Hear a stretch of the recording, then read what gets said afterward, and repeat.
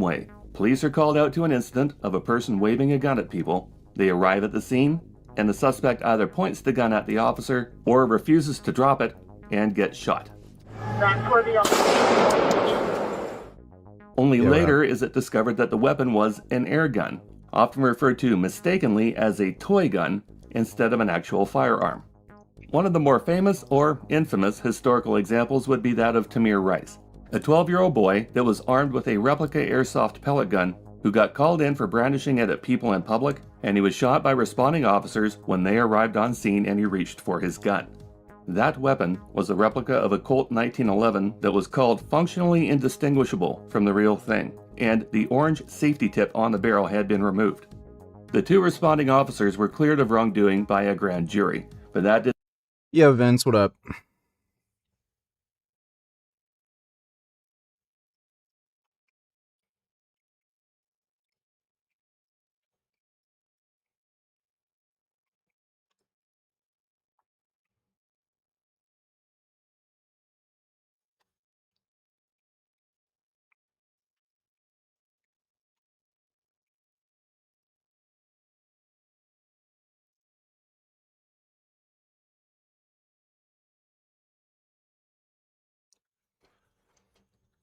No, not more Dave stuff. It's, Hasan and, Norm Finkelstein.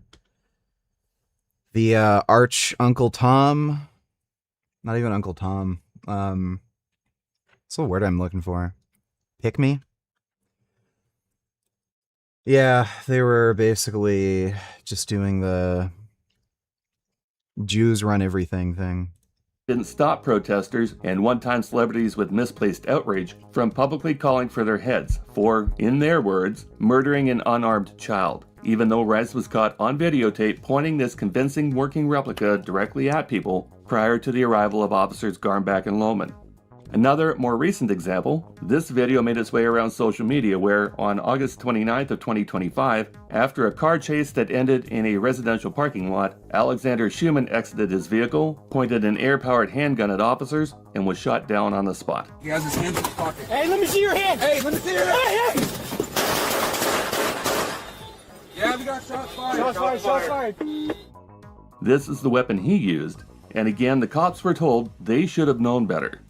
There's no shortage of examples, and while tragic and avoidable, the triggering reactionary headlines often read how this person was only carrying a pellet gun or a toy gun, and that officers should have either recognized it or known better. The officer is then dragged through the mud because the offender's family believes that the officer is somehow at fault for defending himself against a weapon being pointed at him. Mainstream. You'll notice these are overwhelmingly black people who are saying this stupid shit. Like, it's just the thing to do when somebody's being fucking stupid and committing a crime, and the cops have no choice but to act. Like, again, the person wasn't a victim, they're the fucking criminal, and then they just blamed it on the cops. They're just fucking retarded, and they just want an excuse to do retarded, dumb chimp shit.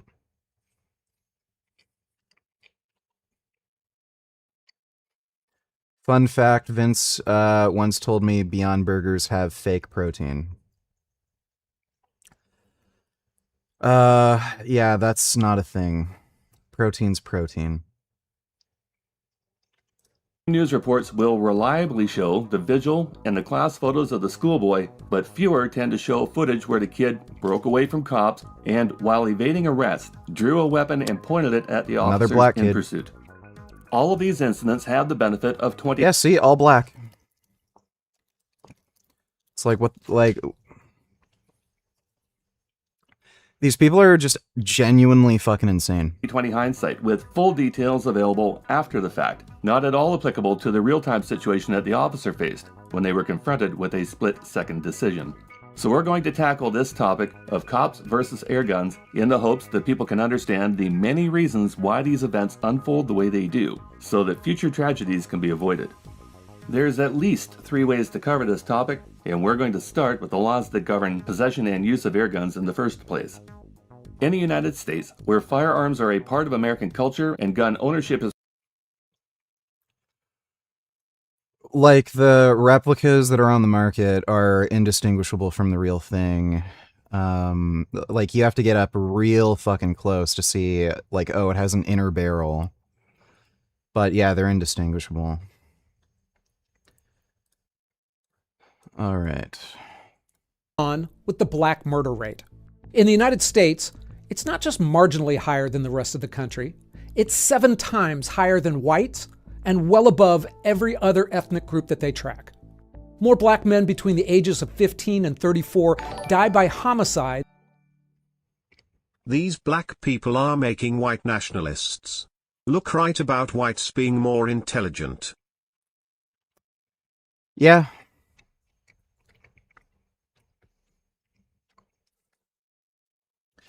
They're just dumbasses that come from dumbass families and dumbass neighborhoods. It's always the same shit. You can talk to any cop. There's just neighborhoods where, like, everyone's just a fucking idiot. That's the way it is. Thanks, Dodo. Yeah, I got more MT2. How long do you see yourself running it for? I don't know, I might just stay on it. I don't know how dark I want my skin to be. Like, so far I'm happy with it. Than any other cause. And it's not even close. Heck, over twice as many are murdered than die in car accidents. I'm Ken LaCourte, and that's today's elephant in the room. So there are lots of theories on all of this, and I'll do my best to give it to you as straight as I can. Here's where we're going. We'll start with an ugly body count, looking at the numbers. But it wasn't always that way, and we'll see that in the rise and fall of murder. Then, we'll start with the weaker explanations before we get to what holds up, the reasons that seem to make more sense. Okay, so black Americans make up only about 13% of the US population, but they account for over half of all murderers and half of all murder victims. It's an ugly body count no matter how you look at it. By raw numbers, This has nothing to do with antisemitism or racism, but Your WNBA highlight reel now. Not really. Minnesota Lynx defeating the Indiana Fever last night. But all eyes were really on what was happening off the court, with supporters of WNBA star Sophie Cunningham saying they were harassed by trans activists outside the arena. Meantime, Lynx head coach making a statement of her own, wearing a shirt that said "Trans kids belong" during the game. There it is. Joining me now, Independent Women Ambassador Peyton McNabb and Town Hall columnist Dustin Greggy, who attended the rally for Sophie and witnessed the events firsthand. So, Dustin, I'll begin with you. Describe what you saw. What happened? No, MT2 is not dangerous. Well, I just have to say, I mean, the leftists have completely lost the plot here. I mean, we're just here to stand up for women, stand up for their right to fair competition and for safe spaces. And this is a 90-10 issue, by the way, guys. I mean, talk about a culture war where you just can't lose as conservatives, as people who support women. But the WNBA, the Democrats, they insist on going against culture and pushing upstream. But this is a battle they're going to lose. And you could see it in the faces of just normal people walking, just trying to go to a game. I think around 17,000 people attended this game. It was one of the higher benchmarks of attendance for a WNBA game here in Minnesota. They were just awestruck watching this circus because, quite frankly, Dot, if I were to repeat some of the obscenities that were said to women by men, by the way, through megaphones screaming in their faces, I would be banned from this program going forward because it was that insane. And in one case, we even saw one of their trans supporters assault one of the activists here on scene. And this isn't a new thing. I mean, I've been swatted. Riley Gaines has had many threats to her lives, as well as Peyton here on the program. And we saw Charlie Kirk murdered. Isn't Riley Gaines, like, actually a fucking crazy, deranged lunatic, though? This is a serious issue, and Democrats keep... Is she the chick who, like, says the N-word left and right? Yeah, that's... No, maybe I'm thinking of somebody else. Yeah, she just looks similar. Okay, it's not her. Keep pushing it aside, but at the end of the day, this is theirs to own, and they're going to have to come up with a different solution here eventually because they will lose on this issue. We saw when Sophie Cunningham came out with pro on this issue, her sneakers sold out within 48 hours because she's on the right side of the culture in this case, and we're going to see that continue to move forward. But that said, Dustin, and I do want to bring in Peyton for. There's a really weird, there's been a weird thing going on with women's sports that a lot of people aren't fucking aware of. The trans thing is like the tip of the iceberg that everybody notices. Like, obviously, when you get to that extreme level where you have biological males competing with women, it's obviously an unfair advantage. But I think I think women are inherently anti-competitive, and that results in a lot of weird shit that's been going on with women's sports. So it's no surprise, the more masculine you are, the more androgenic traits you have, the more of an advantage you're going to have in women's sports, even if you're a biological female. There's been a lot of regulations that people aren't aware of that has targeted biological women. They are women with vaginas and ovaries, all the, female parts. We know they're fucking women. But they've tried to ban them from competing in women's sports because they have weird genetic mutations that make their testosterone abnormally high. There's some weird gene variation with the aromatase enzyme that a lot of African women have that make them more masculine. And there was a few black sprinters that ended up getting banned from competing in the Olympics over it. There's also an Indian woman who had that same thing, and she ended up getting banned even though she's a biological female. They've also tried to mandate them take some weird testosterone-lowering hormones, even though, again, they are biological women. So, no matter what, you're gonna see this kind of fucking stupid horseshit in women's sports, and I don't even think it's in the interest of fairness. I think there's just a lot of women who know they can't get ahead in sports by competing just against better athletes, so they try to push for weird arbitrary rules that not only enforce sex bias, but also like weird hormonal biases. Like, so they've tried to ban women who just have high testosterone naturally. I don't know why this is even a fucking issue, dude. Like, just, people have to get over it. A few recent polls are showing the Conservatives closing the polling gap with the Liberals. Are you worried about this? If I recall correctly, you said you wanted Mark Carney to be PM for 10 years. Are you, literally retarded? Or are you just fucking with me? Yeah, I've literally been supporting the Conservative Party for I don't even know fucking how long. I wanted Trudeau gone. I wanted the Conservatives to get elected. I told everyone Mark Carney's just a corrupt retard. Sure enough, he's a corrupt fucking retard. Literally, all he's doing is draining the country's fucking wealth, destroying Canadian businesses, just to enhance his own investment portfolio with Brookfield. The guy has no fucking clue what he's doing, and he's trying to ram through all of these anti-free speech, anti-freedom fucking policies. He's trying to have mass surveillance on the fucking internet. He's still trying to ban all the fucking guns for no reason. Where the fuck did you get the idea that I support the Liberal Party and Mark Carney? Are you actually retarded, or are you just fucking with me? Thanks, dude. Sarah Safari's body safari. Is this just fucking Sarah Safari videos? It's my fault. I'm sorry. I've already seen this. This is an old meme, dude.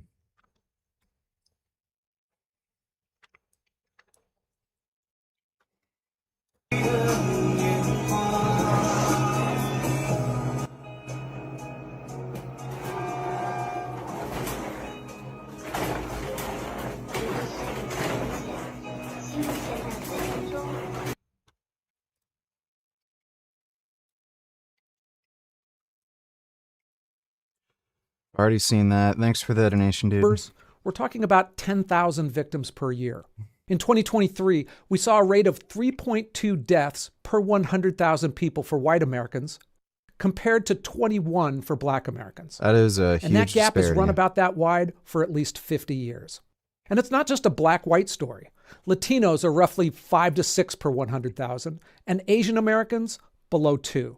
Now, a small part of that gap is demographics. Young people are more violent, and black Americans are, on average, about 6.5 years younger than others. Still, a young man in some Chicago zip codes was 3 times more likely to be shot to death than a U.S. soldier deployed during the Iraq or Afghanistan war. Look, if I were black, this whole topic might drive me a bit crazy. It's an issue because trans people have an unfair advantage over biological women, and that's seriously wrong. Why can't they just be a sports team made exclusively for trans athletes? That's never happening. There's not enough trans athletes. Thanks for the donation, Dodo. Because there's a lot of people out there to use it. The stat you hear about you're more likely to get shot and killed as like a black person in a certain zip code than like a soldier in the Afghan war. It's a little misleading. There's a lot of reasons why you're less likely to get shot in the Afghan war. Like, you're talking about extremely long engagement ranges generally. You're also talking about having the support of a modern military and crap behind you. Whereas, with gang rivalries, anybody can just get up real close to you and know exactly where you are. It as a way to beat up on a whole community. So first, let's take a look at Animal liberation. Humanity is one big escalation of commitment.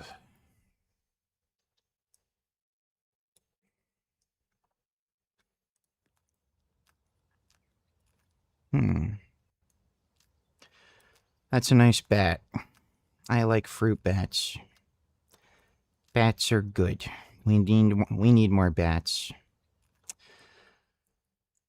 Well, thank you, Animal Liberation. Appreciate it. another set of numbers. Because they show that number of black murderers and victims is roughly 2 people out of every 10,000 per year. So we're talking about a tiny fraction of one group of people committing the worst crime there is. And that violence is highly concentrated. FBI county-level data shows that about 2% of U.S. counties account for just over half of all murders, while most counties report no murders in a typical year. And within those high murder counties themselves, the killings cluster in small sets of streets and blocks. So when you hear these numbers, don't picture 45 million people. Picture a smaller group of men within small neighborhoods doing the majority of it. Everyone else on those blocks, they're not committing the violence, they're living inside of it. So to get a better understanding of the high black murder rate, before looking at the difference between the races, let's take a look at the rise and fall of murder. Because those numbers, for all races, can vary dramatically in short order. Murder in America can double in a decade, then get cut in half the next. Underneath that movement, though, it's a slower story that explains the racial gap, and I'll focus on that in the next 2 sections. So, first of all, you'd think it might be easy to count murders since, there's a body. But that wasn't always the case. Before 1937, I don't know what you mean about universal education would help. It's legally mandatory for all kids to receive public education. So what you just said is just fucking stupid.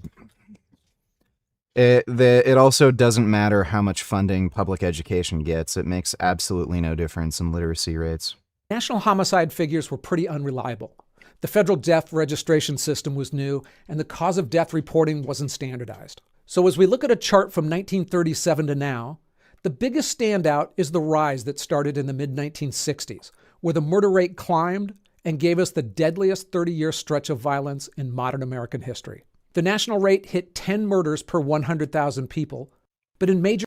Yeah, I'm pretty sure that's right where you see the importation of drugs like cocaine, heroin, and shit.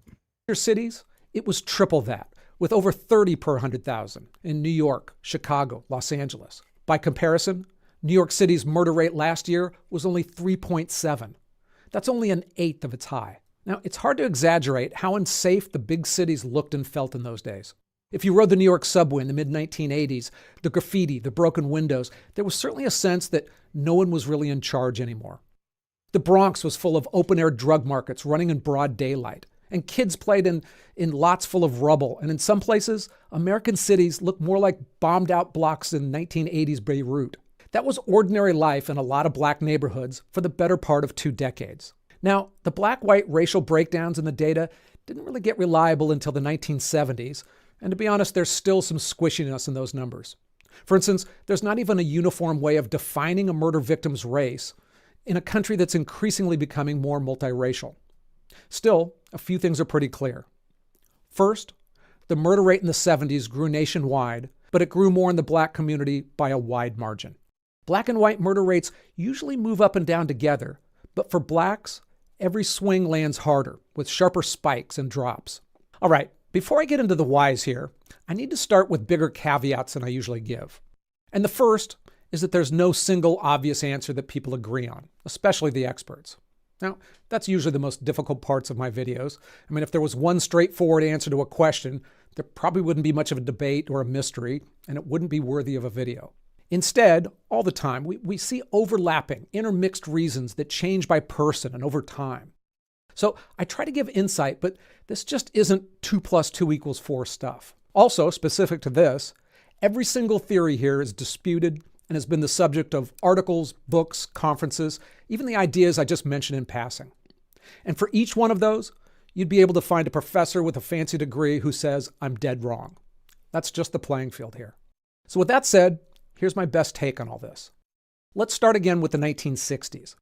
The post-World War II baby boomers were coming of age, so there were more people in that age group more likely to cause problems. There was also a weakening trust in institutions and more social unrest. But a few other factors really seemed to move the needle. The first was drug use. It exploded starting in the 60s. Heroin and cocaine took over in the 70s and 80s and hit the cities the hardest. Then came crack in the mid-1980s, and things got much worse, especially in poor black neighborhoods. It was cheap, fast, and hooked people easily. The users often robbed to fund their habit, and the dealers shot each other over sales turf. You can see it in the murder rates directly. Between 1984 and 94, homicide rates of black males aged 14 to 24 doubled. But the rate among black men over the age of 25, that stayed roughly the same. The 1960s also saw a real shift towards leniency and away from jail time. Sentences got lighter, paroles got earlier, and the rights of the accused increased, all as the murder conviction rates dropped. Now, I have both personal knowledge and certainly my own biases here, because I lived through this era and saw it firsthand too closely. In 1976, my sister and her boyfriend were hiking in the foothills near Los Angeles when a random stranger murdered them both. I made a difficult video about this where I detailed how their killer was caught and sentenced to death. But with the changes in the national and state laws, he was eligible for parole in just 5.5 years. In that era, there were hundreds, probably thousands of stories similar to that. So there's a reason why movies about a vigilante family man or liberals, they love just letting out fucking criminals, dude. Vigilante San Francisco cop That's exactly what's happening in Canada right now. They just let all the criminals loose. became popular in those days. We even saw real-life vigilantes like Bernie Goetz viewed as a hero by many. Politicians, they eventually responded. And it wasn't just white conservatives demanding crackdowns either. Black mayors, pastors, and parents, in those neighborhoods they pushed hard for tougher sentencing because they were the ones burying their kids. The experiment in leniency came to an end. Mandatory minimum drug sentences arrived in 1986. Washington State passed the first 3 strikes law in 1993, and California followed a year later. That year, Congress and President Clinton, they passed a sweeping federal crime bill funding 100,000 new police officers and expanding the list of crimes eligible for the death penalty. And as always, the pendulum swung. The murder rates dropped sharply through much of the 1990s and continued downward with only a couple minor spikes until a handful of years ago. The next upswing was quicker and more dramatic, and it started right after George Floyd's death in 2020. Some cities... You know, that reminds me. Why the hell do these SJWs obsess over trans people so much when they're such a small percentage of the population? Seriously, why? Do they insist that streaming services like Disney Plus and games like Starfield use pronouns? I guess there's not that much for them to complain about. Thanks, Dodo. Cut police budgets.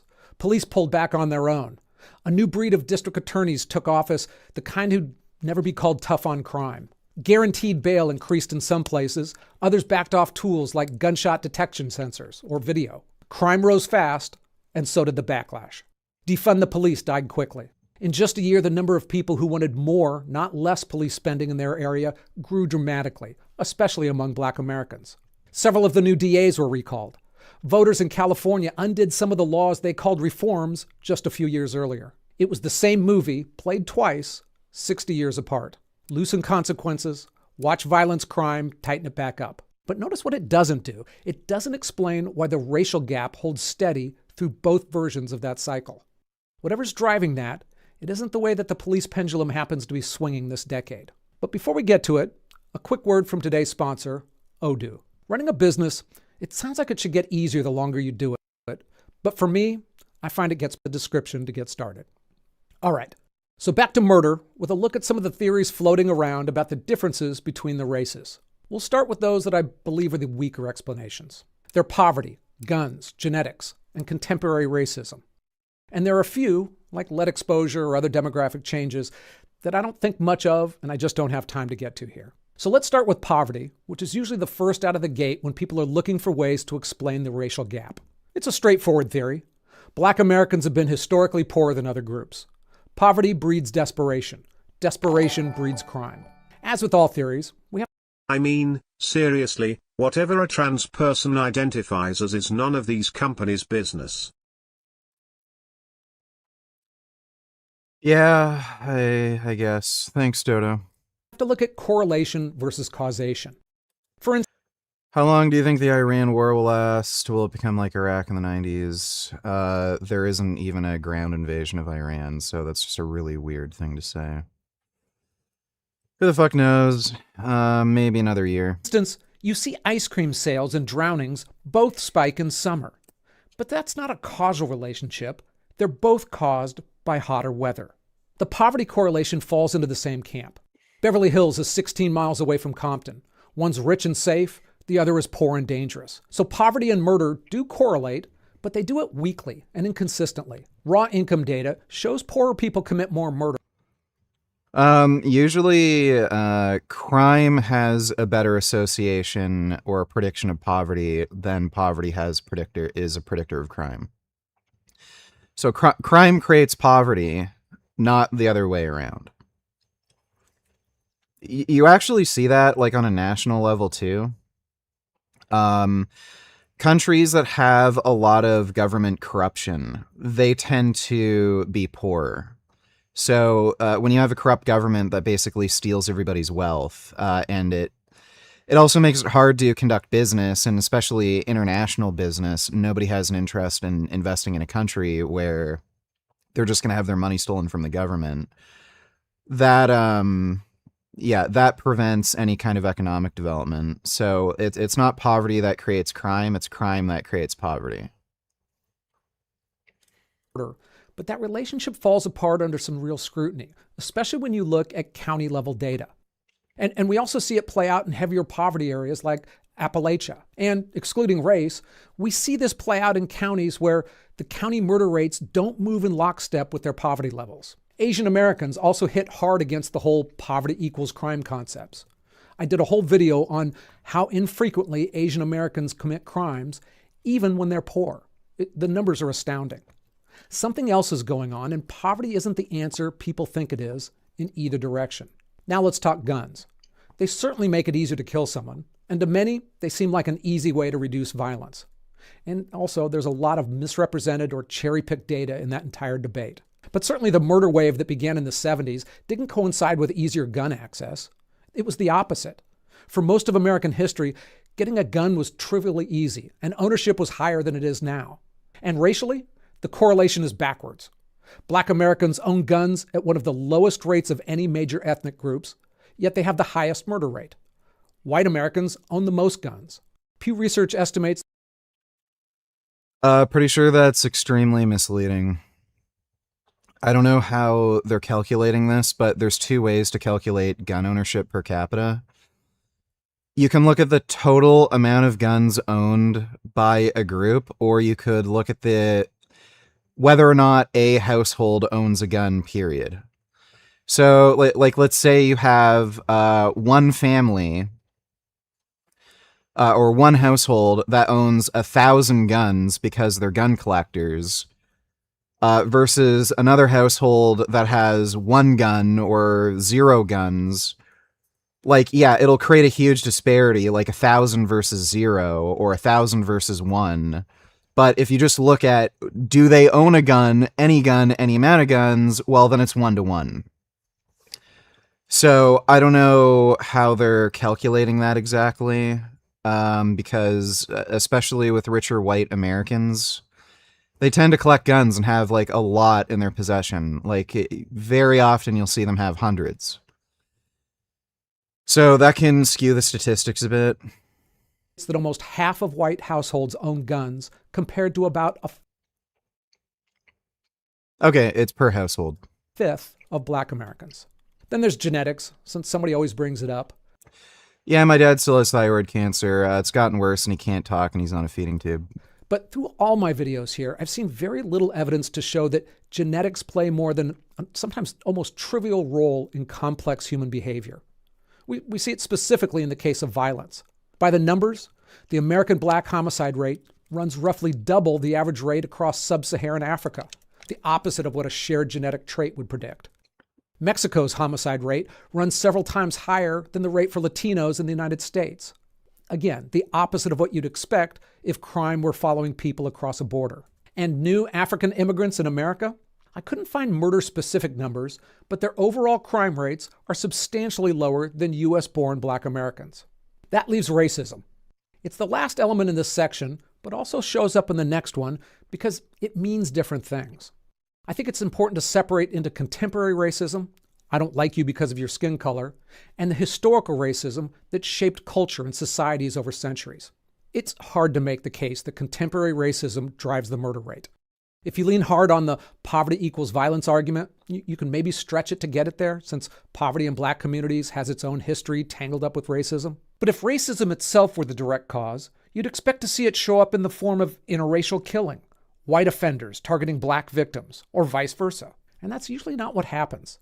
About 3/4 of murder victims are killed by someone of their own race. In fact, most victims know their own murderers and are often related to them. Killings are spurred by reasons like drugs, disrespect, money, or girlfriends. My dad lives in the Midwest. I think he lives in Saskatchewan now. Haven't visited him. Racism usually isn't in that room. The surge in murder in the 1960s and 70s, they came along right at the same time that American civil rights were surging as well, with overt racism in retreat. Segregation was dismantled, voting rights passed, black incomes and black college enrollment climbed, all while the black homicide rate doubled. Too many conservatives, though, hear these points and they scratch racism off the list entirely. But again, we'll get into it in a second. Hey, I researched this carefully, but there's a lot of statistics in there as well. All right, now let's take a look at what holds up better as theories, because it's a combination of family, drugs again, and sometimes even getting away with murder. Family first. And it started with a guy that nobody wanted to listen to. In March 1965, I was a month old, a Labor Department official named Daniel Patrick Moynihan wrote a report on black families. It noted that the non-white out-of-wedlock birth rate had climbed from 16.8% in 1940 to 23.6% by 1963. Moynihan was a New Deal Democrat from New York City, and his report landed like a lead balloon. Some black leaders called it one of the most dangerous things written about black America in a generation. It was so radioactive that serious academic work on black family structure mostly stalled for a generation. The chilling effect is worth thinking about, because 20 years later... Yeah, there aren't any peptides that help cure cancer, idiot. A sociologist ran the numbers anyway. Robert Sampson studied crime in over 150 American cities and found that family disruption, kids growing up without a father in the house, predicted the murder and robbery rate on its own, independent of income, employment, or how much welfare a state paid out. And it worked exactly the same way in white communities as it did in black ones. His conclusion, and a number of other correlational studies back this up, shows that the primary drive of black crime rates was fathers, or the absence of them. Moynihan eventually became a long-standing U.S. senator, and a lot of what he warned about came true. That's not surprising. There's data right now. This has no racial bias to it. They didn't look at racial disparity.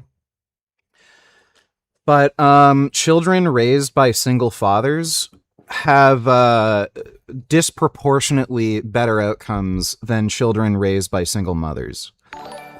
Single fathers actually raise children better than two-parent households. Which apparently people like this guy does not seem to understand. I'll take a look at that in a minute. Thanks, Dodo. So yeah, children raised by single fathers, they are better educated, better able to control their emotions, less likely to commit crime, and less likely to like rely on welfare and shit. Whereas children raised by single mothers, they're more emotional, erratic, they have poor emotional regulation, they more often suffer from depression, anxiety, like you name it. By every metric, they do worse. And again, even single fathers are even better at raising children than two-parent households, so mother and father. So yeah, it would not shock me at all that women like just a lot of these people with, you know, these gang members with like fucking problems where, again, it's the same kind of pattern of behavior, right? They have poor emotional regulation. They make really stupid, rash decisions. Oh, somebody disrespected me. I have to go out and get a gun and shoot them. Yeah, that's single mother fucking behavior. Let me see, Dodo. So I downloaded Starfield the other day. I don't have it anymore. I refunded it. It has nothing to do with what I'm going to be talking about in this video. Nothing at all of that sort. It has a lot to do with the fact that the game was a colossal piece of shit that wasn't running well at all. Another Bethesda game they released that they're expecting the community to mod and patch and mod and patch and, you know, basically doing a lot of the legwork for them, and just how Bethesda goes. Fuck you, Todd Howard. But before I decided to refund this purchase, I headed to the discussions portion of Steam. Now, I already knew that I'd probably be in for a lot of toxicity in this video game. I was absolutely, I shouldn't have been, but I was stunned. You search pronouns in here in the discussions for Starfield on the Steam community, you end up with 121 motherfucking pages of crap, interspersed with people just trying to get people to understand that this is included within their own communities even. Don't talk too much about it, because you'll to help them feel like they're not being left behind by society the way that they've been left behind by society for... You are... Okay, whatever. Thanks, Dodo. True. And the fatherless numbers continued to rise. Part of the reason is baked into a policy from that same era. Aid to families with dependent children. AFDC was the main cash welfare program of Johnson's Great Society, and its rules often meant a mother lost her check and her Medicaid the moment she married her child's father. What came to be known as the marriage penalty wasn't aimed at black families. It hit poor families of every race. I've heard this argument. Basically, black women were financially incentivized to stay single, not marry, because they'd end up losing their benefits. I've heard that argument before. Sounds totally plausible. Like, you can look at some of the, like, some divorce cases where women are just fucking insane. They try to get everything they fucking can from their ex-partner, and just whatever benefits they can get from, like, the state. So it really wouldn't fucking surprise me, and, like, we've seen all the welfare queen memes.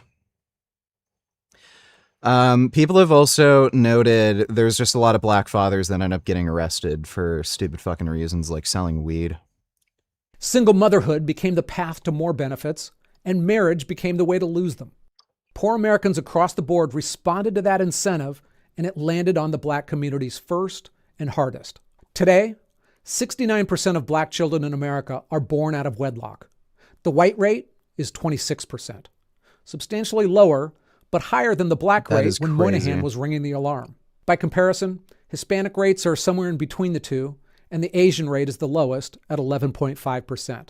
Now, welfare rules weren't the only thing working against marriage. Societal rules and the economy were too. The Great Black Migration in the early 1900s had seen 6 million blacks move from the countryside to the cities for industrial jobs. And those were hit particularly hard. Between 1967 and 1987, New York City lost roughly a half. Brendan Fraser had $50,000 a month alimony payments. Yeah, as if that is even remotely fucking fair. Bruh, get the fuck out of here. 500,000 manufacturing jobs. Chicago, more than 300,000. Philadelphia, 160,000. That was over half of these cities' manufacturing bases. The jobs that once let a man without a college degree support a family, in the neighborhoods where those men lived, they vanished in a single generation. The result was self-evident. When the men who could support a family disappear from the job market, marriage disappears with them. Now, I've already covered how drugs drove the overall crime wave, but I just want to reiterate how much it hit black neighborhoods specifically. Because the business of street drugs, it runs on violence. And an illegal business runs on violence in a way that a legal one doesn't. I mean, there's no court that you can sue when your corner boy shorts you on a product, or no police report you can file when someone muscles in on your block. So business issues are settled with violence. We saw the same up and down during Prohibition. I'd also like to take a moment again and talk about the clearance rates of murders, because as I mentioned before, they've been dropping.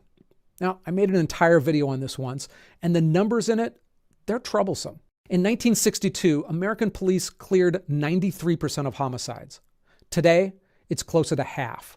If you run the numbers all the Yeah, that would definitely make murder a lot more easy to get away with and incentivized. way through, between arrests, convictions, and plea deals, around 13,000 killers a year walk away with no sentence at all in America. And that's with tools that police in 1962 couldn't have imagined, like DNA, security cameras, and cell phone location data. Much of that has to do with an increased level of evidence needed to convict someone. And on one hand, that's great because it means fewer innocent people going to jail.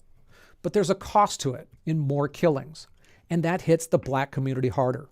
Homicides with black victims, they clear at a lower rate than homicides with white victims, and they have for decades. Sometimes that's financial. Sometimes that's because guns make it easier to kill somebody from a distance and more likely to get away with it, and guns are disproportionately used in black killings. Well, and if you go to any of these black neighborhoods, nobody talks to the police. No snitching, don't talk to cops. I'm not saying anything. So yeah, when you have a bunch of witnesses that could actually break the case and they won't talk, that also prevents the police from being able to do anything. And for many of the gang-related murders, people are just often unwilling to talk to the cops. So when we look at all of these issues all together, we're not looking at disparate issues. We're looking at a larger narrative that's the definition of culture. I looked at the murder statistics for my city, and it was 0, over a decade. Heck, I've never even seen a fist fight in my city. Now, we're older and mellower here, but it's a visible difference that I see when I go into other places. It reminds me of an anecdote that J.D. Vance wrote about in Hillbilly Elegy, which was an eye-opening look at the dysfunction in Appalachian culture. And it was also interesting because it was distinct from race and a slavery history. He talked about how defending your honor was so important that a young kid would certainly be expected to beat up a neighbor who insulted him or his family. And that instilled value stayed with him for years, even when he was a lawyer in Washington, D.C. I mean, enough so that a traffic incident would rile him up enough to almost assault somebody. It was interesting to see that an honor code that at a young part of your life would be celebrated would send you to jail at another part of your life. And we certainly see that in the black culture. Sociologists call it street code or a subculture of violence, and others have earthier names for it. But all of these cultural elements didn't pop up out of nowhere. And that brings me back to the part of the racism question I didn't complete earlier. Historical racism. It's something that I think conservatives often don't pay enough attention to. It started as bad as you can get. You're black, you're in chains. And while it's easy for some to dismiss that as being hundreds of years ago, cultures change slowly. Heck, legal segregation for housing and public services, and laws banning interracial marriage, they didn't end until the late 1960s.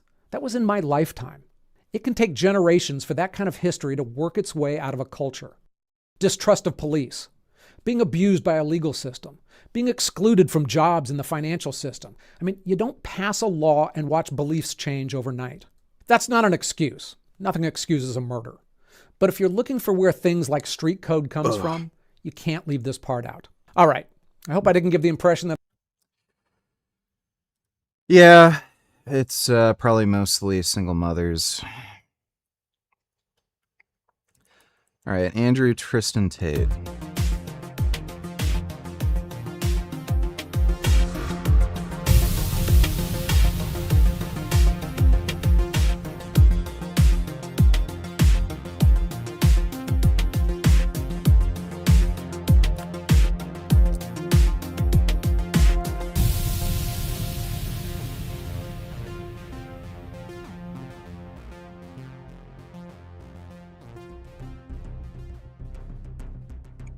Welcome to this episode of the Common Sense Skeptic, which is the first Matrix of Lies update since October of 2024, when we brought you the feature-length series Matrix of Lies, Brothers in Crimes, the follow-up to our original Matrix of Lies series. Also feature-length in total from July of 2023, so 3 years ago, with a couple of updates in between those two.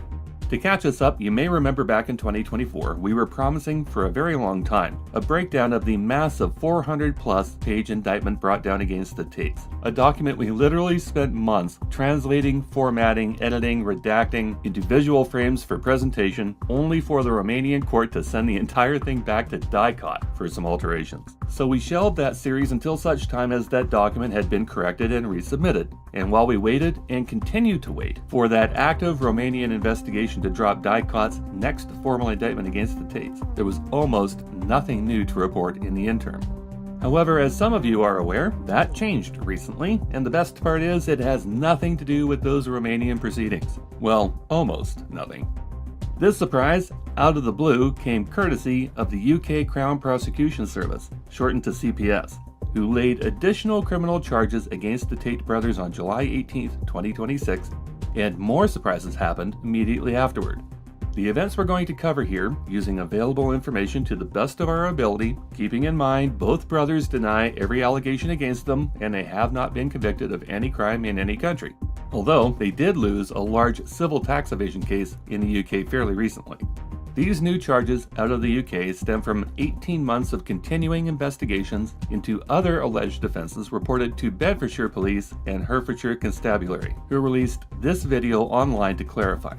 I'm Assistant Chief Constable Karina Thomas, lead for the Bedfordshire, Cambridgeshire and Hertfordshire. I haven't tested to see if I have prostatic hyperplasia because testosterone doesn't even cause prostatic hyperplasia. I don't even think there's any evidence that any other steroid does. Major crime unit. In 2024, the CPS authorised 21 charges against Andrew Tate and Tristan Tate following our investigation into allegations of sexual offences dating back to 2012. Following the initial charges being authorised, we have continued to investigate further offences reported to both Bedfordshire Police and Hertfordshire Constabulary. As a result, 38 new charges in total have now been authorised against Andrew and Tristan Tate, bringing the total number of charges faced to 59. The charges relate to 7 victims spanning a period from 2010 to 2017. Our officers have worked closely with the CPS and both national and international law enforcement agencies as part of this complex investigation. The charges mentioned here bring the total charges against the brothers in the UK to 59, broken down as follows. And you can read along with us as we dip or change the keywords here that YouTube doesn't like. The original UK charges were based on evidence from Bedfordshire Police covering alleged conduct between 2012 and 2015. Andrew Tate caught 10 charges, including rope, actual bodily harm, human trafficking, and controlling prostitution for gain, and that related to 3 alleged victims. Tristan Tate caught 11 charges, including rope, actual bodily harm, and human trafficking related to 1 alleged victim, so that was a total of 21 charges against the 2 of them. The new charges from the continuing Bedfordshire, Cambridgeshire, and Hertfordshire Major Crime Unit investigation is now covering alleged conduct between July 2010 and August of 2017. So Finasteride is not good for you. expanding the timeline in both directions, before and after, and relating to 4 additional victims. Here, Andrew Tate is catching 32 further charges, 7 counts of rope, 3 counts of assault occasioning actual bodily harm, and 19 counts relating to indecent images of a child and extreme corn. Tristan Tate has 6 more charges, 1 count of sexual assault, 2 counts of... Well, it was confirmed that he did film that erotic video with a girl who was either 14 or 15 at the time, and he openly admitted he was dating a chick who was 14 or 15. So he's almost certainly gonna get prosecuted on that one. rope, and 3 counts of arranging, facilitating trafficking for sexual exploitation, same as Andrew.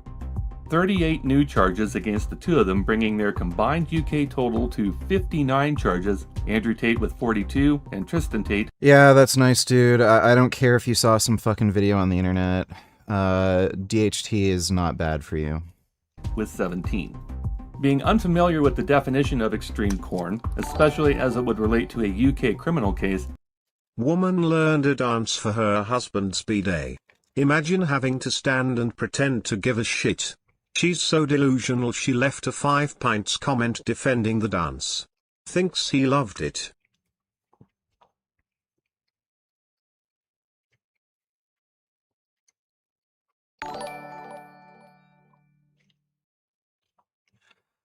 That's like Elaine from Seinfeld. Yeah, it's not the best dancing. Don't really care though, thanks dude. Dodo, did Dan or Destiny respond to you yet? Let me check. I mean, seriously, he is angry that people are upset just because they don't want the video game they paid for to pander to such a small number of the population. You know what's with all these SJWs upset that not every type person is included in media. No, Dan did not get back to me.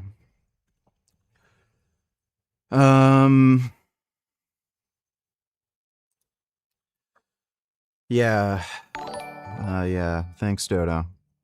Y'all just imagine how much different things would be right now if instead of Richard blocking Jasmine, he decided to take her up on Reconnect. So, DHT does not cause hair loss. The, testosterone entering the androgen receptor in the scalp and converting to DHT is what causes hair loss. Circulating levels of DHT have nothing to do with hair loss. It's testosterone entering the androgen receptor and converting to DHT that causes hair loss. Secondly, circulating levels of DHT have nothing to do with tissue levels of DHT. Your circulating levels could be massively, ridiculously high, 1,000 times higher than normal. Has nothing to do with tissue levels. So it's so looking at your serum DHT, it tells you nothing. Same with looking at your serum estrogen. Tells you nothing, has nothing to do with any tissue concentrations. Sid, let me see. What would be your one most important advice for mental health? Stop giving a fuck. Oh, wow. Repeating the same fucking comment literally 2 seconds after you just left it before. You really want attention, don't you? Like, do you not have a fucking job or a girlfriend? Is it that hard for you to get fucking pussy or make any fucking money? Mr. I have an exercise science degree? Are you fucking unemployed right now? It's only 6 p.m. You're like, are you off work already? So, stop miserating over shit. I know how to exercise better than vegan gains. I've been training for 7 months, and I can only... I don't give a shit if you care about hair loss. The idea that reducing DHT levels in your body has no negative consequences is fucking retarded. Like, you're genuinely stupid. I mean, what's next? Are they going to complain about the lack of pedophile representation in media? Yeah, I guess. Thanks, Dodo. Why do women think men are interested in dancing or listening to them sing? I don't know. Thanks, Dodo. Yeah, so DHT is dopaminergic, serotonergic. It's also important for sexual function, penile sensitivity, erectile function. It also is important for the, what do you call it? It's the electrical junction between your nervous system and muscle tissue. So if your DHT levels are low, you're going to be less strong and powerful. So again, saying, oh, just take finasteride no matter what, just crush your DHT levels because it'll save your hair.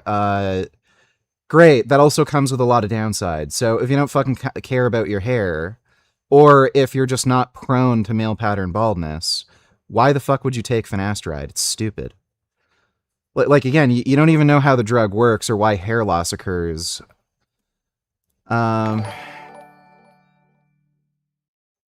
just think about the life Richard could have had. The life he was promised. Now look at him.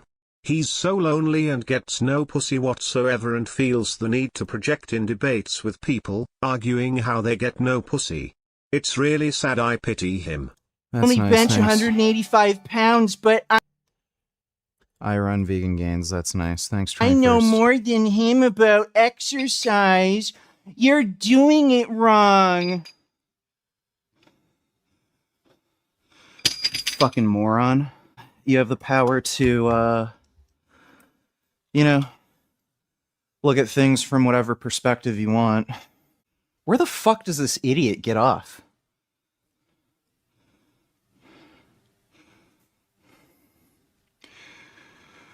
I have a degree in exercise science. Oh, okay, cool. So why are you a fucking pencil neck little fucking weakling who doesn't know how to do a basic exercise like fucking shoulder shrugs then, dipshit? You can look at life from a perspective. I really don't like how black you've been looking recently. It's gross and disgusting. I was okay with donating to you while you were brown, but you're turning more N-word, and I don't know if I can keep supporting that. Okay, thanks, 21st. Perspective of shit, or perspective of, good. Clearly, you just wasted some good money learning fucking horse shit. So good job. You still in fucking debt, retard? Yeah, DHT doesn't have much, if any, anabolic activity. I wasn't talking about anabolic. Like, I'm fucking done talking to you, dude. You're just being an idiot. Still paying off that fucking student loan, dumb fuck? So let's see. You spent several grand going to fucking school, getting into student debt. You don't even know how to fucking train. And you're a pencil neck little fucking retard telling me how to fucking lift. How about I do you a favor and drop you on your fucking head? So just enjoy the moment while you have it. I can clean 355, can you? Well, no, but I can pick you up and drop you on your head. So is that good enough for you?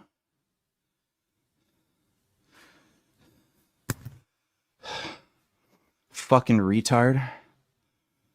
There's no point in, feeling sad or being upset about anything. It's all going away anyway.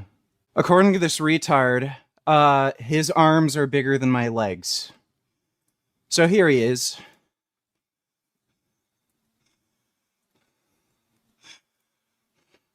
Oh, wow, look at you. Oh, ooh, bouncy ball. Oh, that looks fun. Oh, you went to school to learn that? Oh, good job. Oh, look, he can step up on the box. That's good. Oh, wow, you're even turning around at the top. So impressive. Oh, look at that. Oh, push-ups. Oh, and you jumped over the bar. That's pretty high. Oh, good job there, buddy. Oh, I'm so impressed. Oh, you're gonna pick that up? Oh, look, he can pick up that weight. Oh, wow. That's amazing. Good job. Fucking retard.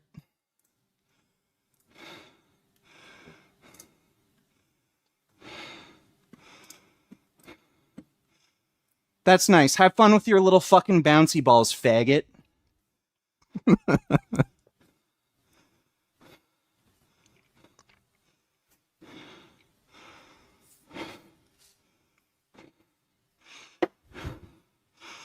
Will I get as big and strong as you if I do your workouts? Look. Yeah, good. Fucking retard. Fucking stupid. Thanks for the donation, though. Based. We looked up the law and it is pretty disturbing stuff. Physical damage to genitalia, animals, corpses, and criminal penetration. Now to recap from our Brothers in Crime series, we covered the events that led up to a UK extradition order being presented to the Romanian government based on the 21 charges brought down in 2024. Long story short. Also, VG, I know you don't support Mark Ruffalo, but I think you might want to also reconsider supporting the MCU entirely Spider-Man after brand hearing new this news. Day just came out yesterday. At least it had its early screenings yesterday. $800 million and $500 million. Either way, it's a Avenger. Everybody's seen Zendaya. Earned from the Rachel Zegler type. Somebody asked Zoe Saldana, was that an Oscar that he didn't make, but that he was advertising for, called Palestine 36, and he says it will expose the Epstein/Zionist regime. This guy is like full Hasan Piker unhinged. Which is why you get more tweets like this. Mark Ruffalo wasn't featured in any interview, behind-the-scenes footage, promotional tour, or any single premiere. And no, it's not because he's Apparently the director is Jewish, so maybe I'll go see it. Filming for his show. I hate Sony for this. Again, I don't see any proof that that's like. I guess it could be Sony, but I don't know. Like, also. All right, thanks, Dodo. There was a friend of Tate's, a streamer named Aiden Ross, who let slip in a live broadcast that the Tates told him they were planning on running away to Dubai from Romania. Andrew had hit me up. He said, hey, I'm going to be leaving Romania soon and probably never coming back. If you want to come over and do a week of long streams and content before I leave, I think it'll be big. And he said it's basically now or never. This invitation was presented to Aiden as a final opportunity to film content with them. So the UK authorities, after discovering their intent to flee amid criminal investigations and civil proceedings through anonymous tips provided to British lawyers overseeing a civil case against Andrew Tate involving 4 more women, the UK approached Romania with an extradition order for both of them to cut those plans of escape to Dubai off at the knees. The Tates were arrested at their compound in Ilfov. If being bald doesn't matter for female attention, why do women go crazy over guys who have nice hair like Leo DiCaprio, Henry Cavill? Oh, it has nothing to do with them being famous Hollywood actors, being generally overall good looking, having millions of dollars, and like some of them being extremely muscular and jacked like Henry Cavill, right? It's just their hair. Do you get as much pussy as Henry Cavill, dude? Because you have hair like Henry Cavill, right? So you must be getting laid left and right and getting so much attention from women. Do like literal hordes of women crowd around you because your hair looks like Henry Cavill? Or do you need the millions of dollars, fame, and also just extremely muscular physique? Do you think that's helping them at all? Soul Child, of course, the director's Jewish. Great, thanks. Dodo.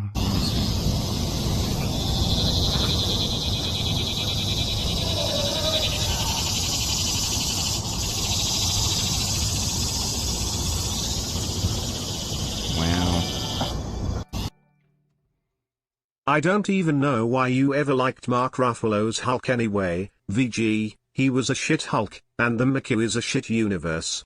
I never said I liked Mark Ruffalo's Hulk. Thanks, Dodo. I don't think anybody's played the Hulk well, honestly. The guy who played they're like, he's not even playing the Hulk. What's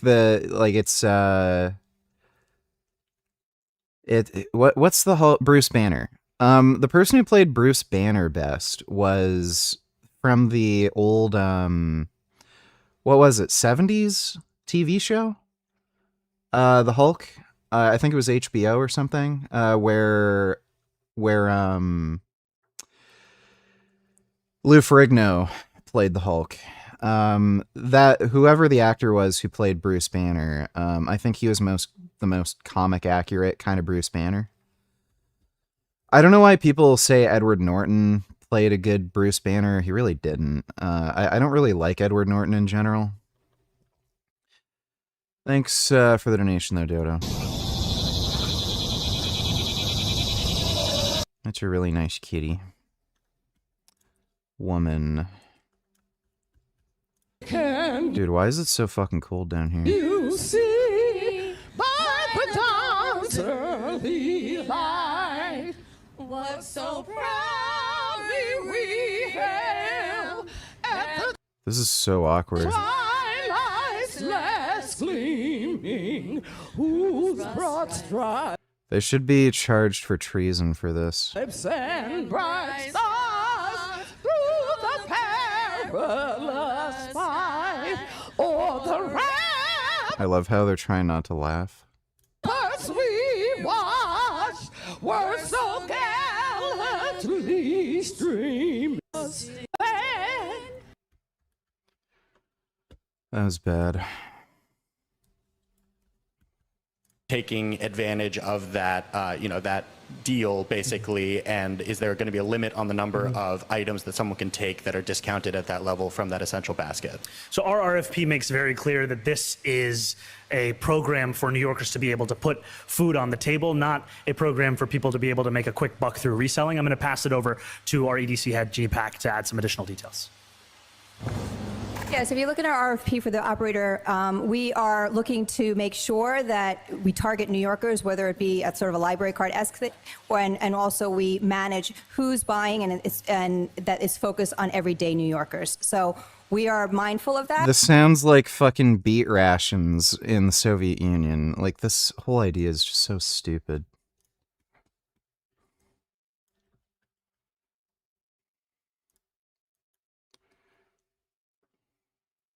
Countered these charming NGO workers who are actively colluding with people smugglers. So you can see these NGO workers here who have been helping the illegal immigrants during their Oh, look, old white women. Who would have fucking figured? journey. Now very happy apparently. Guys, est-ce que vous parlez anglais? Est-ce que vous parlez anglais? No. It's a public place. It's a public place. C'est un lieu public, no? You're facilitating illegal immigration, madam. Are you aware this is a criminal offence? It's a criminal offence. Yeah, somebody ought to throw them in the ocean.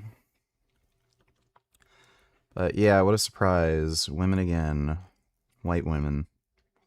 Thanks, Dodo. Bucharest, Romania on March 11, 2024. The two brothers hauled away by Romania's Criminal Investigation Service, and a hearing was held the next day.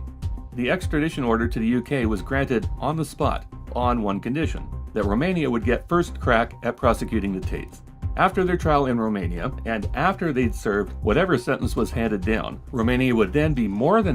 Yeah, government assistance already exists for food, like, food stamps and shit. It's, everything about that project is just stupid from top to bottom. It makes absolutely no sense. happy to fly the brothers to the UK for a trial that the UK said they had ready to go. That grant of order was handed down on March 12, 2024, and based on only the original 21 charges against them. The 38 new charges against them were registered on July 18th of 2026, and the brothers were not in Romania at that time. See, they've been gallivanting around the world, flaunting their recent release from judicial control in Romania, and visiting a bunch of different countries. On Saturday, July 18th of 2026, the UK knew exactly where the Tate brothers were going to be, as they were set to host IBA Bare Knuckle 6 at the James L. Knight Center in Miami that afternoon. Here's the TMZ footage of what happened next. Upon arrival of their motorcade, the Tate brothers and their entourage were swarmed by a dozen heavily armed tactical members of the U.S. Marshal Service. No one on Tate's crew saw it coming or... Guess what? VG Abdul El Sayed has 96% chance to win in Poly Market. Well, people will fuck around and find out. Hmm.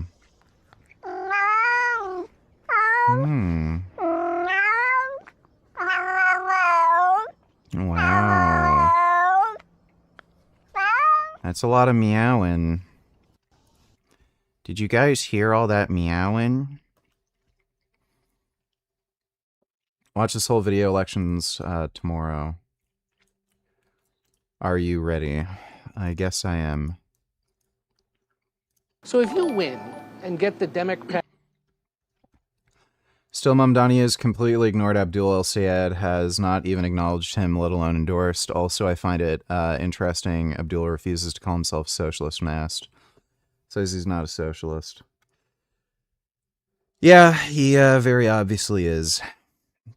The guy's hanging out with fucking Hasan, like... Thanks, Dodo. Like, this dude is just such a fucking liar. Voters are just retarded. Democratic Party that you want, who belongs in it and who doesn't? Anybody who wants to take on fascism, anybody who wants to get money out of politics, anybody who wants to fight for union rights, anybody who wants to make sure that people can live free with clean air and drink clean water, anybody who wants to guarantee health care, come on in, the water is fine. We want to build a broad coalition, but sometimes when the Democratic Party talks about a big tent, we push everybody into the corner and then go talk and pander to the corner. I'm just trying to bring everybody to the tent pole in the middle to talk about what we really need. We need good housing. We need good schools. We need health care. We need to know that our government works for us rather than the corporations who buy off politicians. We need to know that our money is going to be spent on us. And I think that can unite people independent of how they pray, who they love, how they identify, if they pray, where they come from in the state, the color of their skin, coming together to build something that we can only have together. Do you get, well, is there any group of people in the organization that's sort of a red line for you that says, no, you're not part of this, or that view is not part of the Democratic Party I'm hoping to sustain here in Michigan? We're trying to define a viewpoint that's built on money out of politics, money in your pocket, Medicare for all. If you agree with those things, come join us. We're for civil liberties. We're for equal rights. We love and appreciate all people. And I want to build this... You're Muslim, so that's all a lie. This movement, bringing people together around the things we need and deserve that we can have together if we fight for them. Is the DSA part of the Democratic Party in Michigan?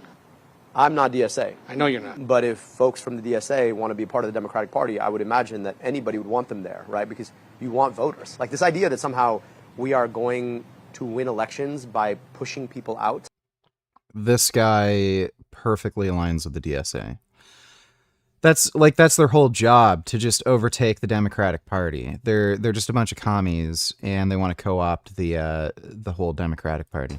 Seems to me to be inconsistent with the way that democracy works. You want a coalition of all people. You know who else are going to be part of my coalition? 3-time Trump voters who want health care, who want to keep our money here at home. And they're out there, yeah. They're out there. I meet them at almost... I honestly wouldn't be surprised if in the future he teams up with Hasan for an evil plan to kill all the Jews like Adolf Hitler. I don't know if they'll ever have enough power to take things that far, but they'd want to. Thanks, Dodo. Do you think Abdul could have outlifted you when you were natural? No. He's pretty big for being natural. He's not. You have to admit that earns some respect, too. No. Thanks, dumbass. Yo, Unc, is he right about this gang? Let me see.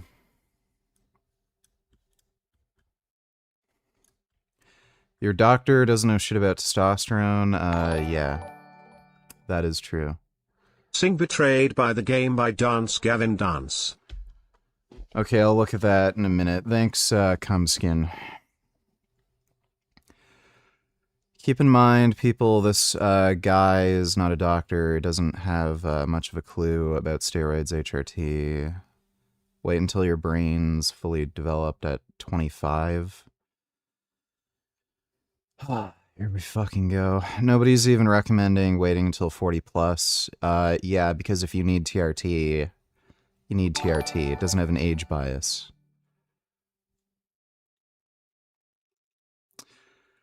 I bet you'll take your 4th Pfizer shot because a doctor told you to do so. It's always those people, man. It always makes me laugh when I get these ignorant comments from these NPCs that tell me that I don't know anything about testosterone because I'm not a doctor. I can guarantee you your average steroid user knows more about TRT than a doctor. You're right, I'm not a doctor, but your doctor that you trust so much doesn't know jack shit about testosterone. You see, a lot of these doctors advocate that you should pin every 7, 10, or even 14 days, which is retarded, and it's outdated medical practice. I had a buddy who had diagnosed hypogonadism. Like, it was indisputable. I think his testosterone was under 200. It was at like 180. So undisputable by any metric, hypogonadal. First doctor he went to was going to only give him one single, I think it was like 100 milligram shot of testosterone a month. So the doctor told him, go to the clinic once a month for 100 milligram fucking shot. And then he asked, like, he looked up the like half-life of, you know, testosterone and enthate and everything, and he said, well, the half-life is only like 7 days, so like what's gonna happen for the rest of the month? And the doctor said, don't worry about it. So yeah, get advice from a doctor who knows absolutely fucking nothing and will probably ruin your health even fucking more. If you do infrequent pinning, your hormones look like a fucking roller coaster, so your blood levels are constantly fluctuating between peaks and valleys. During the peak, you get side effects such as elevated blood pressure, acne, mood swings, and more testosterone converting to estrogen. You don't need steroids, you don't need TRT. Do a 5-day water fast after refeeding. You'll have an increase from 300% to 1,000%. Congratulations, you're a retard. Have fun starving yourself and staying small. During the valley, guess what? You get even more side effects. If your goal is to maintain optimal hormone levels, you need to take that same weekly dose and split it into every other day or daily injections. You'll create a steady blood concentration environment, therefore minimal side effects. It always... Yep.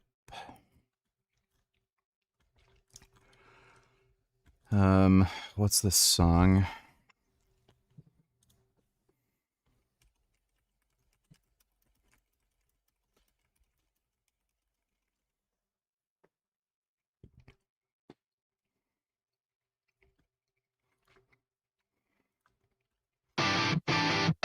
Okay, I'll sing that in a second.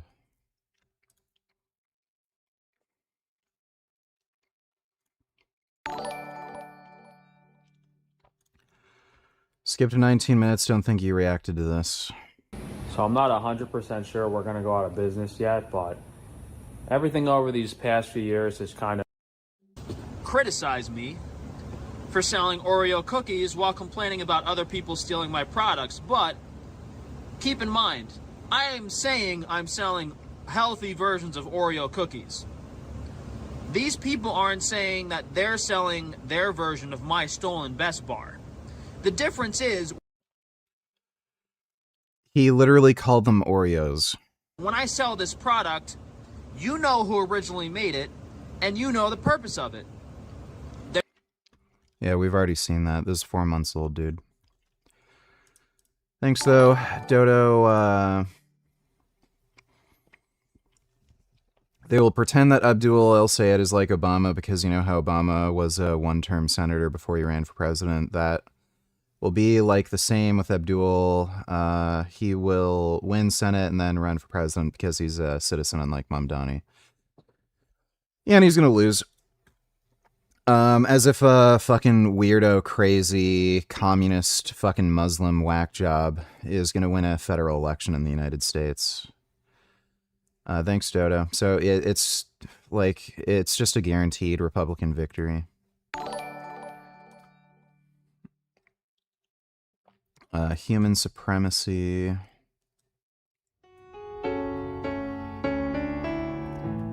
Yes, I've seen that scene. Thanks, dude. Dodo, if Abdul wins primary... Why is that not... Oh, did it already play? Fucking Streamlabs is retarded.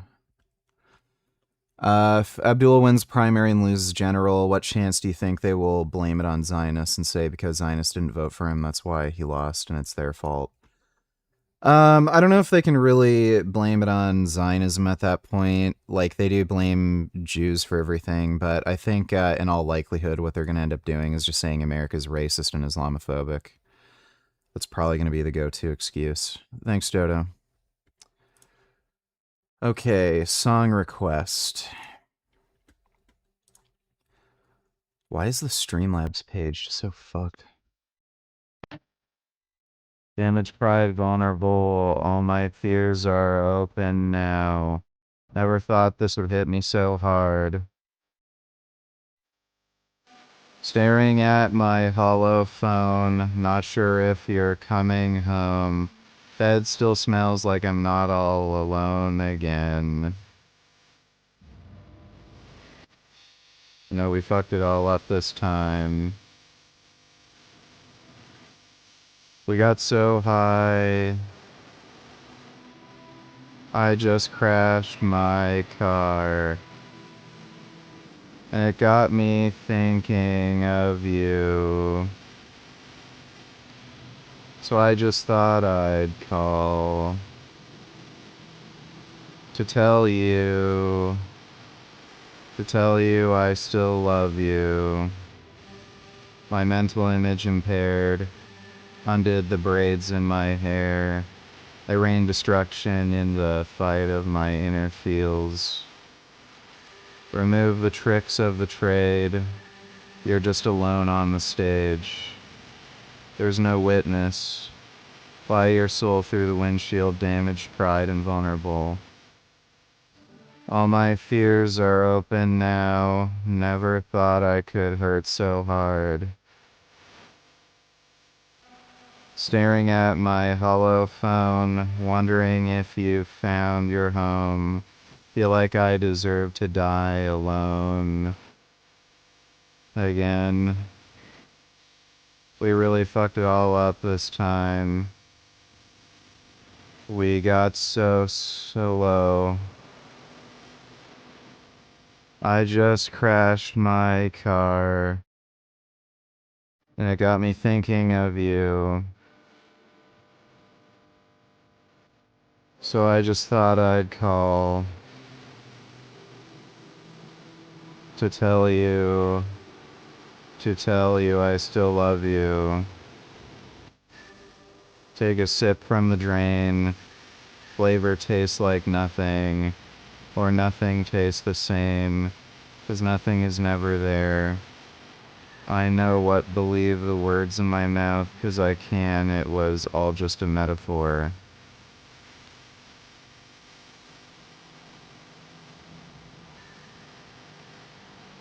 My heart and my mind and my soul, I know they ain't never gonna break me.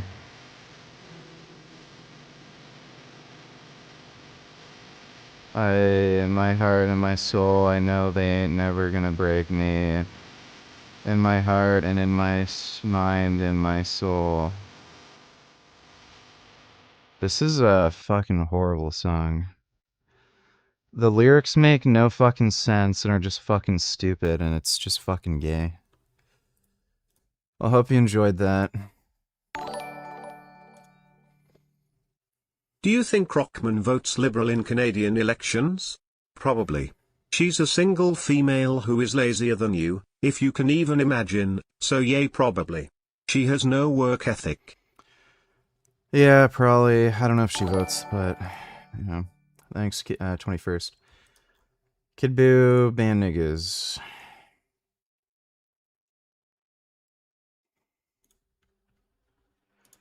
Pathetic fucking display right here. An entire room full of able-bodied people with their hands out for free food.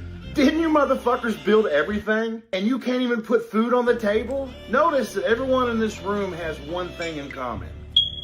Why do our tax dollars have to fund this shit?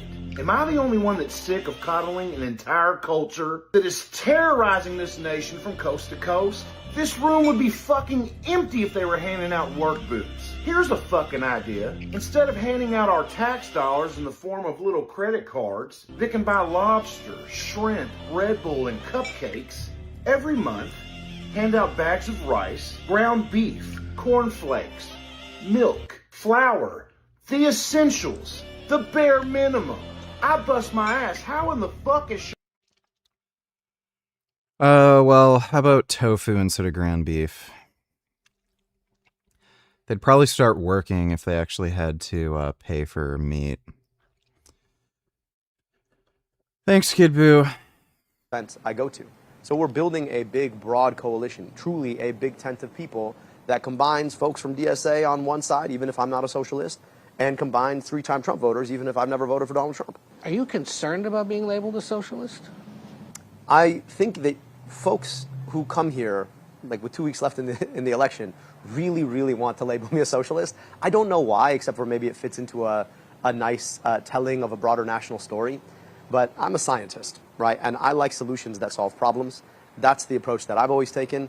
I don't do ideology. I'd rather think of myself as a capitalist who actually read about capitalism, in the sense that the biggest risk to capitalism was always going to be corporate consolidation and monopoly rather than government regulation. In fact, you need some government regulation to make sure that capitalism runs well. I want to make sure that our capitalism is functional rather than allowing big corporations to buy politicians to rig the system against us. You are not a member of the Democratic Socialists of America. They did not endorse you, but we know that there are DSA members out there in this state right now campaigning Thanks for the gifted membership, Stitching No on Fap. your behalf, handing out literature for you. It's a big time, my friend. And any concern, though, that they may be misrepresenting you and look, casting you as one of them when you say you're not? You know, it's funny, right? He is a DSA member. Democrats are so concerned about what other people say about us. And I think we just need to be more concerned about what we say about the lives of Michiganders. I want to get money out of politics, put money in your pocket, pass Medicare for all. If you want to be part of that movement, whether you vote. Yeah, guy's a total idiot. Or had time to react. Tate didn't even have time to palm off his phone to the guy in the white beard, causing that device to fall to the ground. While Andrew was cuffed, he was quickly tended to by Justin Waller, who was allowed to remove Tate's necklace before he was hauled away in his Blanche Devereaux-inspired ensemble, available through Asda for 29 quid. And Tristan was removed from the scene traveling in a completely different vehicle, wearing something from the Johnny Depp John Dillinger costume trailer. The entire takedown was very quick, no shots fired, not even voices raised. And being honest, everybody following Tate as a fan or a critic was pretty much left stunned. As were the members of Tate's crew, who were left untouched and now left to their own devices for the remainder of the evening, while the guys that signed their paycheck were getting hauled off to jail. That was the last time that either of the brothers has been seen in person by the public. This apprehension was the product of a sealed warrant issued by a U.S. federal court at DOJ's request after the UK documents were routed through the Justice Department's Office of Internal Affairs, and then the marshals executed it. And by the way they kitted themselves out, marshals came prepared for a firefight. Better to have it and not need it. This time, the UK didn't have to deal with the Romanian government and their requirement to take a back seat to an investigation mired in the Tate muck for the past 3 years. The UK had a clear shot at the Tates, and they took it. I can now confirm that officers from the United States have arrested both Andrew and Tristan Tate in relation to this matter, and they are being detained pending ongoing legal proceedings. The brothers' first court appearance was the afternoon of Monday, July 20th, so 2 days later. They were brought from their cells inside Miami FDC in tan prison scrubs, shackled by the waist to face U.S. Magistrate Judge Lauren Louie. Their appearance was brief, lasting long enough to record the brothers into the system and to set a date of July 27th, the following Monday. Kid Boo, let me see.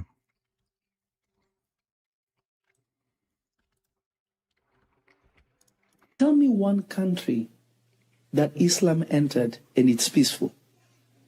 I'm waiting. It never assimilates to any culture. It destroys every culture. Egypt was a Christian nation. Do you know how many Christians died in Egypt? That today you look at Egypt, you think it's a Muslim country. The Orthodox Church, those who are in the Orthodox Church, and St. Mark is the one who started the Orthodox Church in Egypt and Ethiopia. They had to tattoo their children just in case the parents are murdered, that the children will know that they descend from a Christian family. Look at Iran. Iran wasn't a Muslim country. They had their own other things going on. Look at how backwards they are right now. Tell me one country I'm waiting. Doesn't exist. Yep. But all the white women want to have all the immigrants come in. Forget it took only 25 years for New York to go from 9/11 happening to electing people who support 9/11 happening. That is the power of media manipulation and political propaganda. Never forget that. R.I.P. NYC. We had a good run. It is over now. Never forget. New Yorkers are just dumb in general.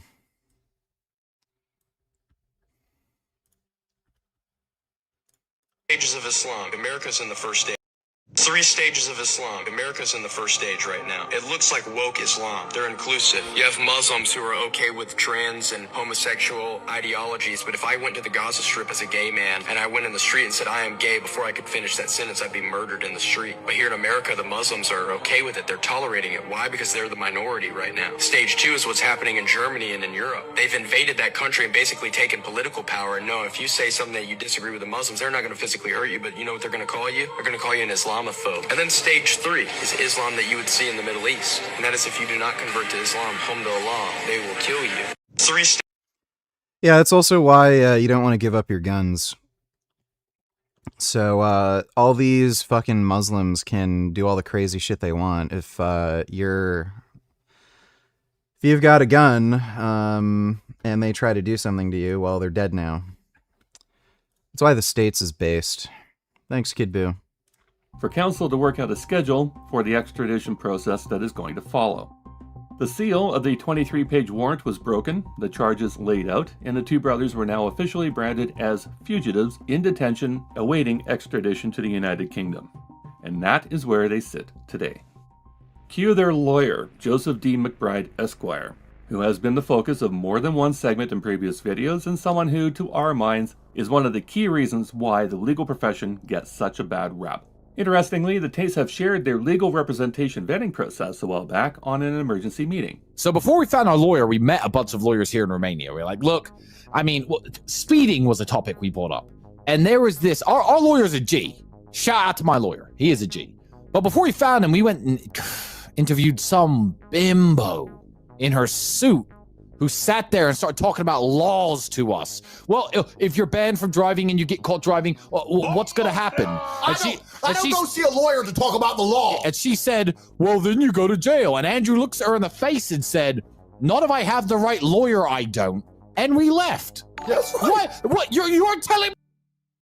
New York will soon be nothing more than a city of baboons. I thought it was already. Thanks, though, Dodo. Me? That I'm gonna go to jail. Then why am I gonna hire you? Failure. I walked in there and said, listen, I've committed multiple felonies. Am I gonna go to jail?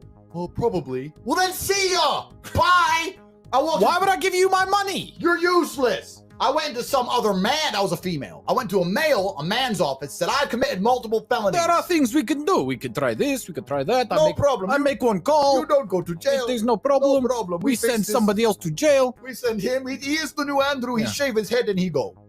I'm like, all right, it's cool. That's the lawyer I want. That's the lawyer I want. So nobody wants, when you're talking to your legal clients, don't start talking Mr. Legal Schmiegel. Because you think you sound smart. Well, I went to law school and it says on page... We don't care. We don't care about the law. It says on page 48 of the Geek Bible that on the .214 that if I'm a nerd, and then Scott Adams called me. No one cares. How can you help me? How much fix does my it problems? cost to make this all go away? That's what we want to hear. And this is an example of how McBride represents these clients publicly in the Timcast appearance, episode 1097. These are good men who have done a lot of good for the world, right? Even if you accept all the allegations against them is true, the amount of good that they've done for the world tremendously outweighs the bad. Proof positive. Like, they've been accused of child rape and sex trafficking. Like, that's such a bizarre statement to make. That when hiring a lawyer, you get what you pay for. The initial public statement from McBride, who we've nicknamed Broseph as a fat kid who wants to be in with the cool crowd, was a written statement posted to X just before 9 p.m. Miami time before any court appearance. McBride's statement opened, "The world knows Andrew and Tristan Tate are innocent. Their enemies know it best of all. That is exactly why they have been attacked." Calling the UK a corrupt and fallen nation that jails its own citizens for tweets while ignoring rape gangs it found too inconvenient to prosecute. This whataboutism nonsense was followed by a couple of statements that required verification. First one we're going to tackle is, understand what Britain just did. There is a long-standing agreement between the UK and Romanian governments that the UK would not seek extradition while the Romanian proceedings are pending. Those proceedings are ongoing right now. To clarify, the long-standing agreement McBride mentions was that the UK would not extradite the Tates from Romania while Romanian proceedings are pending. But they were not in Romania. They were in the US, living the high life. And the UK is perfectly within their rights to request extradition from their treaty partner, the US, at any time they choose. See, McBride has obviously been fleecing the other countries around the world with this nonsense, that none of them were allowed to extradite the Tates back to the UK because of this Romanian order. We discovered from McBride's Twitter feed that recently, Tate had been detained in Turkey. Andrew, where are you right now? Turkish jail. Turkish jail. It's like a jail world tour. I got to see them all, you know? Probably on their trip to go visit the hull of the yacht under construction that they claim to own, called the Obsidian Blade. We say claimed because the shipbuilder has not actually confirmed that they are the client for that boat yet. And according to McBride's post, Turkey released them because McBride convinced them that this agreement was enforceable around the world. And after getting away with it for a couple of times, Tate wound up getting a little cocky about it. Why do I get to travel the world so freely? Why have I been to 25 countries this year? Because when I land in Hong Kong and the British government call the authorities and say, we need Andrew Tate, we have a warrant, the authorities say, well, what's the warrant for? And who's it against? And the British state says, we don't want to tell you who the victims are. The victims don't exist, so no country will extradite me. So I'm traveling the world completely free. No country respects England anymore. Nobody's sending me to them. What an I'm idiot. living as a free man. They keep putting on the BBC. So this guy knew there was an arrest warrant, and then he travels to the States where they have an extradition treaty. Bro, this guy is so fucking dumb. That they want to get hold of me. And I'm saying, tell me who my accuser is, and I'll come talk to you. And they're like, no, because they've completely made it up. Obviously, that is not the case, nor was it ever meant to be, meaning Turkey could have been the heroes that arrested these two fugitives on behalf of the UK. So could have Hong Kong on a recent visit if they felt like being good neighbors despite a suspended extradition treaty, and the UAE could have handed them over any time they went to Dubai. But it was the US that got the collar, and if the Tate legal team was at all competent, they would have recognized that possibility, as we did in February of 2020. Well, the U.S. out of any country would be most likely to extradite too, because they rely on the U.K. heavily for extraditions. So that would be like the one country probably on planet Earth where they would absolutely get extradited. Like maybe, like Canada would have absolutely done it, but like the U.S., they really need that extradition treaty with the U.K. So they're absolutely going to honor it. 25 when we put out this tweet. That's when the Tates came to the US in 2025 with the assistance of actors in the Trump administration like Richard Grenell, Trump's envoy for special missions, Alina Habba, Trump's longtime personal attorney and counselor to the president, and Paul Ingrassia, a former lawyer for the Tates alongside McBride, who somehow became the White House liaison to the Department of Homeland Security. If the Tates would have been refused entry in 2025, or held after they were picked up upon arrival during that trip, and processed for extradition at that time, instead of getting released, then whatever happened to Bree Stern would not have happened, and she would not be currently suing Tate for claims of sexual assault and battery, gender violence, negligence, and intentional infliction of emotion. The Tates date some of the grossest fucking women. Like, this is... And they brag about all these girls they're with. She's pretty fucking gross. Like, look at the amount of filler in her lips. Distress. But that did happen, and there was fallout from it. Her name is Alina Haba. Nice to meet you. I'm a big fan.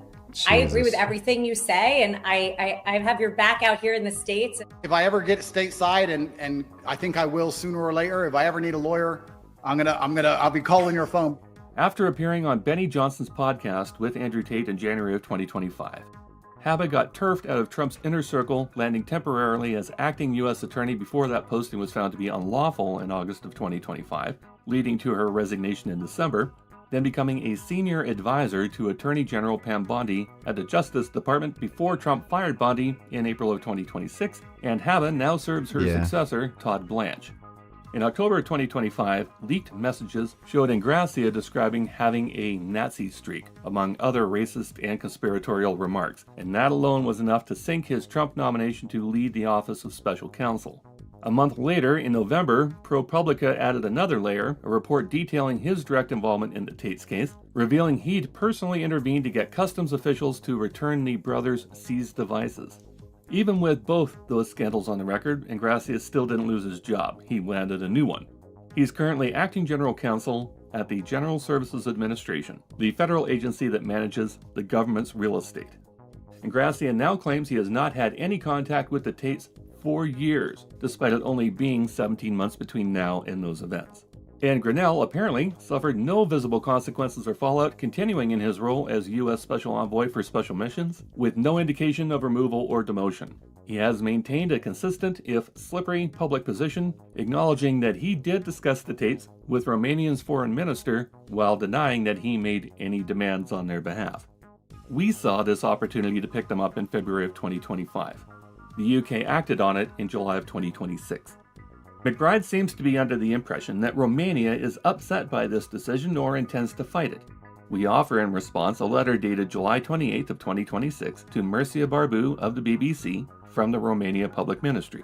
It was issued in Romanian, so we used ChatGPT to translate it here to get the gist. It reads, "At this time, Dicot has not..." Thoughts on redacted changing her name to Jasmaud El Sayed, marrying a Muslim man and moving to Syria with him? Would that bother you if she did that? No, I don't fucking care. Further away the better, really. Thanks, 21st. Submitted a request for extradition or for the temporary arrest of the persons mentioned in Romania. Currently, the American judicial authorities are examining a request for extradition submitted by British authorities. Between Dicot and the Is Tate or Myron Gaines more retarded?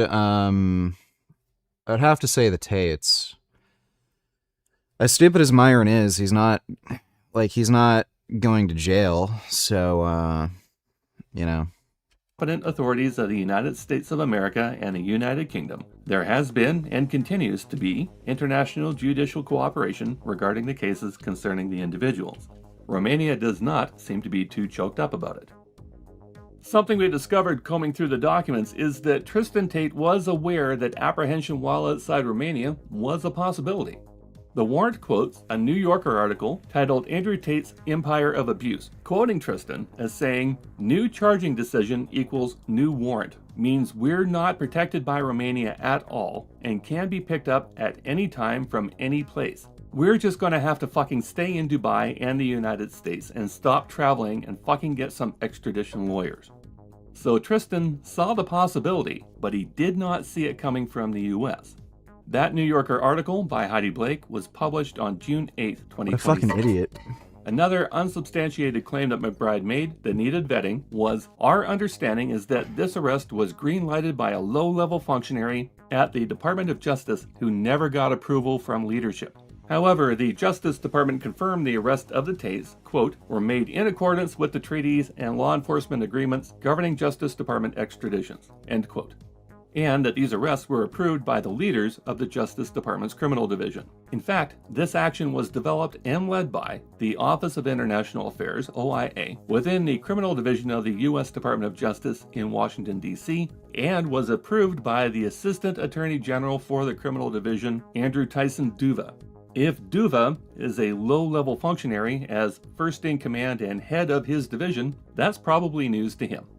McBride also tries to connect this arrest to the civil trial where the Tates are suing a woman in Palm Beach County Circuit Court for defamation, a woman who was an alleged victim of Tristan Tate, Georgiana Nagal, and Luana Radu in the original Romanian documents.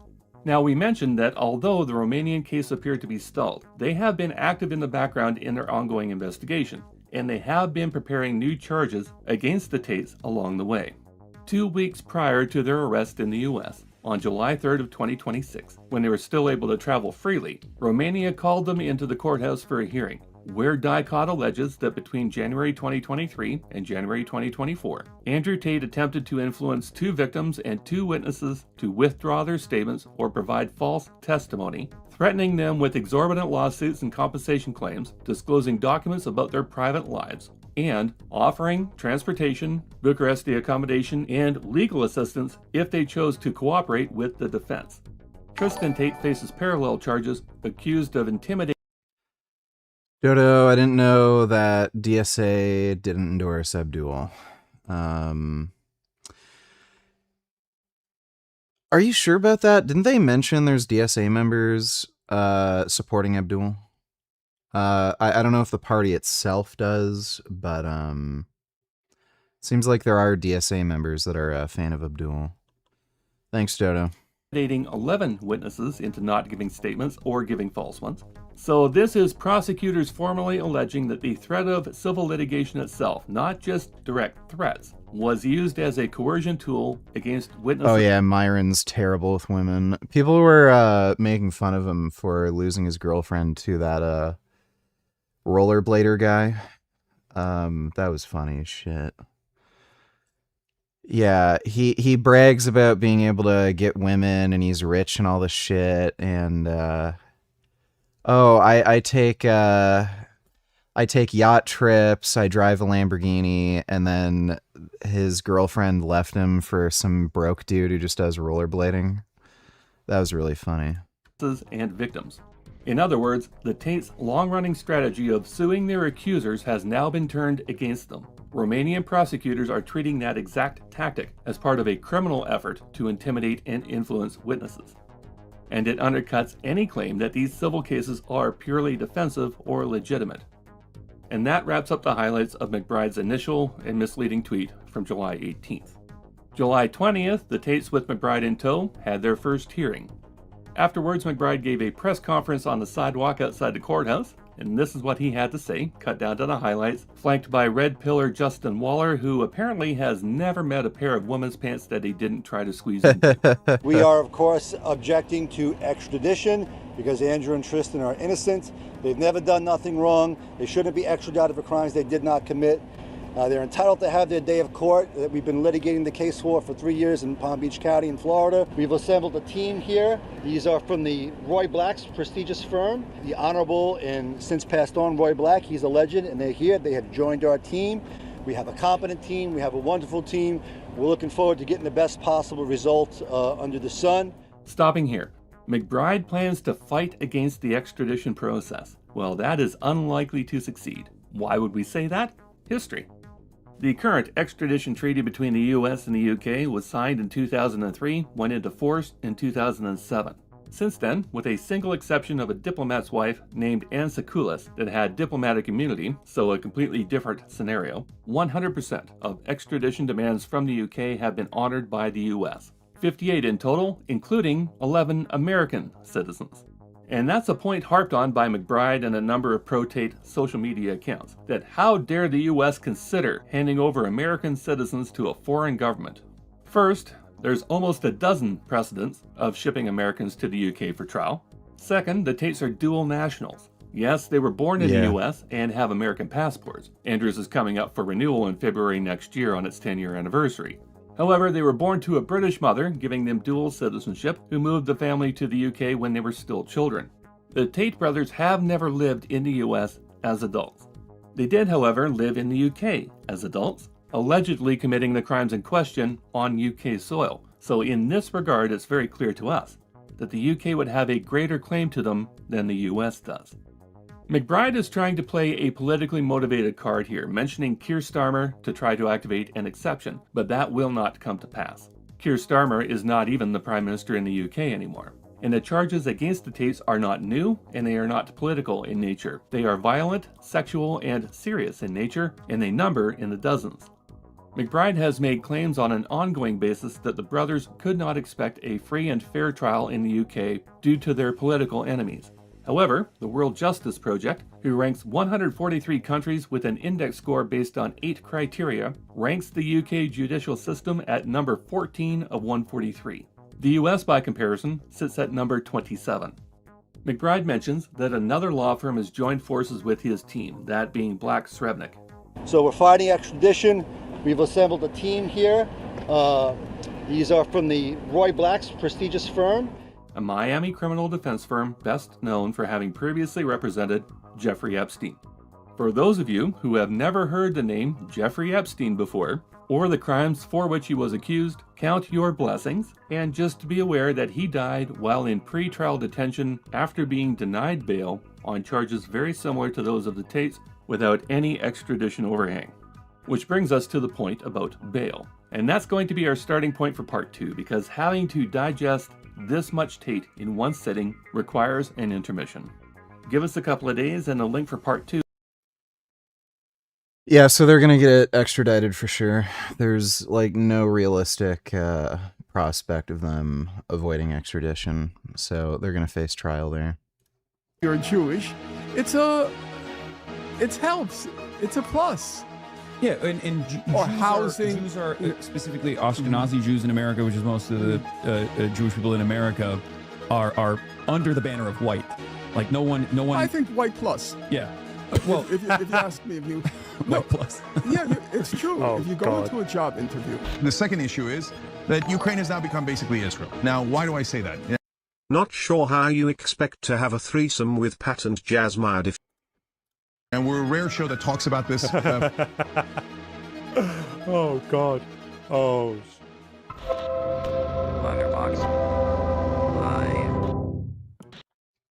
There's no systemic anti-Semitism in the United States. Quite of America the contrary. Yeah. On the contrary, if you're applying for a law firm, Isn't it like a fifth of Americans think that it was a different number than 6 million Jews that died in the Holocaust? Whatever. Yeah. If you're applying to work in a hospital, if you're applying to teach, the system is rigged in your favor. Ooh. You apply to a law firm right now, and if you're Jewish, it helps. It's a plus.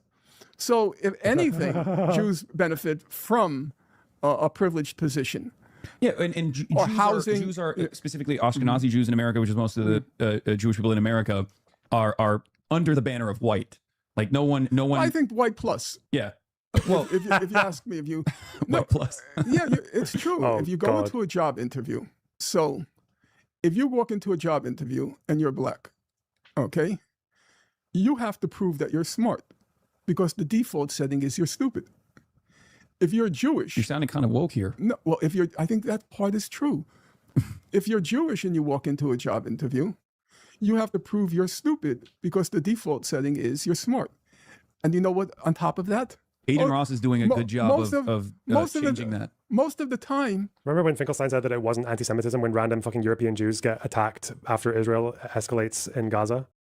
Remember that? We watched the video on that. And I was like, not many people covered that clip. That was insane. Imagine saying that for anything else. Like, oh yeah, like a bunch of Islamophobic attacks go up every time there's a terror attack. That's not Islamophobia. That's ISIS committing terrible crimes. Like, it's so fucking dumb. Whatever. Your interviewers are Jewish. Oh, poor Hasan.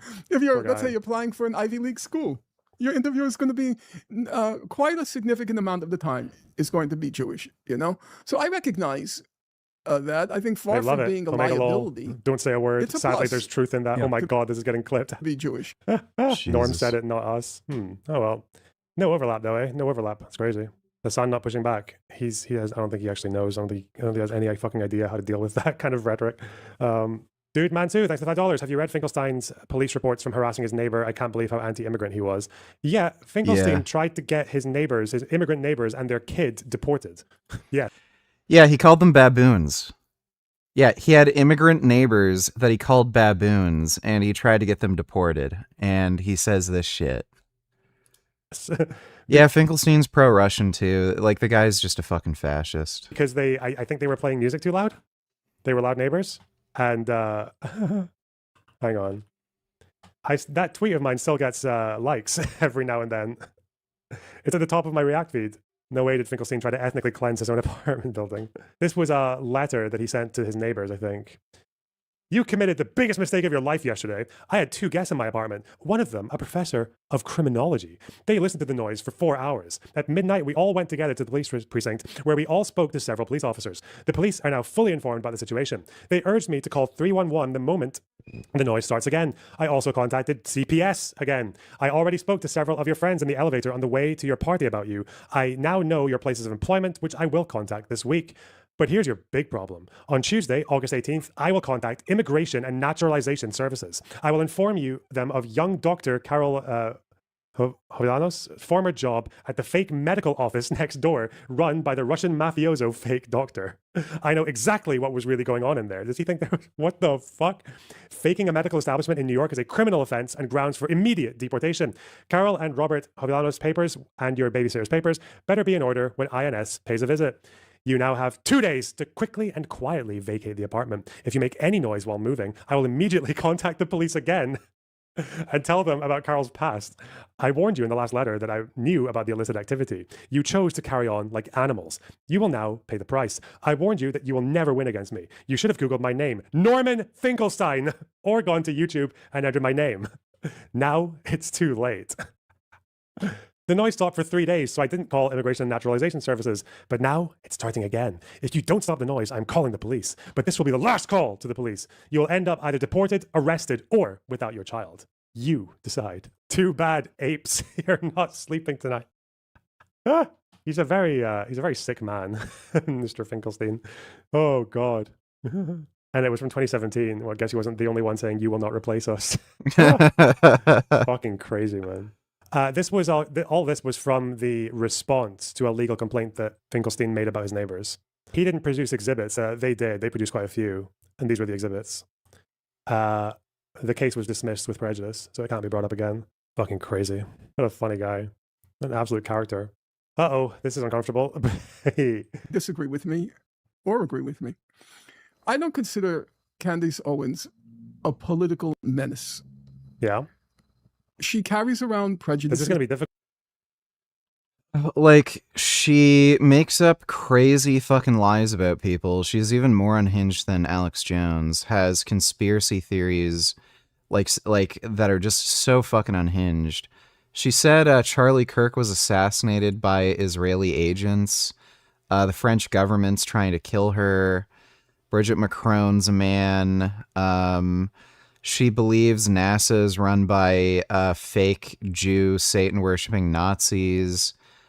She's a Holocaust denier. She's like explicitly stated, Nazi experiments against Jews, like those weird fucked up twin experiments, the eye color change stuff.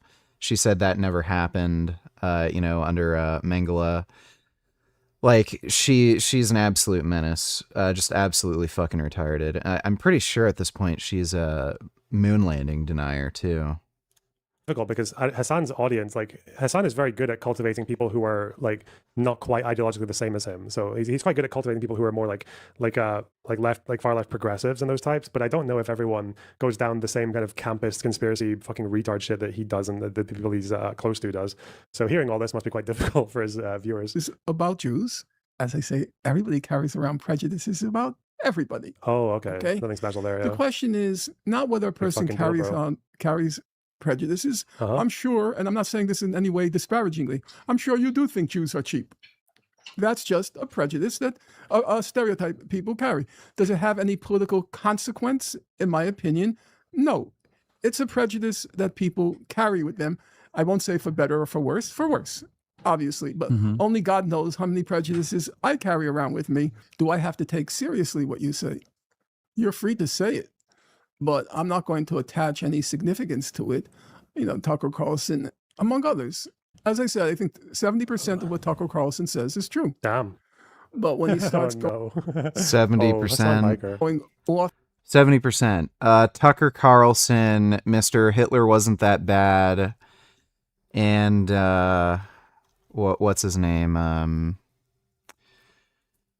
Who's the guy who looks like a fucking baby? Winston Churchill was the real villain of World War II. That Tucker Carlson. Yeah. Yeah, Tucker Carlson, 70% is accurate. Yeah, Hitler wasn't that bad? Huh, funny. often saying that Israel is trying to destroy the United Crazy. States because it wants to make enter into a partnership with India.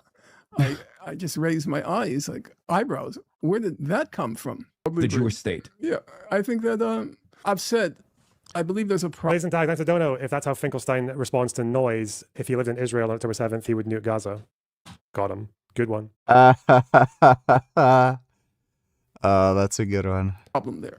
I'm not going to say that Tucker Carlson is an anti-Semite. Okay. I'm not going to go there. I didn't say it with Candace Owens either. What I will say is, I believe there is a problem there in what they're saying and this attempt now to blame Israel for everything. It's awful enough what's happened, but now I think it's gone kind of over the top. It's kind of, if I can use the expression, it's kind of a hate fest. And I've noticed that people are very critical of what I've said about Tucker Carlson because I'm kind of ruining the fun.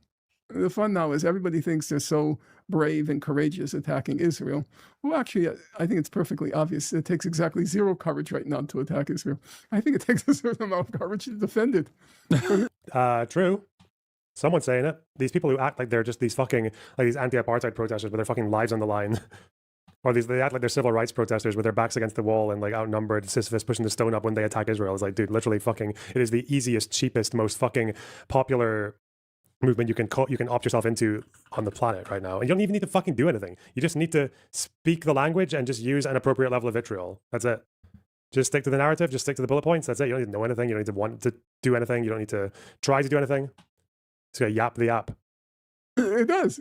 It has shifted quite dramatically, yes, the pendulum. It's swung in the other direction. And it's not that I'm in principle against hate fest. There are a lot of people who are deserving of the hate that's directed against them. But one has to, I think, always pause to be as analytically and factually rigorous as possible because we don't want to create, like you say, we don't want to create distractions and scapegoats.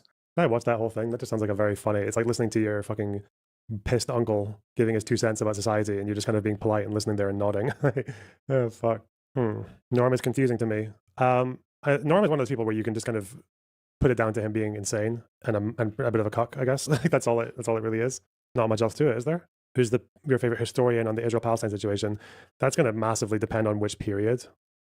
So, don't know. Depends on which period. Give me a period. I'll give you my best historian. We're going to do DSA drama soon. Let me see. Getting fired into Ukraine. There's no way it's that. No, shit. Well, part of the reason why Ukraine is doing this is because it's in Ukraine's best interest, I guess, from Zelensky's calculation, to operate as an American proxy in the region and try to get America to join the battle. Ukraine's security service, the SBU, said that Ukrainian forces struck an Iranian vessel transporting military cargo between Iran and Russia in the Caspian Sea. Is that not more important? What was it doing? It was transporting military cargo between Iran and Russia. So military cargo that goes from Iran to Russia. Where does it go after? Hasan Biker. Cargo between Iran and Russia in the Caspian Sea. Iran's foreign ministry said that the target was a commercial vessel and that the attack had killed one sailor and injured another. Mark Ames says Zelensky knows that Ukraine's only path to victory against Russia is direct NATO and U.S. involvement. Biden reportedly used to complain about how Zelensky was trying to suck the U.S. into Ukraine, joining the U.S.-Israel war on Iran as Ukraine's best shot at World War III. Depart says Ukraine is not trying to just enter the war with Iran. Rather, it appears it is trying to merge the Ukraine war with the Iran war. I agree with this assessment. Do you think it'll work? I don't know. This guy is like, it's just baffling to me how anybody takes him as a serious political commentator. Like, he's just so fucking retarded. International relations for 13-year-olds. This is not like a child's international relations. It's dumb, but it's not like child. It's a fully grown adult's campist, Chinese fucking backed deranged. I wish the Soviet Union were still here position. It's not like unfortunately that's not only is that a very adult retard position, it's also a position that is very much in lockstep with the foreign policy program and the foreign policy direction of many, many powerful countries. So I have a policy of not conducting analysis on the basis that world leaders are crazy. But unfortunately, world leaders are fucking crazy. Donald Trump is an insane person. Vladimir Putin is an insane person. And seemingly Zelensky is getting just as insane. not the Ayatollah though, eh? Not them. It's very difficult to Axis conduct leaders. sober analysis on events like this when the top minds that are making these decisions are not listening to sober analysis. Do I believe that, Zelensky has military leadership that's telling him this is a stupid idea? Of course I do. Same with Donald Trump. We know that Donald Trump has the American intelligence community's own assessment that told him this was a fucking stupid idea. We know that Donald Trump had generals tell him in the room, this is a dumb fucking idea. Do not strike Iran. We will deplete our interceptors. We will deplete our standoff munitions. That happened because Donald Trump decided to be the one American president that listened to the Israeli leadership that has been begging and agitating for this war against Iran for decades. Okay, that's one take. I love it how he is just at the stage where he can actually even read the sentence that just makes it so obvious why they would do this, and then completely, oh yeah, never mind that. That's not relevant to the story. I'm done officially with supporting the Ukrainians' war. So it's been a long time now. I don't know. They seem like they've been because they struck Iran. Because they struck Iran, a country that's been sending the drones that are used to attack Ukrainian civilians. Oh my Jesus God. That war for about 18 years now. So the reason I was in favor of it, because Russia attacked them. It was definitely Russian aggression. Yes, there were reasons and excuses, etc. So, by the way, this is fucking bullshit. They were they were very much not in favor of any U.S. aid going to Ukraine to help with Ukraine's defense. So they had pro-Russian positions from the very beginning. Bottom line is, you attack someone like Israel attacks Lebanon, it's Israel's fault. Russia attacks Ukraine, it's Russia's fault. So number two, we had promised the Ukrainians defense when we had them give up their nuclear weapons. Okay, but now we've supported you for about 87 years in a row in this war. There's a limit to how long we can go. What if the war goes for 2 centuries? Do we still owe you, right? So now, the second issue is that Ukraine has now become basically Israel. Now, why do I say that? We're a rare show that talks about this. Oh God. Oh shit. Fuck me. Phenomenon. It's really important. Remember, Russia. Campism, my boys. Oh shit. Was helping Iran and Syria. Israel needed Russia distracted so they could topple Bashar al-Assad. Oh wait, that happened, didn't it? It did, yeah. During the Ukraine-Russia war. And that Iran couldn't be helped when Iran was attacked. Oh right, that also happened during the Ukraine-Russia war. So Ukraine and Israel working together to keep Russia busy so that Israel can attack its neighbors and take more territory. So before that was apparent to people who were paying attention, now it's more than apparent. This is just fucking schizophrenic. It's obvious.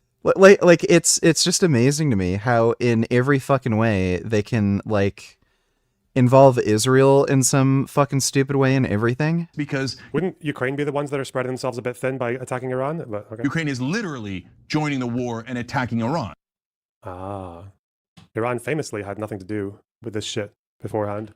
Didn't Iran shoot down a... Did I not change the thumbnail? I swear I did.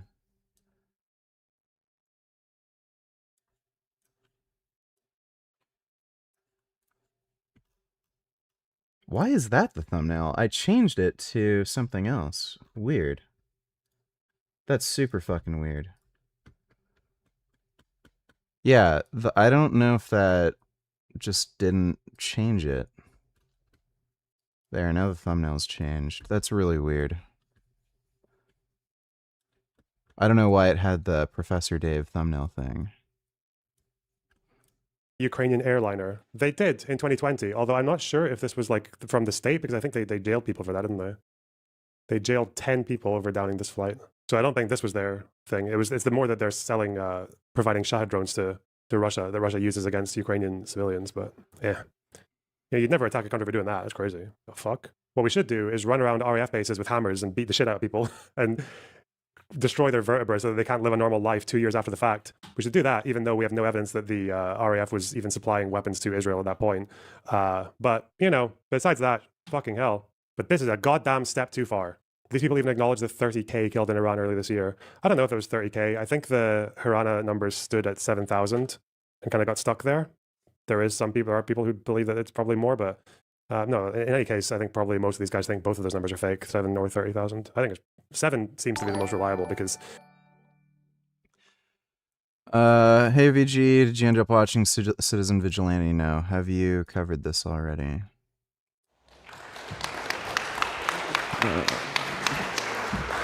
I don't give a shit. These Oxford Union debates are fucking boring. You can find the full debate here if you like the debunking. If you feel like debunking the other speakers, I don't give a shit. Thanks, dude. It was definitely done through like the most rigid, rigorous process. Like they had everyone's like their name, their day of birth, like where they lived, where they died, what date they died. Hey everybody, if you follow.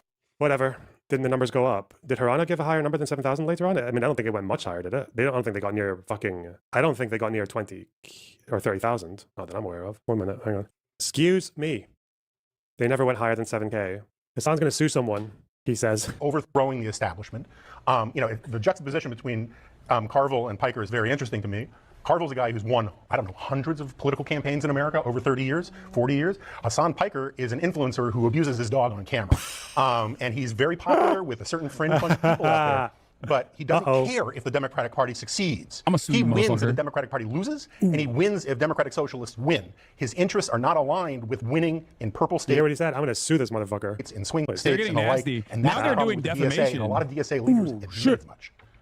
Yeah, I think that what Like you're literally everybody saw it. He abuses his dog. seeing here That's is crazy. that voters want. This is something that most mainstream media has not touched because they know it's defamation.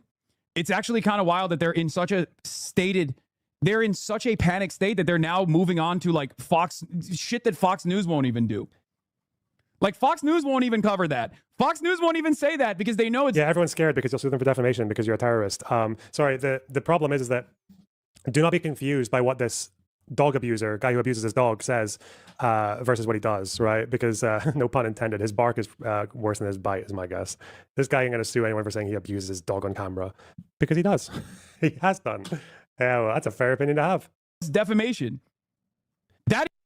Fuck. Are they? If this dog abuser, Hasan Piker, who abuses his dog, if he takes this guy to court, can they submit my research into the evidence? Dude, that was a top of LSF for like a couple of days. We provable that CNN is now entertaining defamation when Fox News. You're gonna fly me out to testify. Wouldn't even touch that. Is that a majority of Americans wouldn't vote for a Democratic Socialist for president. So Son is such a piece So of I know shit. we've been dude. pretty Such a piece of shit. focused on Ukraine and Iran recently, All right, cartel situation in Mexico. but the cartel civil war in Mexico continues to rage. So to get an update on where things stand down south, we're joined today by Stefano Rittendale. Stefano is the chief intelligence officer for Artorias and runs the All Source news channel where he focuses on all things cartel related. He pulled up a pretty cool map that we talked through in today's video that'll be linked in the description below, as well as where you can find and follow all of his work. And with that, let's get to the conversation. Stefano, welcome back, sir. A lot of positive feedback when you've been on here talking about cartels in the past. It's been a minute, so we thought let's get up to speed. This whole cartel civil war that we've been hearing about for a couple months at this point. What's going on there, man? Yeah, well, first, Preston, again, thank you so much for having me. And I know a lot of your listeners, the videos that I've been participating in, are pretty much tied to the Sinaloa cartel civil war. And just as a quick reminder, the Sinaloa cartel civil war started because basically two factions started to fight each other. One of them called the Mayito Flacos and the other one called Los Chapitos, right? So the Mayos, Mayito Flaco, the Mayos, they come from, if you've seen Narcos Mexico, Mayo Zambada in that show, he was the fisherman. He was basically, in the show, they present him as the right-hand man of El Chapo. You can make an argument that he was the true powerhouse of the Sinaloa cartel, right? Los Chapitos come from the sons of El Chapo. There were 4 of them. 2 of them are in prison in the United States, and there's 2 remaining. There's a civil war going on right now. The Chapitos have an alliance with their historical rival, the Jalisco New Generation cartel, and they've been fighting for over almost 2 years now, right? In September, we should actually probably in about a couple months, we'll be 2 years into this war. So what's the main difference? What's the main? Real quick, Stefano, when you say they've been fighting for 2 years, just can you give like a rough idea on casualties? Like, is this kind of a drive-by every so often, or are you talking like sustained violence? No, this is sustained violence. I mean, it's the problem we're running into when we're talking about Mexico is violence gets underreported in Mexico. 2, the Mexican government, and not just this government, all administrations, right? This one's Claudia Sheinbaum. She's the successor of Andrés Manuel López Obrador, AMLO, of the Morena party, but even prior, they always underestimate, undercount, whatever adjective you want to use to describe violence in Mexico, right? And so the problem we're running into is that the Mexican government releases figures showing homicides are down. That's just flatly false. And what you're seeing is they not only has disappearance skyrocketed in Mexico, but even in the terms of the homicide, some of that intra-cartel violent homicide gets separated category-wise to give the impression that the overall violence and homicide has gone down. So what do you see, right? I mean, you do see that, like the drive-by shootings, you see the executions, the bodies left out. But there's force on force violence, Preston. I mean, in many aspects, you can look at this, and it's like Syria. We talked about this. There's drone footages out there of very regularly. I mean, almost every day of one cartel dropping explosives via a drone. Right, what we see in conflicts around the world. That is a common thing. They use up armored vehicles. They, imagine a civilian vehicle. They just beef it up like a Mad Max vehicle, and then they battle it out. So it's a lot of interchangeable between just your typical gang violence, homicide, execution. But one of the things that I've always argued is there's this militarization of the drug cartels, and they use that military force for their objectives, and that's what we see. In this construct of the Sinaloa cartel civil war, it's very interesting, as a follow-up from our last video that we did, is that one of the factions, Los Chapitos, for all intents and purposes, the Sons of Chapitos, they're done. I mean, it's a question of when, not if, they cease to exist. And there's various reasons for this. One, I've told this to you way back in one of the videos, that the Mexican government picked a side in the Civil War. They picked a side. They picked a side of Mayos. That has continued. And it's funny because if you look at Chapito propaganda channels, one of the main reasons why they kind of justify their losses and kind of the loss of the territories, they say, well, we're not only fighting against the Mayos, we're fighting the government. Sure, and they're not wrong. They're not. Like, you look at the captures, like, what a coincidence. It's always one faction more than the other that gets specifically targeted, right? So clearly the Mexican federal government has that. But number two, the other issue that the Chapitos ran into is their alliance with the Jalisco New Generation cartel and their already perceived weakness compared to the Mayos. A lot of people within the Chapitos switched sides. So the base of support that they already had, they lost it because a lot of them just switched sides. It's like, we're not going to fight with the Jalisco New Generation cartel. We're not going to, we see the writing on the wall that the Mayos are going to win. We're going to cut our losses. We're going to go with the winner. Like, it was very clear that the Mayos were the stronger force, and a lot of factions decided to, from the Chapitos, switch sides, and then the alliance with Jalisco New Generation cartel said enough is enough. We're not going to fight under Jalisco New Generation cartel banner, because it was very clear that Jalisco New Generation cartel was going to absorb them, and that's the situation. And so all that kind of shows and demonstrate that the interesting aspect is the Chapitos are basically done. And I can show you a map so your listeners can kind of visualize this. And I mean, if you go to my YouTube channel, I use this map all the time, and I'll send you the link so your followers can do it. This is a great tool, and for everybody there. This isn't, just to clarify, this is not a map that you make. No. Correct? Okay. Do you know the source? This is an account on X called Active Cartel Map. It's somebody I talk to regularly. This is the most accurate cartel map out there, because unlike others where they kind of just say Sinaloa cartel, Gulf cartel, like they do broad strokes and then they kind of broadly draw Mexico, he understands, no, there's factions. There's, within a cartel, there's different groups, factions, rivals. And he tries to give you all that. And then he tries to do it the best of his ability to show which cartel has the predominant territorial control over an area. Now, again, when we're looking at a situation like this, just because one cartel might control it, that shouldn't mean that they're the only one. This isn't like Russia, Ukraine, and I say this all the time, where there's defined front lines and then there's a gray zone and all that. Just because a cartel has predominant presence, we'll say, that doesn't mean that there aren't cells and other cartels active in those areas, right? Like Jalisco, Guadalajara, that's a perfect example. Yes, we do know that in Guadalajara there are Sinaloa cartel operatives there, but nobody's going to make the argument that they're the predominant cartel, if that makes sense, right? Now, so we're going to zoom in for a second and we're going to go to Sinaloa. So this is Sinaloa, right? Stefano, before you might be getting ready to do this, but would you be able to talk just real quick, kind of an orientation, the color differences, like what is outlined? Correct. So that's going to get, so when you zoom out, these are all the cartels and the factions and all that, right? And there's like the cartel location. These are the cartel's territories, right? So this is, for example, so this is the predominant territorial control of La Línea, the Nuevo Cartel de Juárez, under Mexico. If you see these skulls right here, these are the battles that they're fighting, right? So this is one specific. So Los Tigres, for example, are Sinaloa cartel faction fighting La Línea, which is the Juárez cartel, right? And you have all these areas. Now, for this, we have to zoom in to Sinaloa, which is this area. And there's various colors here that are very important for the followers to understand. There's the purple right here. This is the Mayos, right? Mayito Flaco, right? And under los Mayito Flacos, there's one of their key faction is called Los Cabreras, right? That's one of the predominant factions. But the Mayos in Durango are the ones that are fighting in purple, Los Chapitos. And Los Chapitos, you're going to see, here's the problem. If you were doing this video years ago, this is the territory of Los Chapitos. Wait, no, right there. You see this little area right here? Right here? Yeah. And this little area. If we were talking a year ago, Preston, Los Chapitos had all of this.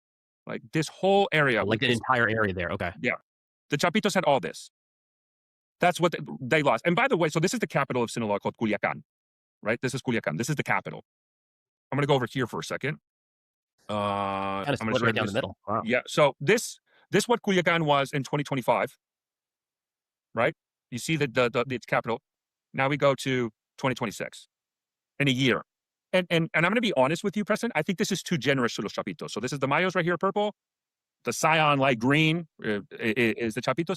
This is what he says their territory is right now. I think this is too generous, to be honest. Like, at this point, the capital, for all intents and purposes, belongs to the Mayos. All right. That's a big change in a short That period is of a time. significant. Yep. So they lost the capital, and I'm going to go back to let me see if I can just give me 1 second. Let me go back to this map right here, and go back to the map of the Mexican cartels in Sinaloa.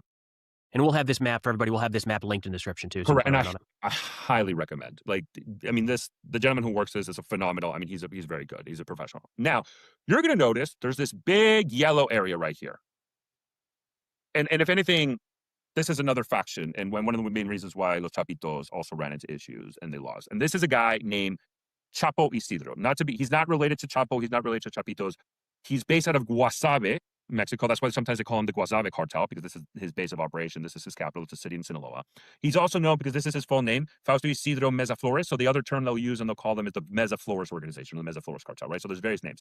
For the intent of this video, I'm just going to call him Chapo Isidro, right? Because that's just how it is. Chapo Isidro used to belong to a group called the Beltran-Levan organization, BLO. They used to be one of the key factions of the Sinaloa cartel until they split decades, like over 10 years ago, actually longer than that, almost 20 years ago, they split from the Sinaloa cartel. And that was one of the major crises that impacted the Sinaloa cartel when that split happened. The irony of the situation is, when the BLO splits, Chapo, back then, sided with the Mayos and Mayos with Chapo. They all sided together and they turned on the BLO. And the BLO lost so much. To people, I mean, one of the predominant factions of one of the predominant cartels in Mexico, they lost significant amount of territory. And the only last remaining remnant of the BLO was this guy, Chapo Isidro. This is it. The problem is, I think a lot, this civil war has emboldened and empowered him. And why is that a problem, Preston? And why is it a concern? In 2025, when President Trump first released, the Justice Department first released indictments charging an individual in Mexico for narco-terrorism, it came from this cartel. These guys are huge drug traffickers, and the more territory he has, the more control he's going to have. And for our listeners who hear the Sinaloa cartel, you hear Chapitos, you hear Mayos, and you hear these names, this is a name you're going to probably hear very quickly in the next year or two, and very powerful. Stefano, real quick, yeah. Why bad? Like, it seems like all are bad. Why are you kind of naming him specifically as like a bad scenario here? So the reason why this is a problem is, okay, so he's not going to stop, in my opinion, right? If you talk to people in Mexico, I'm talking from a violence perspective. If you talk to people in Mexico, there's even this idea that, like, a lot of people inside of Mexico would even say, we just want the Mayos to win because we want the war to be over. I can understand a sentiment like that, sure. Okay, well, you have this guy who, now granted, this line right here, you can see this purple line. This purple line is an alliance that they have, right? That symbolizes the alliance of Mayito Flaco, the Mayos, with Chapo Isidro, right? They have this alliance. He's not going to stop. The question that we have is he going to, because and when I say alliance, I'm going to use a little bit air quotes, because it's not like this alliance right here, which is the Chapitos CG&G alliance. This alliance right here, you're going to see the lines right here. This is a much more solidified alliance, to the point where when we've seen cases of CG&G fighters fighting side by side, Chapitos fighters, there was actually a recently, and I'll show you the guy later, he was a Chapitos commander named Güero Pin. El Güero Pin was removed by the Mexican government, right? They removed him from power, they got him, and it looks like the person who replaced him was actually a CG&G commander who took over his organization, right? You see them fighting side by side. So it's almost like this. Watch this without falling asleep, grasp everything. Today I want to talk about what the compute situation for the labs will look like over the next few years. For the last 3 consecutive years, Anthropic's revenue has 10x'd year over year, and it's likely to do so again this year. So they ended last year with $9 billion in revenue. I think they'll probably end this year with somewhere between $100 billion to $150 billion in revenue. Now, for this trend to continue, Anthropic would need to make $1 trillion in revenue by the end of next year. Of course, there's no deep reason why this has to be true. It's a very wild conclusion, and it's ultimately a question of AI capabilities. Does AI get that useful by the end of next year? But suppose the trend does continue. Well, I want to think through what happens in that world. Now, the other big trend in AI is that lab compute only 3x's year over year. For a lab to keep 10xing revenue year over year while compute only 3x's, one of the following 3 things needs to happen, or some combination of the 3 needs to happen. 1, lab margins have to increase. 2, the price of compute has to increase. Or 3, the percentage of compute that labs spend on inference rather than training has to increase.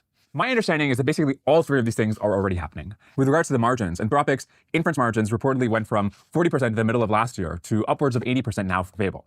With regards to compute, the spot prices for compute are more than 40% higher than they were in the February trough that we had earlier this year.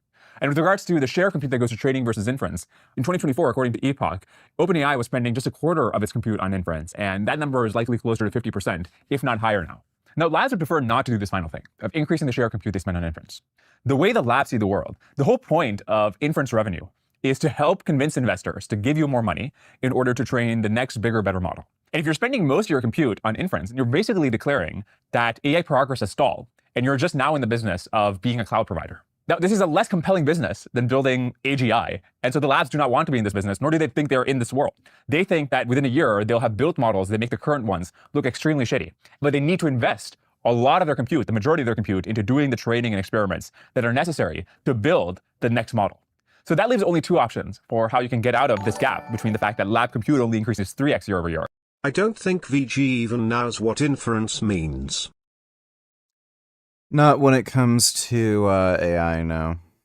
Thanks, Dodo. But revenue increases 10x. Either the lab's margins have to increase so that they get this surplus, or the price of compute has to increase so that everybody in the stack below the lab gets a surplus. It's not clear to me which world we end up in. Do we end up in a world where we go from 80% margins for some of the top models to greater than 90% margins if the lab margin effect dominates? Well, that would require the leading model to be so far ahead of the competition, because the nature of margins, why they exist in a market economy, is that the thing you are serving is so much better than what somebody else could go get and replace you on the market. But it's just really wild for me to consider that the margins for something like intelligence will be greater than 90% and they don't get competed away at that level. So that leaves only one other possibility of this escape valve between these 2 trends, which is that the price of compute has to increase. As I mentioned, this is already starting to happen. And the effect is even stronger when you look at the tranche of compute that the frontier labs actually need to accumulate. Because they can't just go out and buy a spot instance. They need to make sure that they get enough scale to get really good efficiency and flexibility, and also that they have the kind of compute that lends itself to the security they need for their own ways and for their customers' information. So I think a relevant case study here is to look at the compute that Google and Anthropic are renting from SpaceX. Google, for example, is paying $900 million a month for 110,000 GPUs that are a blend of GB200s and GB300s. The price that Google is paying here is 2x the spot price per hour for those GPUs.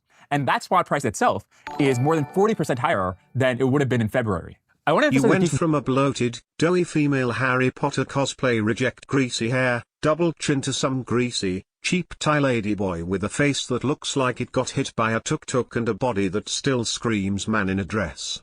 Absolute downgrade. Wow. That's great. Thanks, dude.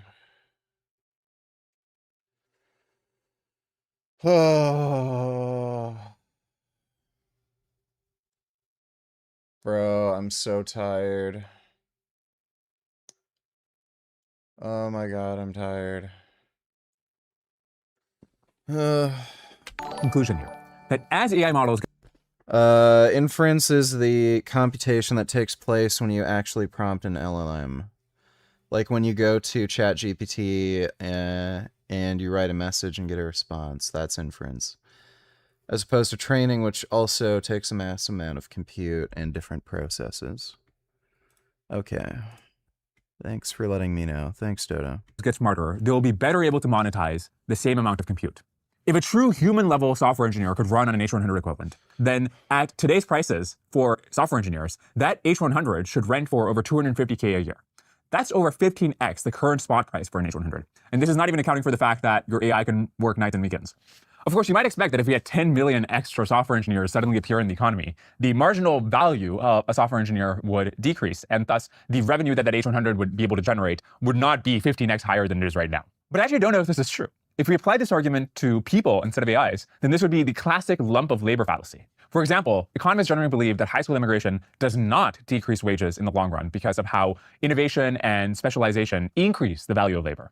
Maybe this labor supply shock will be so big and so fast that we can't count on this general heuristic anymore. But if you believe what standard economics says, then the marginal value of labor, and thus the marginal value of compute, should stay astonishingly high. So let's think about what changes in such a world. Well, one of the things that would happen is that as the top labs get better and better at monetizing compute, and the cost of compute increases, it becomes harder for anybody else to compete against them because they have to bid for this resource against somebody who is basically able to make better use of it.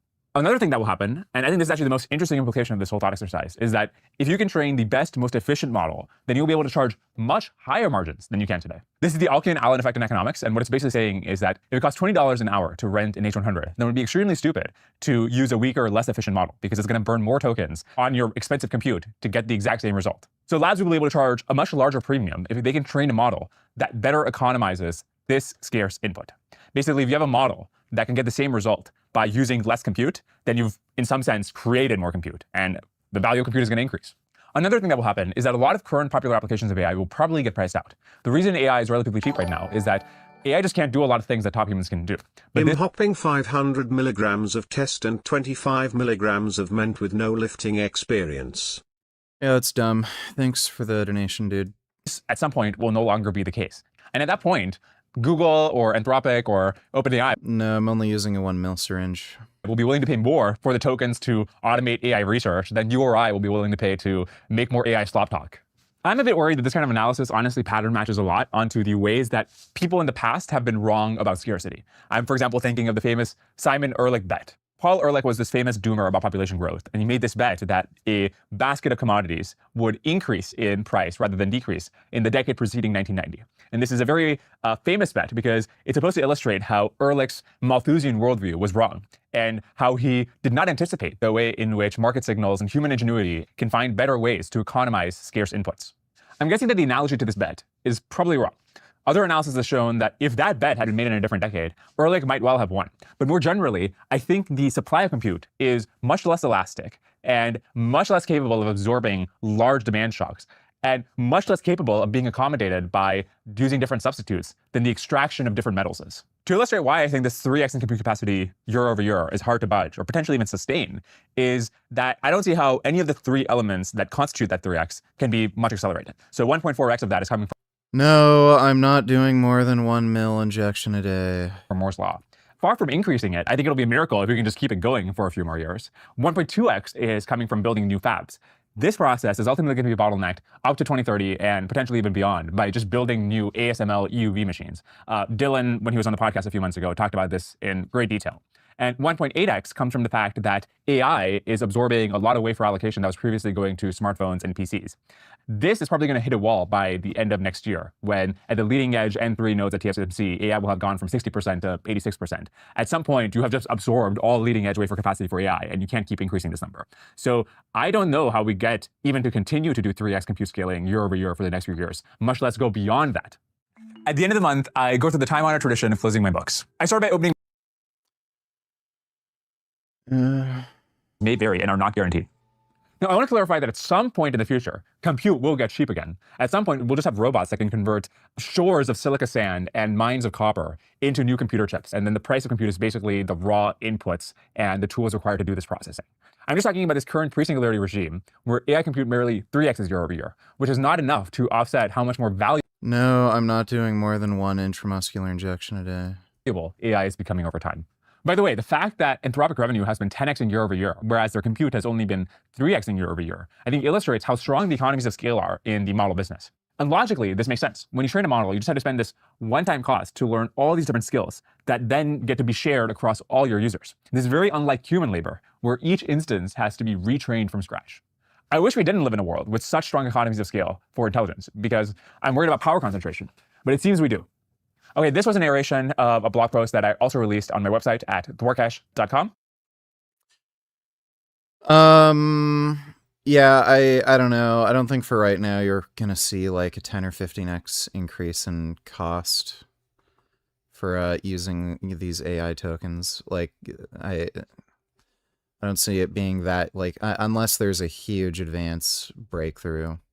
CG&G Chapitos Alliance is much more formal, solidified, and like an actual, okay, fighters fighting together type of scenario, right? And almost like the command structure is much more molded together. This alliance, the Mayos Chapo Isidro Alliance, is not like that. They generally don't fight side by side.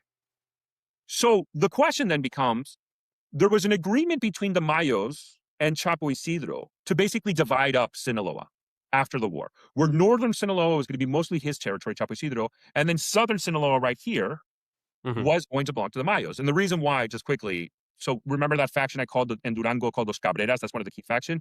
What they want bad over everything is this town right here, Mazatlan, which is the last remaining stronghold of Los Chapitos. Like, this is all they have left is Mazatlan. And the reason why Los Cabreras want this is because they have a key port here where they can do a lot of drug trafficking. And Los Cabreras want it because then that gets them more money for them to use. Now Los Cabreras aren't so reliant on the organization of Los Mayos to get them drunks, because Los Cabreras really focus and prioritize methamphetamine production in Durango, and that's where they push meth into the United States, a ton of meth. But if they seize Mazatlan, now it kind of opens up a lot of areas for them to receive cocaine directly, let's say, and other drugs directly into them, and then they can traffic in the United States. And at the end of the day, it's all about the money. And that's where Chapo sees also another problem from a drug trafficking perspective. He's going to be able to put, if he already was a problem for U.S. counter narcotics efforts, he's only going to expand in that problem the more powerful he gets. So is he going to focus against these guys, the Mayos, or there's another group, or is he going to push north and fight another group called the Independent Cartel of Sonora? These guys used to belong to Los Chapitos. They broke off way before the Sinaloa Cartel Civil War. This was like another civil war that happened before. There's a specific faction called Los Salazars, which is these guys. They broke off, they fought, they basically kicked those Chapitos out of Sonora. The question now becomes, is he going to fight Chapo? Either going to fight them, or is he going to fight them? That's for up. But there's a fight brewing, though. You're saying this is going to happen, most likely.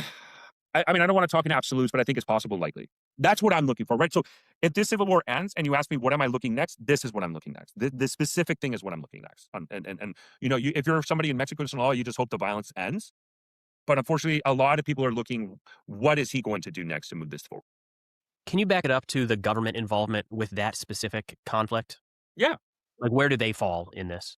So the federal government supports the Mayos. So for example, when we go and they do operations, so it's very ironic and very funny. I don't know for your viewers, Preston, there was the U.S. government a couple weeks ago or a couple months ago released indictments on a specific governor in Mexico and officials within the state of Sinaloa, right? They indicted them on charges of corruption, drug trafficking, etc. And in one of your previous videos, I said that the problem we're running into is that at the Watch and react. Let me see.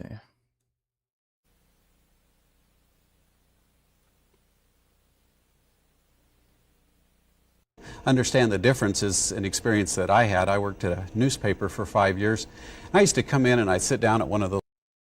In my computer, I have 130 of the first letter and drag over. Let's change the justification into the user that I used to think. Yeah, thanks.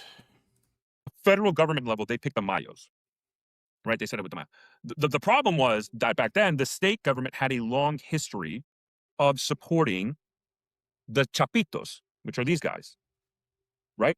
So when the Civil War started and the Mexican government, federal government quickly intervened, it was very clear they picked a side in this. The question always becomes, how is that going to impact the state government who has always supported Los Chapitos?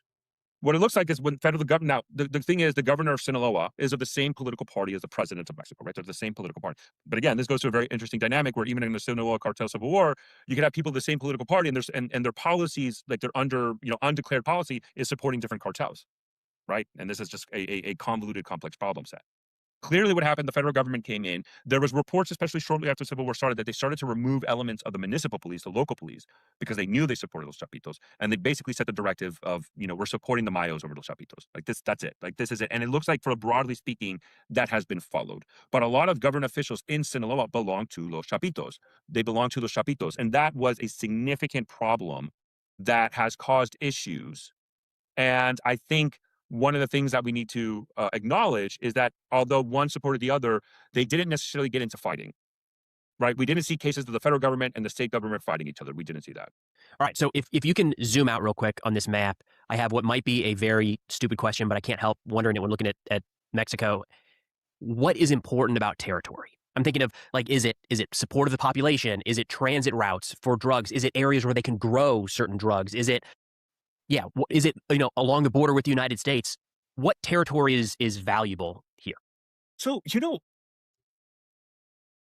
think I've said this a million times. There's a great book by an author called Nathan Jones. And he lays out the differences of the cartels. And I think I've said this in your previous videos about the territorial and transactional cartel, and they've all kind of transitioned to a territorial.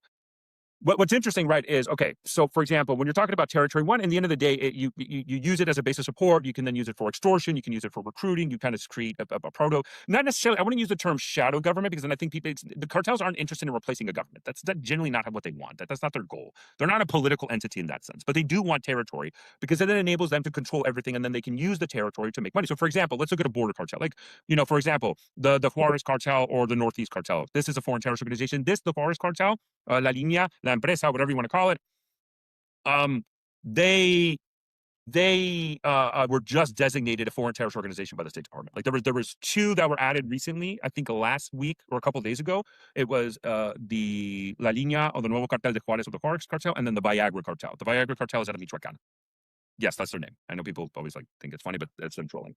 So they're like the Viagra. MILFs in the Philippines, right? Yeah, exactly. Well, that's just their acronym. That it's just in English. They specifically just said, "Oh, call us the Viagras." It's also like another thing. Like there's a cartel called the Taliban cartel, by the way. Los Talibanes. So these cartels, these are like border cartels, right? You have these guys. You have the Gulf cartel, the Matamoros guys. These guys, those Metros, which is also a CG&G group. The Independent Cartel Sonora, right? These, and then the Tijuana cartel, right? Over here in Tijuana, the Arellano Felix organization. How they make money is because it's that they control the border area where you have to use the border to smuggle drugs through the ports of entry more than tunnels. The vast majority of things that are smuggled across the United States is through ports of entry. So the ability to control that is where then they can charge a fee, basically, to get the products through. And then they are heavily reliant on alliances and business relationships with other cartels who control either, like, let's say in Durango, these guys, there's a lot of meth that is produced here, right? So they produce the meth.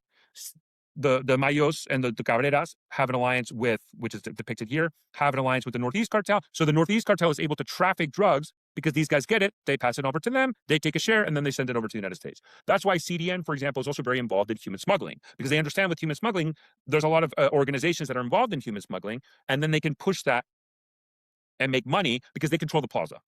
They control the border. So that's one of the areas to look at, is the border cartels. That's their main way of making money. They don't necessarily produce the drugs. They just make money because they control the border to smuggle it. Sure. Makes sense.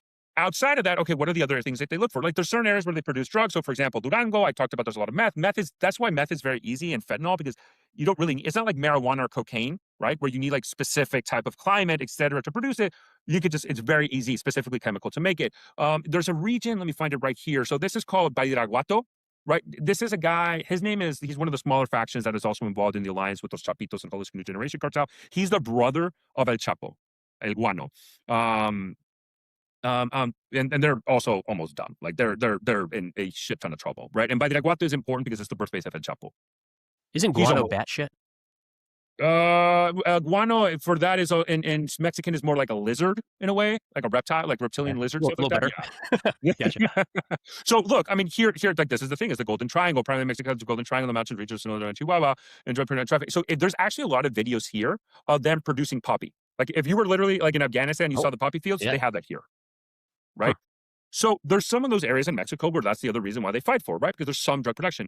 Now, the king of all drug is always going to be cocaine. It's always going to be cocaine. Cocaine. That's where you fight for the ports. Mazatlan, as an example.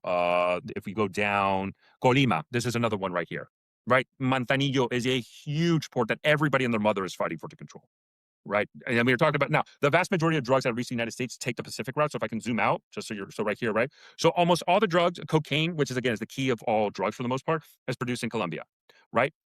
There's the main route that they take to get into the United States, either through Mexico and then through the US, is they go either through Colombia or Ecuador, and then they push the drug over to then get to the United States. The other route is the Caribbean route, which is either through Colombia or Venezuela. They take the Caribbean route over. I would just tell people, people would say, well, if 70 to 80% of the drugs come from Colombia and Ecuador through the Pacific coast, it doesn't come from Venezuela, then why is Venezuela a huge drug trafficker? Okay, because we're the whole Venezuela thing is like, if you're analyzing just where all the drugs are coming from, then by that logic, we shouldn't even be talking about Mexican cartels, because Mexico doesn't even produce any of the cocaine. But they control the distribution. That's where the Venezuelan military, maybe 20% of the drugs or 15% of the drugs came from Venezuela. But the Venezuelan military was involved in much more than just the ones that left their territory. They manage export-imports from all around, right? It's the same with the Mexican cartels. Like there's various areas how they operate. Either they control from top to bottom everything as part of the infrastructure that gets pushed up to the United States for the drug, or to Europe. I will say Venezuela was from a cocaine pusher perspective, much more valuable to Europe. They were more responsible for the cocaine trade in Europe than to the United States. And what Venezuela would do either directly, either through Colombia or Venezuela directly through narco submarines or boats, etc., to Europe, or through West Africa. So they would go to Africa and up. There's a country called Guinea-Bissau. Guinea-Bissau was referred to as the first narco state because the amount of cocaine and drugs from South America gets there than into Europe. So a cartel. I like the little White House icon, by the way. I'm sorry? Said I like the little White House icon. Do you see that? Yeah, yeah, right there. So, and this is what he did, and this is why it's a great. Okay. Yeah. And so he updates that, and then he does that for all the activities that also even happens in the United States. Now, the cartels can either control the entire distribution network, top to bottom, or they control portions of it, and then third parties manage the rest. No, I mean, we talked about this. No different than any import-export business. Is there somebody of your listener who's a logistician who does import, logistics, etc.? Like, and for a business, they get this. Same the cartels thing, are no different. Well, not same things. Yeah. Well, I mean, zoom in. Our listeners are law-abiding, upstanding citizens. Exactly. No. If you can zoom in on the map to the border with the United States again, is that an area that is not controlled by the cartels to the west a little bit? So this is a state called Coahuila. I mean, there's this little black line, which is very, especially also very important for human smuggling. Coahuila is generally considered a success story. The Coahuila government actually prevents a lot of influence of cartel influence. Obviously, in Coahuila, there is CDN presence. They are the predominant cartel. But if you're looking at it from the construct of other states, they've done an excellent job of tamping down on them, yes. Well, that's crazy. I didn't realize there was anywhere where like a mapper wouldn't put some degree of control. I would not necessarily disagree. Now, again, CDN is the predominant cartel in Coahuila, but it's not like the other states where it's just like without a doubt. Like even inside of Coahuila, the CDN is very cautious in how they operate. Interesting. So, this to kind of from the Civil War perspective, going back here, and that kind of explains it. I talked about why the Chapitos, right? The government, the alliances, and the fighting. The other reason why was because people switched sides. So this is one that actually was a recent one. This guy, Gente de René, Cero, he's very unreliable. He's historically been unreliable. He was with the Chapitos. He was fighting very hard against the Mayos, but they entered into a truce. Right, that explains it here. There was a ceasefire between the Mayos and los Cabreras with René. René is kind of operating independent. They allowed him to keep his territory, which is right here in his actually, I think this is his house. Oh no, but this is one of the areas where he was very active that they added here. But one of the areas that René is, they gave him basically the areas that he's from, and they said, okay, we'll let you keep it, but René said, okay, I'll keep it, but I'm not going to fight you anymore. So then that's how the Chapitos continue to lose. They lost so many people because of that. And now that allows Mayos to just continue focusing. And this is the next front of the war, right? The capital is basically done. This is next. We've already seen a significant intensification. And from the leaders that are left, from los Chapitos, like you will go, and I'm going to share one last thing, another website that I would highly recommend all your followers to visit. And I'll give you the website. So this is called Narco Chronicles. It's also I've heard of this, yeah. Right. So Hearst manages it for, she's active on Twitter, but she has a website. She really does a breakdown of all the leaders, even if they've been captured or removed, but she still has all their bios, applause the bosses, right? And she goes down by kind of the cartel. So is this the Chapitos cartel? Wow. These two are left of the leadership. Jesus Alfredo is very irrelevant in this conversation. He's the key one, really. Ivan Archibaldo. If he falls, it's the end of the Chapitos. If you go here, gone, switch sides. He's in Mazatlan. He's not that very active. This is really the last. I mean, his fighters are the last one really fighting nonstop at Casco. You go down, gone, right? There's just they continue to lose. I mean, this is, if you were to ask me, there's really two key ones at Cuarenta and Cascos, but I haven't talked to, and when I last video, actually people, well, Cuarenta's left, but it's like, I don't see his fighters that active anymore. Yeah, he's in there in Mazatlan, but I'm not seeing him that active. All the activity I'm seeing left when the propaganda they push is right here.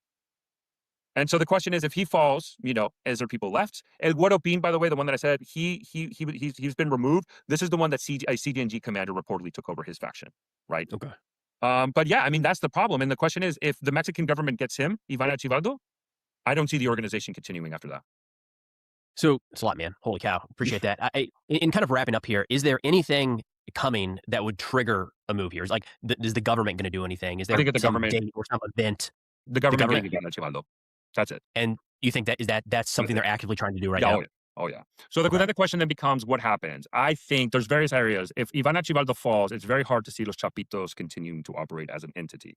So I think what's going to happen is this sort of thing. Some groups might switch over to Mayos because they said that's it, right? And they got into an agreement with René. René was very brutal in his fighting with Mayos, and Mayos, they reached a ceasefire, and Mayos had respected him. It's like, hey, you fought us hard, but we got into a ceasefire, no harm, no foul, right? So I think that what's going to happen is that might happen. And then the rest, for example, let's say Cascos is still very active, his fighters more than likely will join CGNG. And so you might see Mazatlan area, that whole area which I showed earlier, that would become CGNG territory.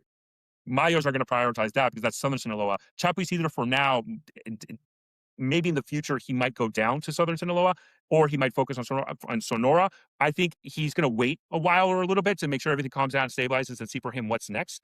He's also doing a lot of things internal. He recently killed one of his commanders, Chuta. He had him executed for perceived betrayals. So because a lot of the people who switched side from those Chapitos, I said they went to the Mayos.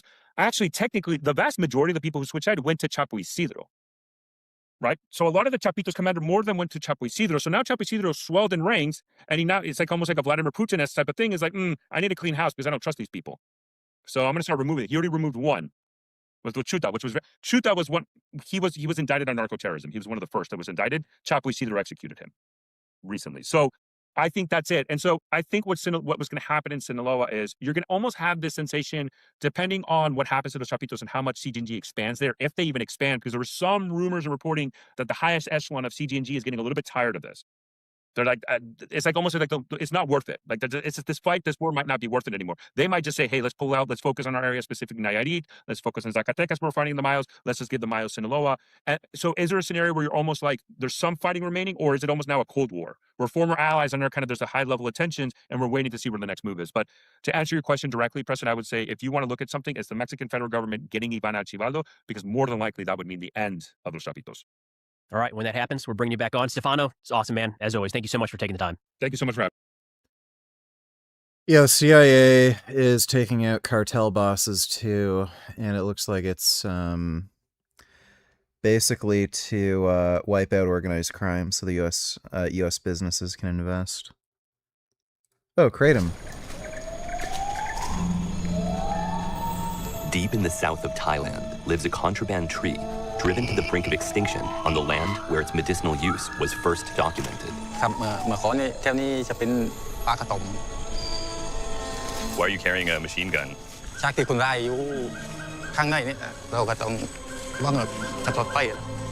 Despite booby traps, precarious boulders, and the cryptic warnings of poachers, I've come to find the tree where it grows in the wild. Oh shit! I've been fascinated by psychoactive drugs my whole life. I love to study their chemistry and impact on society. And my work has allowed me to investigate extraordinary substances around the world. Yet there are still mysteries that remain. To its users, it's an herbal medicine. To the governments that prohibit it, a deadly drug. Wow. There it is. This is the story of Kratom. There is a land in the far, far east where Mitragina speciosa grows wild. In the same family as the coffee tree, its glossy green, ovate lanceolate leaves remain an exotic novelty to many in the United States. But in the far, far east of Brooklyn, Kratom is enjoying a modest surge in popularity.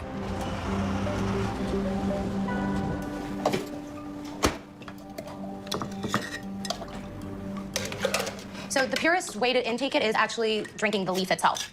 What you want to do is you want to start with 2 to 3 grams because you want to see how your body reacts to it. The side effect of this is nausea if you intake too much for your body. How's business been? Pretty good. It's definitely worth it. People are reacting to it very well because, we show people that there are so many other things out there that are good for them rather than, alcohol or other substances that aren't very good for your body. Do you have any concerns about it being addictive? So I believe that anything could be addictive if you overdo it. But opioids specifically are so stigmatized and Right. associated with addiction. There's no overdose with kratom. If you overdose, pretty much what happens is you get sick, you vomit, like I said, a couple times, and then it's gone. Yeah, you can still be addicted to it. That's the same with any opiate. If you take too much of any opiate, you'll get sick and vomit. Good. Try it out.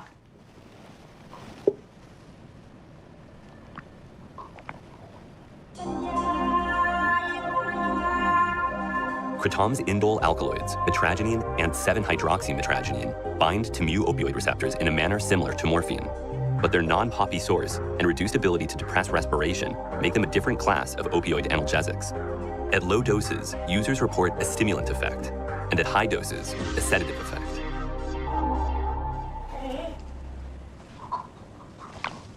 I can can feel it. Really? Yep. It's nice. It's a euphoric sensation. Yeah. It's surprising to me that this even exists.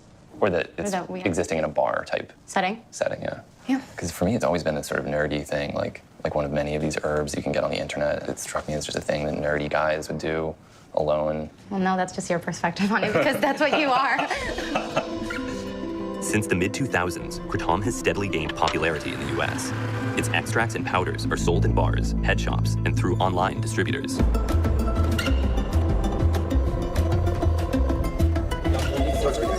Just wanted to see if you are interested in buying some kratom from us. Is it already sent out the warehouse? No, not yet. So we're gonna have to send it down. Okay, cool. I'll make sure to send it down. Yeah, it needs to go out ASAP. Cool.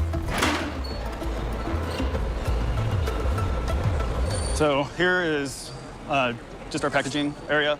This is a typical, what a typical shipment would look like. And what is this product? So this is a kratom from Indonesia. This one's from Borneo. So it's already a powder when you receive it. The majority of the time it is. Every now and then we'll get some fresh leaf where we'll mill ourselves. Wow. Wow. How many trees would it take to grow this much leaf? One tree will produce about 20 kilos. It's estimated that 3 to 5 million people use this product daily, and that generates $250 million in revenue. And just the amount of product that's being imported is 80 tons per day. 80 tons per day coming from Indonesia? From Indonesia. Mm-hmm. Wow. Yeah, it's incredible. That's 16 million doses. That's a lot. Yeah. Kratom grows throughout Southeast Asia, but it's prohibited in Malaysia and Thailand. In countries such as Indonesia and Vietnam, where the plant is still legal, metric tons of powdered leaf are exported to the United States each day. But this may be short-lived, as the legal status of Kratom in the United States remains precarious. You know, we were on the brink of shutting our doors down. The DEA was about to schedule this in the same classification as heroin. That's significant. That's jail time. In 2016, as the threat of emergency scheduling grew near, Kratom advocates responded en masse, collecting 140,000 pro-Kratom signatures and staging a rally in front of the White House.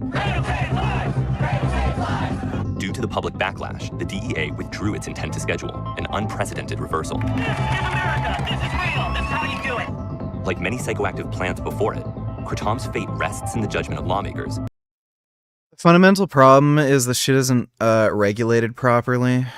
I'm fine with keeping kratom legal, but dude, so few people know anything about it and they don't realize how dangerously addictive it is. So people think they're just taking like weed basically. It's a hell of a lot more dangerous and addictive than weed. And not the citizens who use it.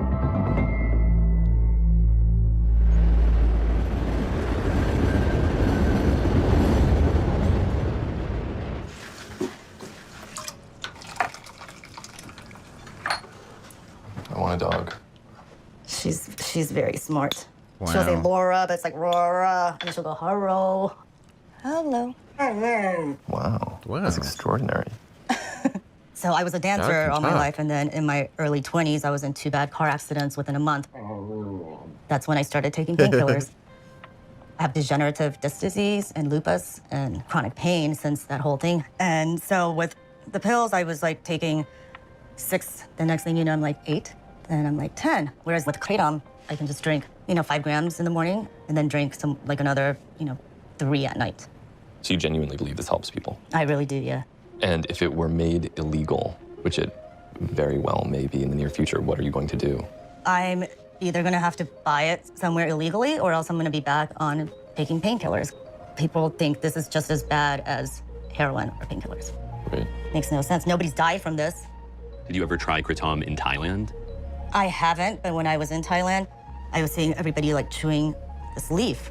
Interesting. I'm looking forward to seeing this. Yeah. Are you going to Thailand? Yeah, that's the plan. 2 flights, a tuk-tuk, and a party limo later, I arrive in Bangkok, one step closer to the last Kratom forest in Thailand.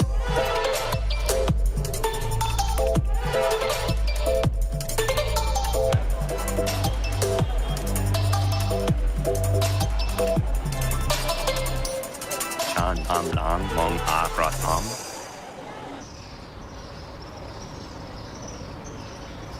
This is a 185-year-old engraving that describes traditional use of kratom in Thailand as an anti-diarrheal drug and probably also as a treatment for pain.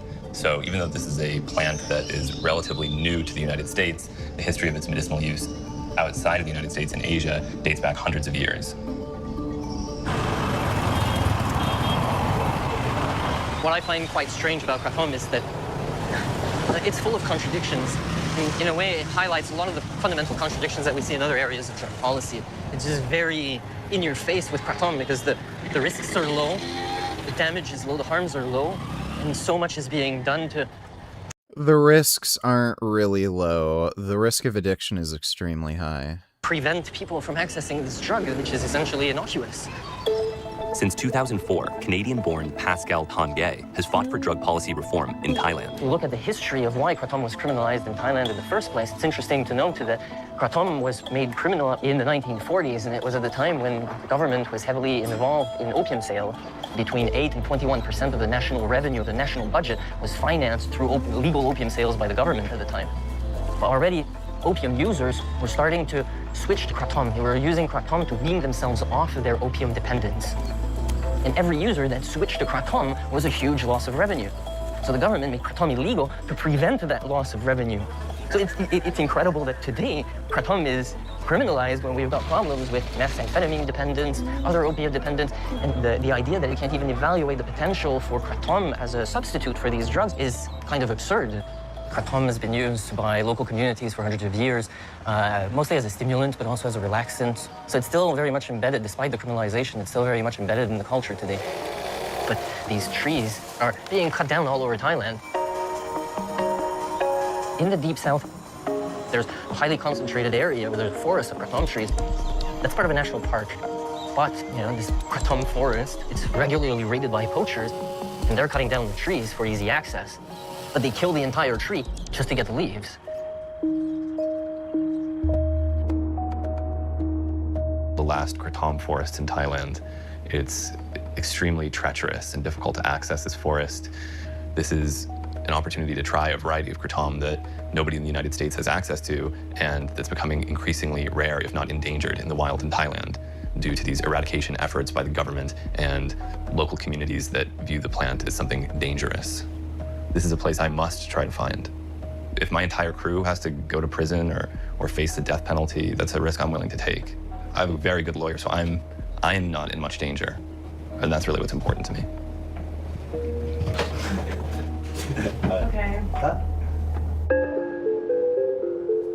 Young tourists flock to this tropical paradise for exotic beaches and sizzling nightlife, but it's the last remaining kratom forest that beckons me to southern Thailand.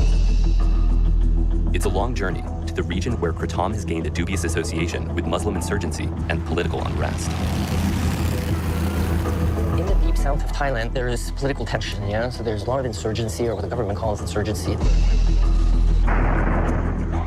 In the media, it's portrayed as if these young Muslim recruits of these insurgency cells are consuming illicit drugs.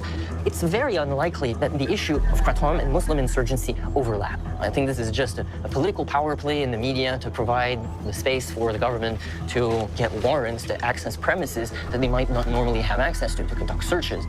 So there's a political dimension to the war on drugs that's been waged in Thailand for the past 15 years. The police have significantly stepped up these arrests for kratom users and seizures and demonstrating that as a success of their law enforcement strategy. But in reality, they are forced to cut down trees and arrest people who are essentially not really troublemakers or criminals. It's farmers who work in the rubber fields, people who do manual labor. It's not a war on drugs. It's a war on poor. It's a war on the unwanted people of society.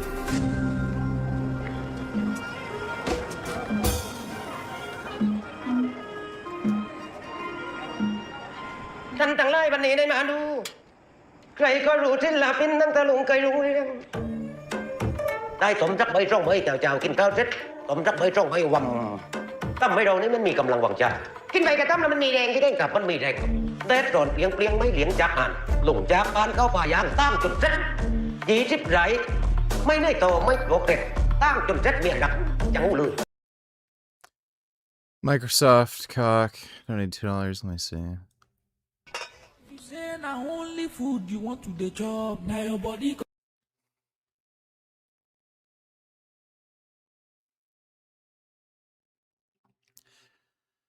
Yeah, they eat gross there.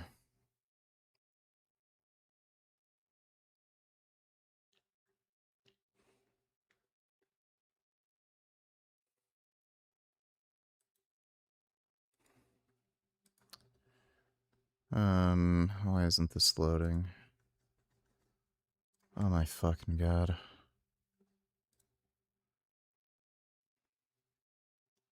Is there something wrong with this fucking video? Holy shit. Yeah, it won't load past that point.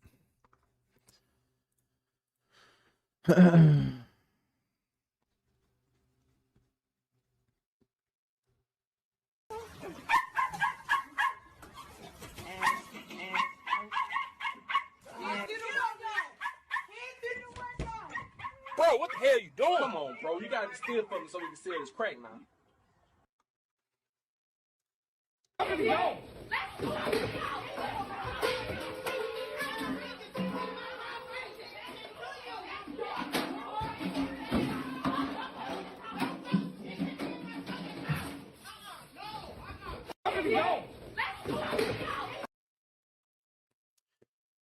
Alright, thanks, dude.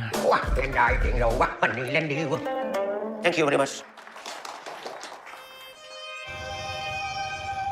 Kratom-related fines can exceed the annual salary of a southern Thai farmer, making the locals reluctant to show off their contraband vegetation. Eating some durian, I see. Oh, very good. Yes, yes. So, do you have your own kratom tree? May I see it?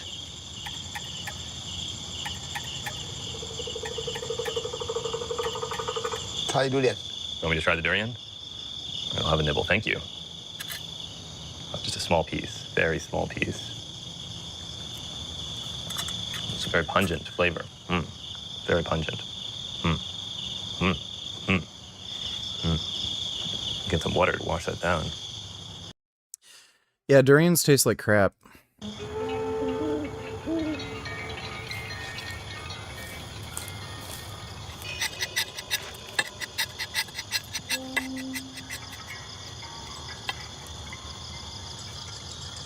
Nó nằm giangมันเลยดีกินตรงนั้นคืนแต่กลางวันมันนำย่างไม่เคยเลยมันร้อนกินกระถมแล้วมันเดินดีมันให้เก็ดกันยากเก็ดเองเหมือนมันเลยดูกินนี่มีพลังนะใช้มานานเลย10 ปีได้เลยตอนเป็นเด็กรู้ใบกระถมจากเมื่อผู้ใหญ่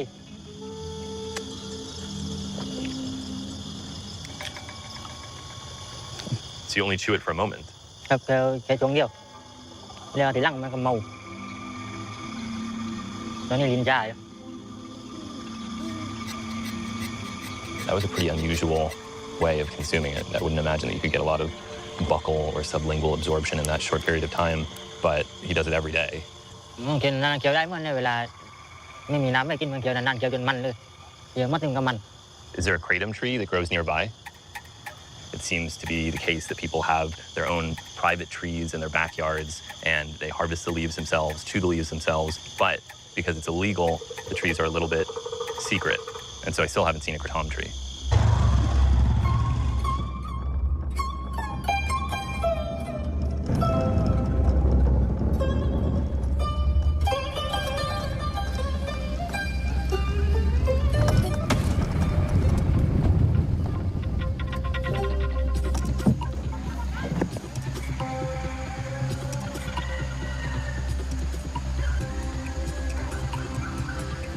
Prehistoric. I wouldn't be surprised if a velociraptor or glyptodon came out and attacked me.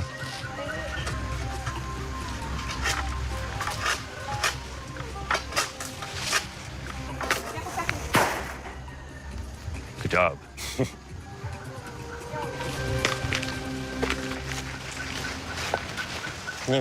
Oh, wow.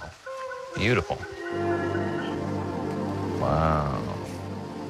Metragina speciosa, the kratom tree. The leaves look just like I expected they would, with a prominent red central vein. These are really beautiful. How long have you had this tree? 3 ปีได้เลยครับทำกิ่งมาจากต้นบ้านเพื่อนครับไปขุดมาแล้วก็ไอ้ต่อตาเหมือนกับย่างผาราอะไรแบบนี้ครับพอมันขึ้นตามธรรมชาติครับแล้วก็เอามาติดตาอะไรแบบนั้นต่อตา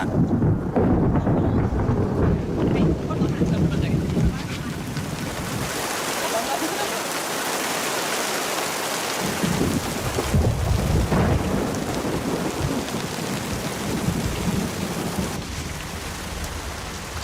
feel? ก็กินเหมือนกับไอ้กินหญ้าได้ตัวไปได้แบบนี้ครับแก้เคล็ดเมื่อยได้แบบนั้นนี่ Has anyone ever died from chewing too many leaves? ไม่มีครับ ไม่มีคนตายครับพอกินกระท่อมครับแต่มันก็เป็นใบไม้ตัวไปเนี่ยครับแต่กินเนี่ยมันมีแดงมีได้แบบนั้นนะครับก็ไม่ถามเมื่อนะครับคนไม่ก็ไม่ต้องรับครับ Are you afraid of being arrested for having this tree in your backyard? กลัวครับ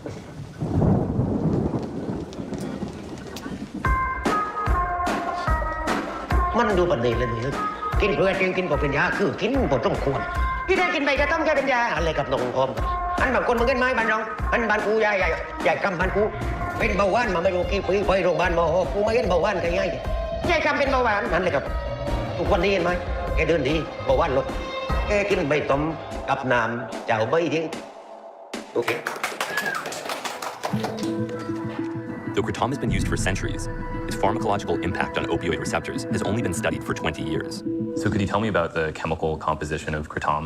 Kratom contains many types of the compounds, which alkaloid and terpenoid, a lot of tannins inside. They contain two types of alkaloid, is the ox-indo-alkaloid and indo-alkaloids. Mitacinin is indo-alkaloid. And that's a little bit uncommon. Usually these indole alkaloids are not opioids. The mitacinin is interesting because it contains two parts, a hydrophobic part and hydrophilic part. The three-dimensional structure is nearly close to the morphine structure, and then it can bind to the opioid receptor, but not every type of the opioid receptor. That's the reason why the mitacinin has less potency in comparison to the morphine. Yes. And what about the conflicting reports about the activity of the plant? Some people will say that it's a sedative, other people will say that it's a stimulant. Do you think that that is based on just different subjective responses to the plant, or that there might be different chemicals that account for the stimulant or sedative effects, or that it's dose dependent? People chew it 2 leaves, 3 leaves, they feel very active. It's like a stimulation effect. But if you consume very, very huge amount of the leaf, like 200 leaves per day, you will feel sedative. So it depends on the dose, right? Put everything on.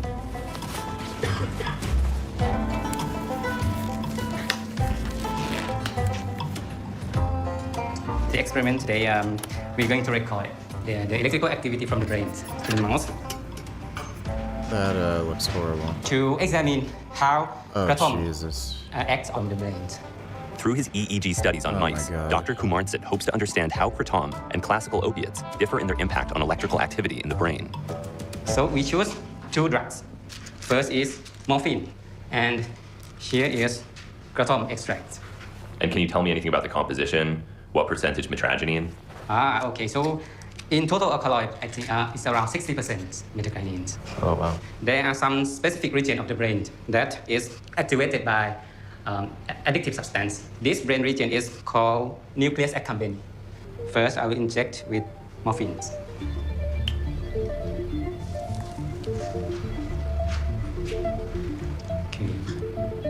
Poor rats. Oh my god. Put the animal in the recording chamber.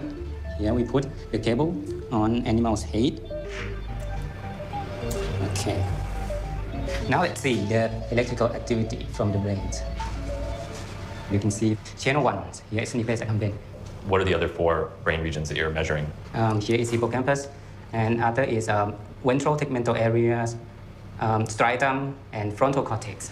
And what was the dose of morphine that was just used? 15 milligram per kilogram a day. 15 milligrams per kilogram? Yes. It's a high dose. You can see the action of morphine. It's hyperactive, right? It's increased hyperlocomotor activity. So morphine increases locomotor activity? Yes, from my work. Really? That's surprising. Yes. Yes. I would have imagined that it would have a sedative effect. That's what people say. But from the locomotor tracking, we can see that morphine increased movement. I've been on morphine. I can tell you it's a fucking sedative, and you do not want to move on morphine. Okay, that's it for this one, I think. Next one is kratom. Okay. And what is the dose that you use of the kratom extract? The dose is 80 milligram per kilogram. Yes. Oh. I draw with a 22 gauge needle. This is an amazing demonstration. Dr. Daniel is going to show you the comparison between the effect of morphine and kratom. Yes. If they go the same way. You can see the red one is morphine, blue one is control, and yellow one is kratom. Something happened in nucleus accumbens after receive morphine, but not in kratom. we can conclude that kratom might not have addictive properties. Unlike Yeah, it has addictive properties, dude. Buddy, like, that is the stupidest thing. Yeah, let's torture rats to see if kratom's addictive. Like, it's addictive. People are addicted to it. What the fuck? morphine, kratom has no impact on the locomotor activity of mice, nor does it change electrical activity in the nucleus accumbens. These experiments suggest that kratom alkaloids have a reduced liability for dependence relative to classical opiates. So if you were to give kratom or an extract to someone who is wearing this EEG, what do you think would happen? Animal and human, it's the same thing. Kratom increase alertness. It might increase monoamine or serotonin in the brain that can keep you awake and feeling fresh enough. But people describe these contradictory effects. Some people say that it's a stimulant, other people say that it has sedative, morphine-type activity. Is test SIPE a good entry point? Test is at 400. Scared to take the jump. My buddy is trying to get me on Anavar. If your total test is at 400, you are hypogonadal. That's the cutoff point where it's undebatable that that's a hypogonadal cutoff point where it's totally like undebatable. People at that cutoff point have problems from having lower testosterone. So physical issues, more pain, problems, exercising, energy, sexual performance, mood, stuff like that. Doesn't mean you'll have every symptom, but you're absolutely going to be symptomatic to some degree. Anavar is not going to treat androgen deficiency from testosterone. It'll help you build muscle and everything. You might feel a little bit better, but the problem is your testosterone's too low, so you have to be on testosterone. Test SIP is good. When I first hopped on, I used Test SIP. Right now, there's a Test SIP shortage. I would just recommend Test and Enthate. They're both interchangeable. There's not really a big difference. From my experience, I prefer Test and Enthate because it seems to make my libido a little higher, and it's also cheaper. It's dosed at 250 per mil as opposed to 200 per mil, and it's the same price per vial. And what else was I going to say about it? Oh yeah, I noticed I have less nipple sensitivity on Test and Enthate. Test SIP, I think because it's a longer ester and you're going to have more stable levels, you just have a bit more constant aromatization. So you can probably take more Test and Enthate without needing to use like an AI if you're doing bodybuilding, just to like not have crazy sensitive nipples. But yeah, go on testosterone. Like, you are clinically hypogonadal if your test is at 400. Stop being a pussy about it. Just start at 20 milligrams per day. That's a low, safe dose where vast majority of people aren't going to have any problems. So just start at that dose and then go from there. Thanks for the donation, though, John. Curse donated $2. What if Hitler had actually won the Second World War? Look, I've seen a few videos on this topic. I mean, maybe we'll watch that later. I want to finish this video first. Thanks, dude. In people, it depends on your attitude. It depends on if you like it or you don't like it.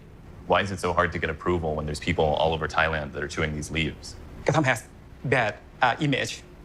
It's a big problem for Thai researchers. It should not be classified as an opiate.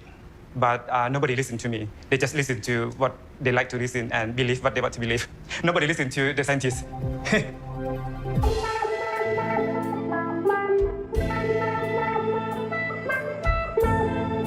เขาบอกว่าใบกระท่อมนี่มันผิดกฎหมายกินแล้วเจ้าหน้าที่ตำรวจเขาจับคือปันดีแล้วน้องครับมันผิดกฎหมายไอ้โบติมันเอาใบกระท่อมนี่มันไปผสมคิดไม่ดีเพื่อคือเอาใบกระท่อมเนี่ยไปผสมกับยาเอาไปผสมกับโคกไปผสมกับน้ำแกงเจ้คุณรอยแล้วไม่วิ่งในสนามกีฬาไม่ใช่ได้เวลาแล้วเดินทาง In the early 2000s, as the south of the country was mired in political unrest, Thai media began reporting on a new teenage obsession with a kratom cocktail called 4x100. ตามเบาะแสถูกซื้อขายเพื่อไปเป็นส่วนผสมสารเสพติดที่ผู้เสพส่วนใหญ่ใช้เรียกชื่อว่า One of the things that first made me interested in kratom in Thailand were these sensational reports of people consuming mosquito coils or fluorescent light bulb phosphor or powdered human remains.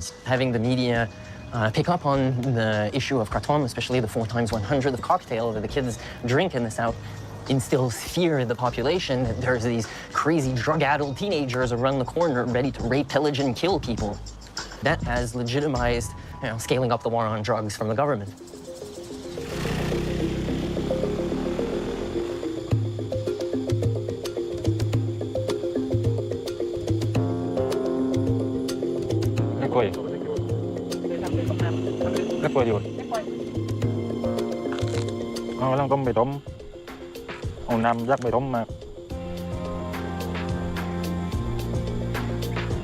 Where'd you learn how to do this? ในข้าวทำครับเขาไปจับใบกระท่อมนี่ได้ต้องเขาบอกผสมวิธีผสมอ่ะโอ้ที่คุณด้วยจริงอยากไอ้นี่บ่อยเก็บครับงานหนักโคกใบกระท่อม And how does this compare to chewing kratom leaf? ไปเกี่ยวกับเรามันจะคมครับการนี่กินมันหวานกันมีรสชาติหวานแต่มันมีอาการเมา Have you ever seen people using these sorts of exotic ingredients? Things like mosquito coils and the phosphor from fluorescent light tubes or powdered human remains. Is any of that true? ไม่แค่นี้ไม่มีครับไม่ยากลงตอนดีที่อยากกันดุงเล่นวันเลยเขาว่ากินดึงมันเมามีอาการเป็นบ้า What type of cough syrup is that? Because there's cough syrups that contain codeine, there are cough syrups that contain dextromethorphan. So I'm curious what type of cough syrup that is. แล้วไอ้นี่มีแอลกอฮอล์ครับ Without the bizarre and toxic additives reported by the media, this brew seems relatively benign, simply a kratom-based iced tea with a kiss of chlorpheniramine.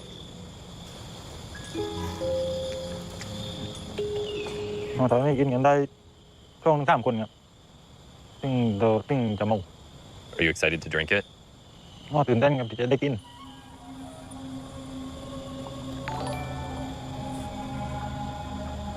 20/mg daily, and test Cypor N and Tate, got it thanks. Do you prefer weekly or daily injections? Notice a difference? Why do you think I said daily? So yeah, obviously I prefer daily injections. If you only inject once a week, that's fucking retarded. You're way more prone to get side effects. You're not going to have stable hormone levels. I've only ever injected daily because I'm not an idiot. I'm also not lazy and just fucking stupid and careless. But at bare minimum, you should be injecting twice a week, like bare fucking minimum. If you're like some lazy, retarded fucking asshole who's afraid of needles, bare minimum twice a week, ideally every day.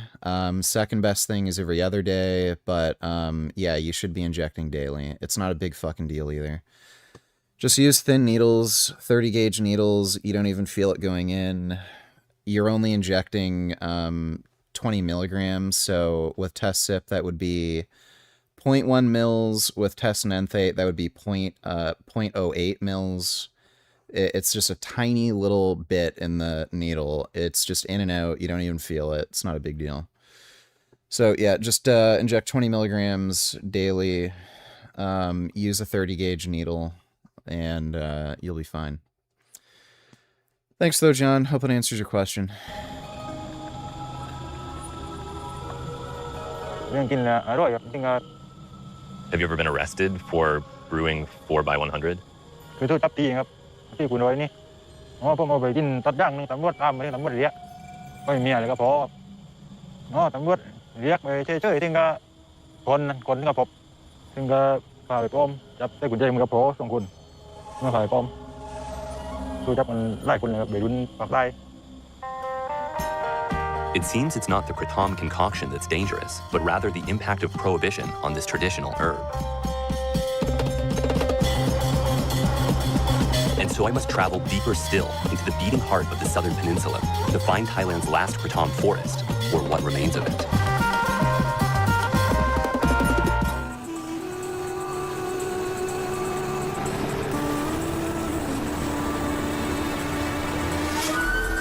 I have been told of a paradise beyond these seas, a land where kratom grows free, unencumbered by the wrongs of men.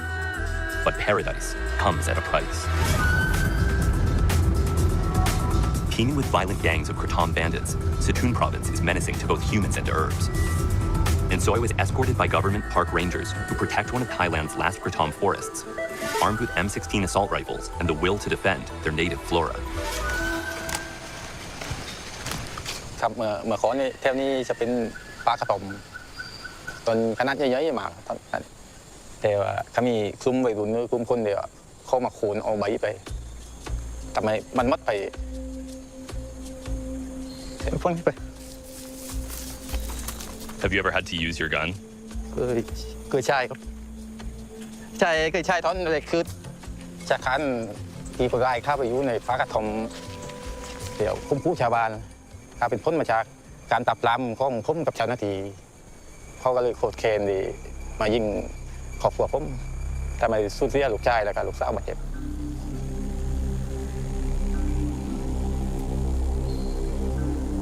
แต่ความคิดแต่การจะเครียดหรือกระทำนี่ไม่ก็คือว่าไม่ได้รู้สึกโคตรเคนนะแต่ว่าโคตรคนดีใช้อำนาจเอาไปใช้มันในทางนี้ไม่ดีหรอกป้า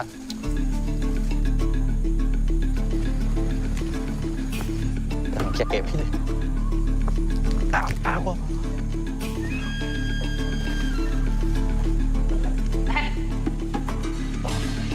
เดี๋ยวต้องระวังในรูปมีทับปูอะไรต้องดูระวังเครียด Punji sticks. This is a classic low-tech booby trap. These kratom bandits aren't joking.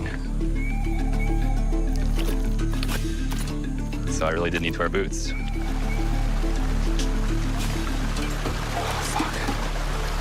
Oh, Is this the way they went? Wow. เมื่อก่อนเนี่ยคนร้ายก็ได้ทำประตูพัน What do you mean Trump buckling? The U.S. has an extradition treaty with the UK, and Trump doesn't care. นักเขตบริเวณในการเอาปืนขัดตมนี้แต่แค่นี้ก็ได้เขียนไว้เขียนคุ้มคู่ชาวบ้านที่ข้ามา This is insane. That interviewer looks like your ex-wife. All right, thank you, 21st. Whew.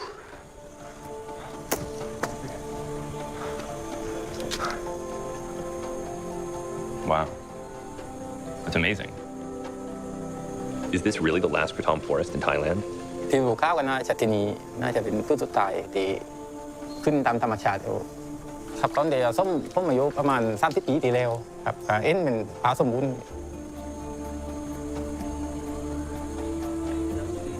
Did the dog follow us all the way here? ใช่ครับเป็นของผมมันลงเรือมาจากตอนเดียวเขายิงพลมบานที่บ้านเขาก็ติดตามไว้ไปนะแต่มันคอยระวังไป Just less fat. Yeah, thanks, 21st. I don't know. Why are you devoted to protecting this forest? ครับเพื่อความสมบูรณ์ของธรรมชาติของมันเราไปใช้ในการดำรงชีวิตคืออยากให้มันฟื้นมาเหมือนเดิม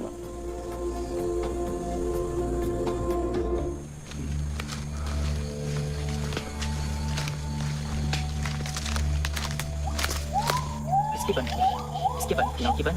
A gibbon? Yeah, a gibbon. Wow. นี่มาก่อนต่อมันต่อใหญ่ This is kratom. ๆท้อกระทมที่ตุกทำลายถ้าจะไปกับต้องรีบไปต้องทำเวลาครับคือไม่ไกลแต่ว่าเดินประมาณ500 เมตร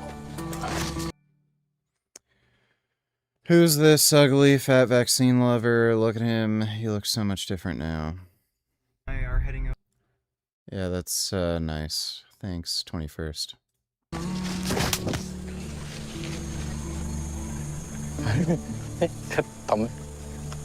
Oh, there it is.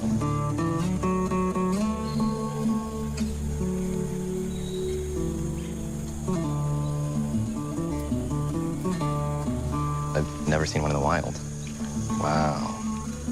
They look a little bit different from the kratom trees that I saw growing in people's backyards. There is a lot of competition from other plants. The entire abaxial surface of the leaf is red, not just the mid vein.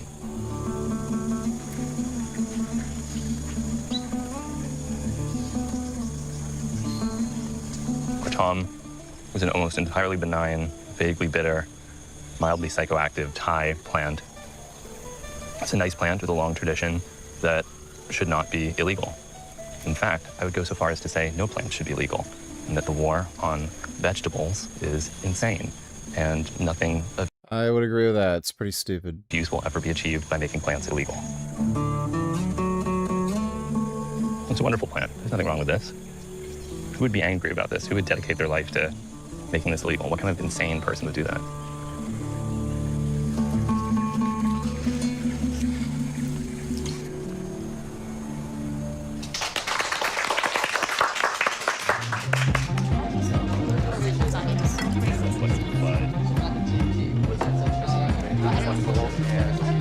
Scorned by the government in its native land, Kratom has found a new home in the urban jungle of New York City. Which one?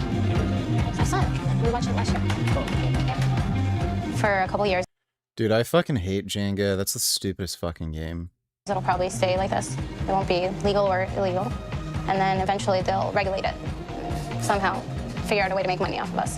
It has a little bit of a foothold. There's places like this, and that is good.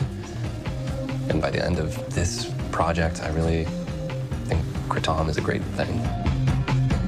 The future of this maligned Petragina is uncertain. But in America, it's winning a battle against the DEA. At least for now.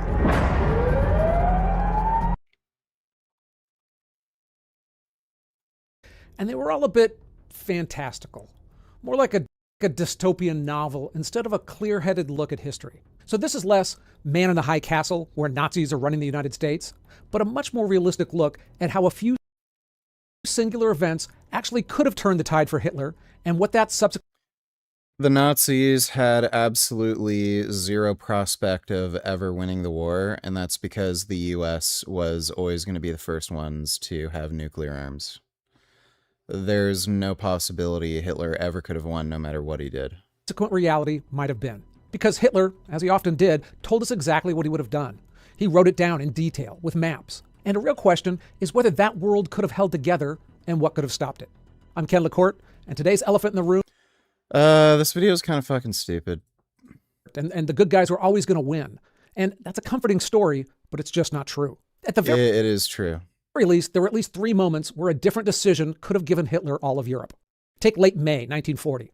France is falling faster than anyone Doesn't fucking matter. US still would have nuked him. imagined. The British army is pinned down on the beach at Dunkirk, and a serious faction inside their war cabinet is pressing Churchill to cut a deal with Germany. The argument had some merit. I mean, Britain was alone.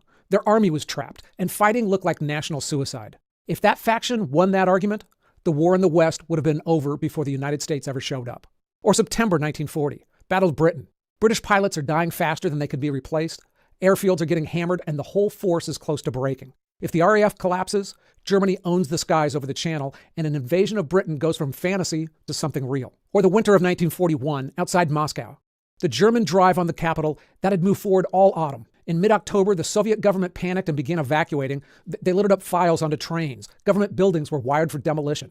By early December, German reconnaissance units had pushed to the very edge of Moscow, close enough to see it through field glasses, like 15 to 20 miles from the Kremlin. The entire Eastern Front was balanced on a razor. And Hitler, the same man who came that close, he also made mistakes that saved us. He halted his tanks at Dunkirk and let the British army slip away. He invaded the Soviet Union with Britain still in the fight, which every general since Napoleon could have warned him against. And after Pearl Harbor, he was under no obligation to Japan to declare war against the United States, but he did it anyway.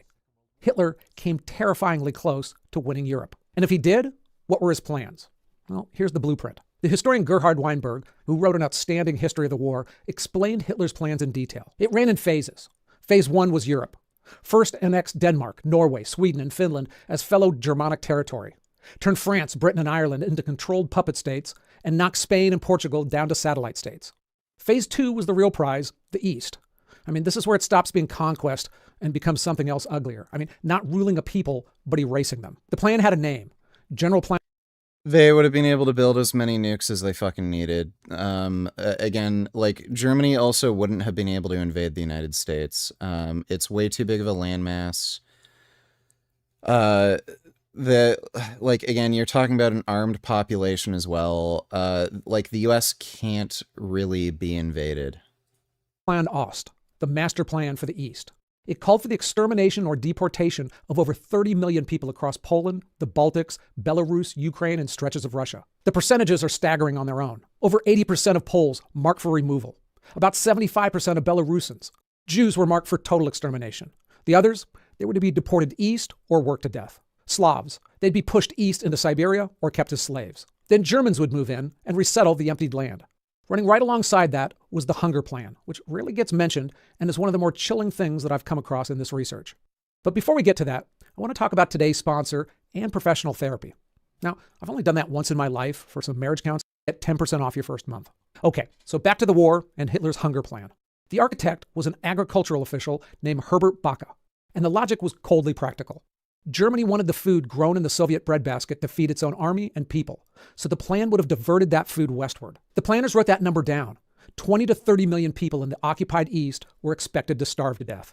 I mean, the Nazis understood that going in, and it was part of the policy. His model for all this was the United States, and he said so explicitly in his writings. In fact, he considered the Slavs he planned to clear off the land to be the new Native Americans. He looked at what European settlers had done in the Americas, and he was going to use that as a guide. The resettlement plans got very specific. Crimea was to be cleared and handed to German settlers. Great highways would push east into the conquered land with new German towns strung along the way, all built with slave labor. Phase 3 was meant to come later. After taking Europe, Hitler expected to claw back Germany's old African colonies and help redraw the continent under Axis control. He was even counting on regimes like apartheid South Africa as sympathetic partners, not enemies. So the Nazi genocide that we saw killed over 12 million people, but that was only the opening act. The full plan for the East would have stacked tens of millions more on top of that in a deliberate, organized genocide running across the continent. As always with the Nazis, this wasn't a mob of thugs figuring things out as they went along. Heinrich Himmler ran the machine and even had professors design the racial classification systems that would decide who lived, who died, and who became slaves. It was genocide with footnotes. While all this was being planned, Hitler was moving forward with his favorite architect, Albert Speer, on a project they called Germania. It was a total rebuild of Berlin as the capital of the world. The centerpiece was a hall meant to hold 180,000 people with a dome bigger than St. Peter's in Rome, and with a triumphal arch big enough to fit the Arc de Triomphe several times over. Their aim was also to reshape religion as well. We tend to picture the Nazis as just being cynical about religion, willing to use the church when it was convenient and ignore it otherwise. But they were planning on destroying it as potential opposition. Inside Germany, they even had a name for the halfway step, positive Christianity. It sounded harmless, but in practice, it meant stripping out the parts of the faith that clashed with the Nazi doctrine, downplaying the divinity of Christ, erasing his Jewishness, minimizing the Old Testament, and tying what was left to the cult of the Fuhrer. It was marketed as a more German Christianity, but the point was to bend the church around the state. Long term, they wanted Christianity gone from Germany altogether. Now, there's a famous 30-point program for a so-called National Reich Church that gets quoted everywhere. Bibles being replaced by Mein Kampf, crosses replaced by swastikas. But the wartime Gestapo traced it to a single zealot, so it wasn't official policy, and the state really never adopted it. But what isn't in doubt is that Alfred Rosenberg, the Nazi Party's main architect on religion, intended to hollow out German Christianity and eventually replace it with something built around blood and nation. Before the war, he'd already been put in charge of the party's philosophical education, which meant shaping the worldview of stormtroopers, Hitler Youth, and rank-and-file Nazis. Church leaders in the 1930s saw his rise to power and openly worried that the state had just put an anti-Christian crusader in charge of the nation's soul, and they weren't wrong. And the church was already bending. In 1938, about 90% of Germany's Protestant pastors swore personal oaths of loyalty to Hitler. I mean, the wording was pretty blunt. I swear that I will be loyal and obedient to the Führer of the German Reich and nation, Adolf Hitler. So help me God. So the regime didn't have to break the church by force because intimidation was already working pretty well. But even if Hitler won on the battlefield, the government he created had some fundamental problems and in many ways was built to break. Start with the money. The Nazi economy was a time bomb, and the regime knew it. Germany was chronically short of the foreign currency it needed for raw materials, lurching from one exchange crisis to another throughout the 1930s. The rearmament boom, tanks, planes, uniforms, they ran on MIFO bills, government IOUs that were basically printed promises to pay later. Those promises came with a countdown, and the maturities were all due between 1939 and 1942. So the war was essential if Hitler wanted to keep dodging the bill collectors. There was a 4-year plan that was supposed to make Germany self-sufficient, but it failed. Their economy, it ran on conquest. It had to keep swallowing territory to loot the resources, seize gold, grab slave labor. If they stopped conquering, the math collapsed. Now, that said, it wouldn't have collapsed overnight. There was a less accepted view from economists working in Britain in the late 1930s. Thomas Balog and Claude Gibault, they pushed back on the popular idea that Germany was about to fall apart. In their view, the Nazi system was tougher than the people wanted to believe, and it was held together by raw authoritarian control. So, from their point of view, a victorious Germany, it could have limped along a lot longer than we would have liked to have thought. But perhaps a more urgent problem for the Third Reich was keeping the conquered under control. Look at Yugoslavia. Germany had to keep over 500,000 Axis troops just to hold on to the place. And they got vicious about it, as they always did. They had orders to execute 50 to 100 civilians for every German soldier killed. Now, that was brutal, but those reprisals, they only increased the resistance. Because genocide often makes the problem worse.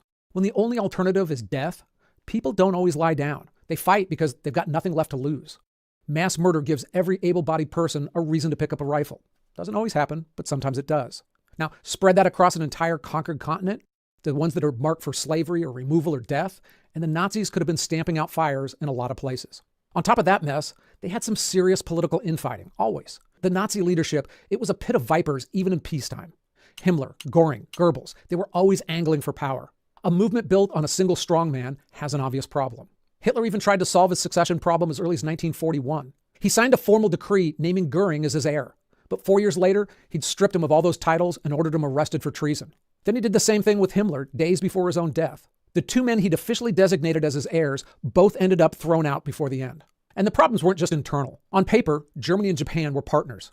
They even split the world between them, drawing a line down the 70th meridian. Germany claimed everything west of it, Japan everything east. But nobody serious in Berlin thought that those borders would outlast the war. Once Japan had done the dirty work in China and the Pacific, the plan was to turn on them as well. I mean, when you've built a movement based on Aryan racial superiority, the Japanese, well, they just didn't fit that bill. The regime had tried to get around that by slapping the label honorary Aryan on the Japanese and kind of hoping nobody would laugh. And some theorists even went further, tying themselves in knots to argue that the Japanese were an Aryan people of the East who developed independently. But not even Japan was fooled with that stuff. It refused to hand over Jewish communities in its territories. It rejected the Nazi racial doctrine outright, and it ran its own war largely independent of Berlin. A victorious Axis doesn't give you a stable new order. It gives you two tired conquerors eyeing each other across that meridian, each planning to betray the other. Winning the war wouldn't have ended the wars. It would have just decided who fought whom next. So look, this is a good time to mention that if I get any serious facts wrong here, let me know in the comments. I'll address it in a pinned comment below. Down there, you'll see sources and research notes as well. All right, so Hitler kind of thought America was a joke, and he never took seriously the America problem that was going to await him after the war. He called Americans a race of mongrels, and he assumed the country would rot from the inside long before it could ever threaten him. As late as 1944, when American tanks, planes, and men were doing the heavy lifting in Western Europe, Hitler was still more worried about Britain than about the United States. And the economic and military production power of the United States, it was massive. I mean, numbers that were larger than Germany and most of Europe combined. In 5 years, America produced over 300,000 aircraft, 100,000 ships, and millions of vehicles. But Hitler's contempt came with a theory.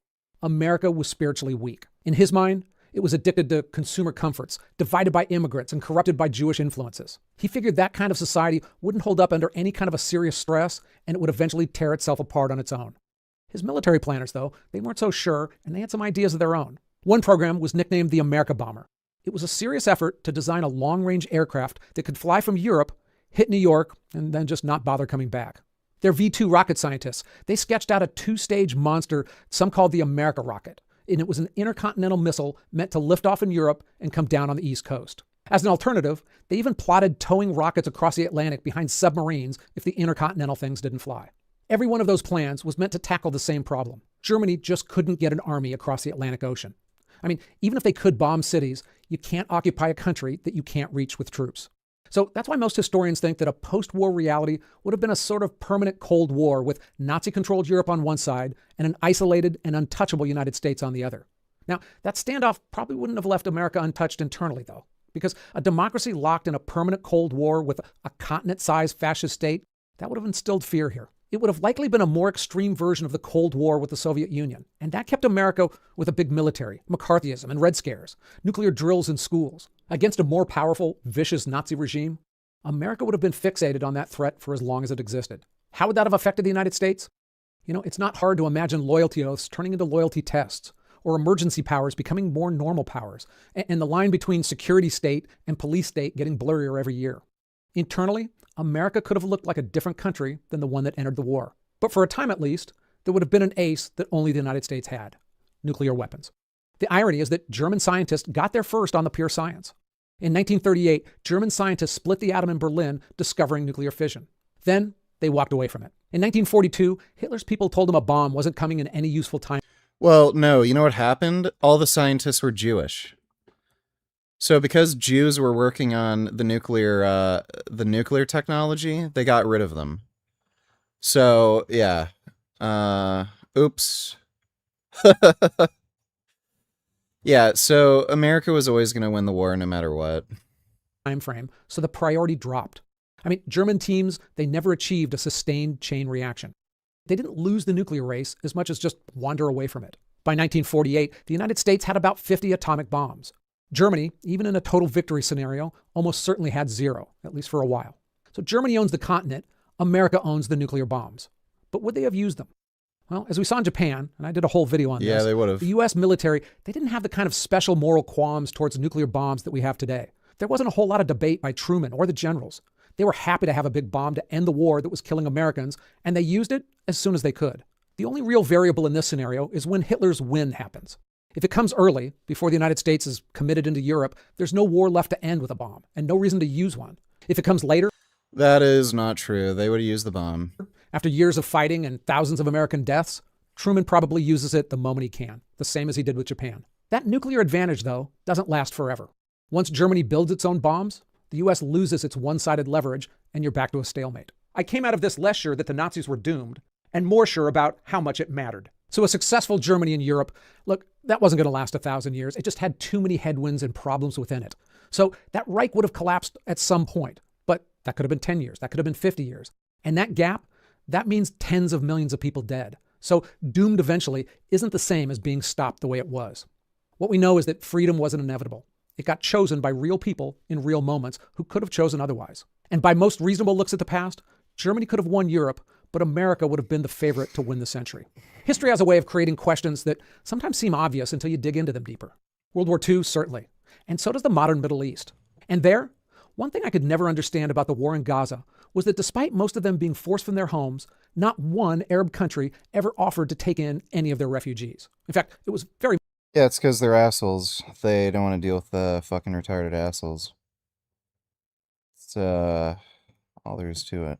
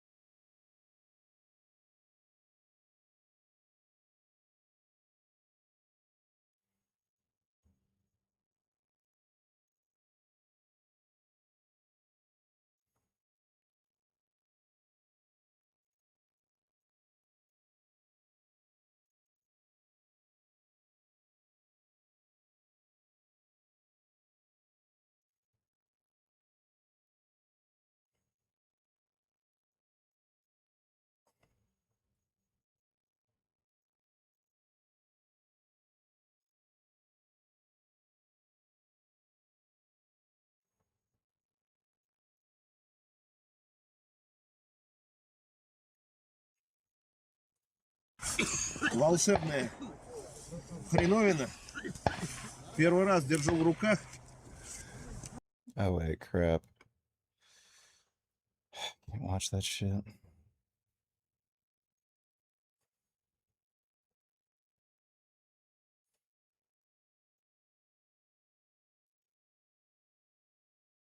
Five things that are absolutely worth the money. Number 1, grass-fed, grass-finished beef. No, it's shit for you. Number 2, Le Creuset enameled cast iron cookware that'll last a lifetime for dudes. Number 3, You don't need to use cast iron cookware. It just doesn't fucking do anything. Wool boxers, no. I don't really have an interest in torturing and killing sheep just so I can have itchy fucking underwear. Wool boxers. Number 4, Yu Kurosaki knives. Handmade by a Japanese blacksmith. These will last also a lifetime. I don't know why the fuck he'd include that in there. Really good steel knives. Yeah, they last long, but maintaining them is also a pain in the ass because they're so hard. They're pretty difficult to sharpen. Like, most people probably aren't really going to be able to sharpen them on their own. Number 5, a good home air filter. You breathe this air in your home all. Okay, yeah, retard. Good amount like you would on. Just fucking retard.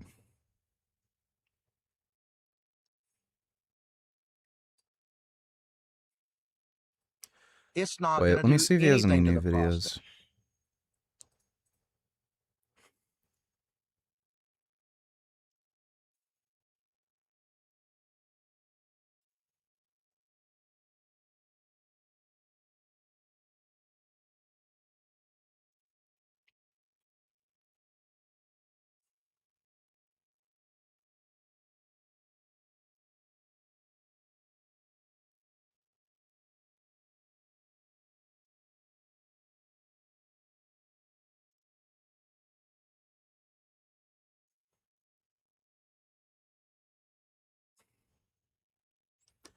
TRT increased my income by 82%? The fuck?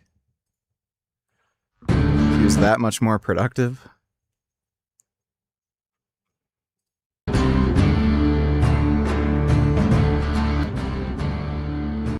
And then you run the Alpha Male 2.0 business, which you've had also for quite some time, which is a lifestyle optimization for men, maximizing freedom, happiness, relationships, etc. Did I describe those correctly? I should hire you to do my marketing. Okay. So that's your niche right now, and you've been extraordinarily successful in it. Okay. Those self-improvement businesses are extraordinarily fucking lucrative. I'm kind of wondering if I should kind of do something like that, just like not something stupid and sleazy. You know, like the worst one is that Hamza fucking Pakistani fucktard. That is just a complete fucking joke. But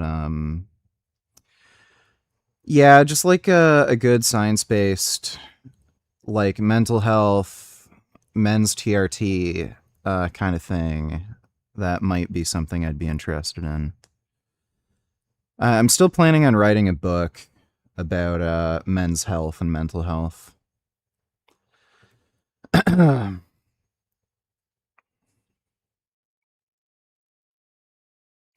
Air filters are disgusting. Wake up all snurfed up with them. Snurfed up.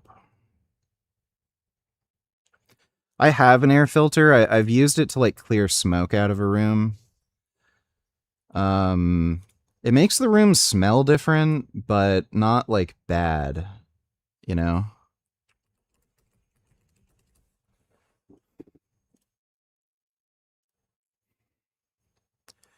This was stupid. I'm gonna make a video response to this. Like, that was the dumbest, one of the dumbest things I've ever fucking... Thoughts on you only getting pussy once or twice in 2 years and then telling people they don't get any pussy? And saying I'm getting more pussy than you in debates? Yeah, I'd say that's based. Thanks, 21st.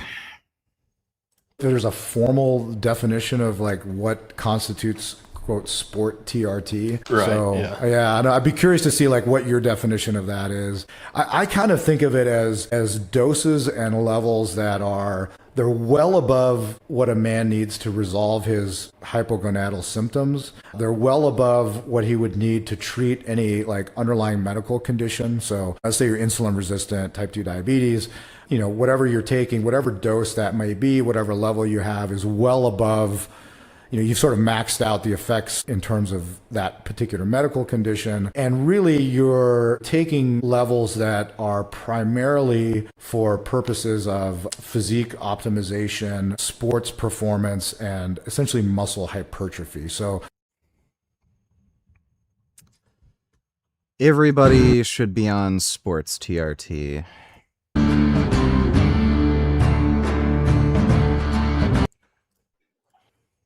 You have to start with a dose, and then you adjust that dose up and down based on symptoms. Yes, you look at levels. I do tell men if their free testosterone comes back really elevated, I mean, they're not getting any more benefit than being in a, in a more appropriate range. I'm trying to be very careful with my words here. So typically the average dose is 2 clicks twice a day. That tends to be the average. Okay. Friday.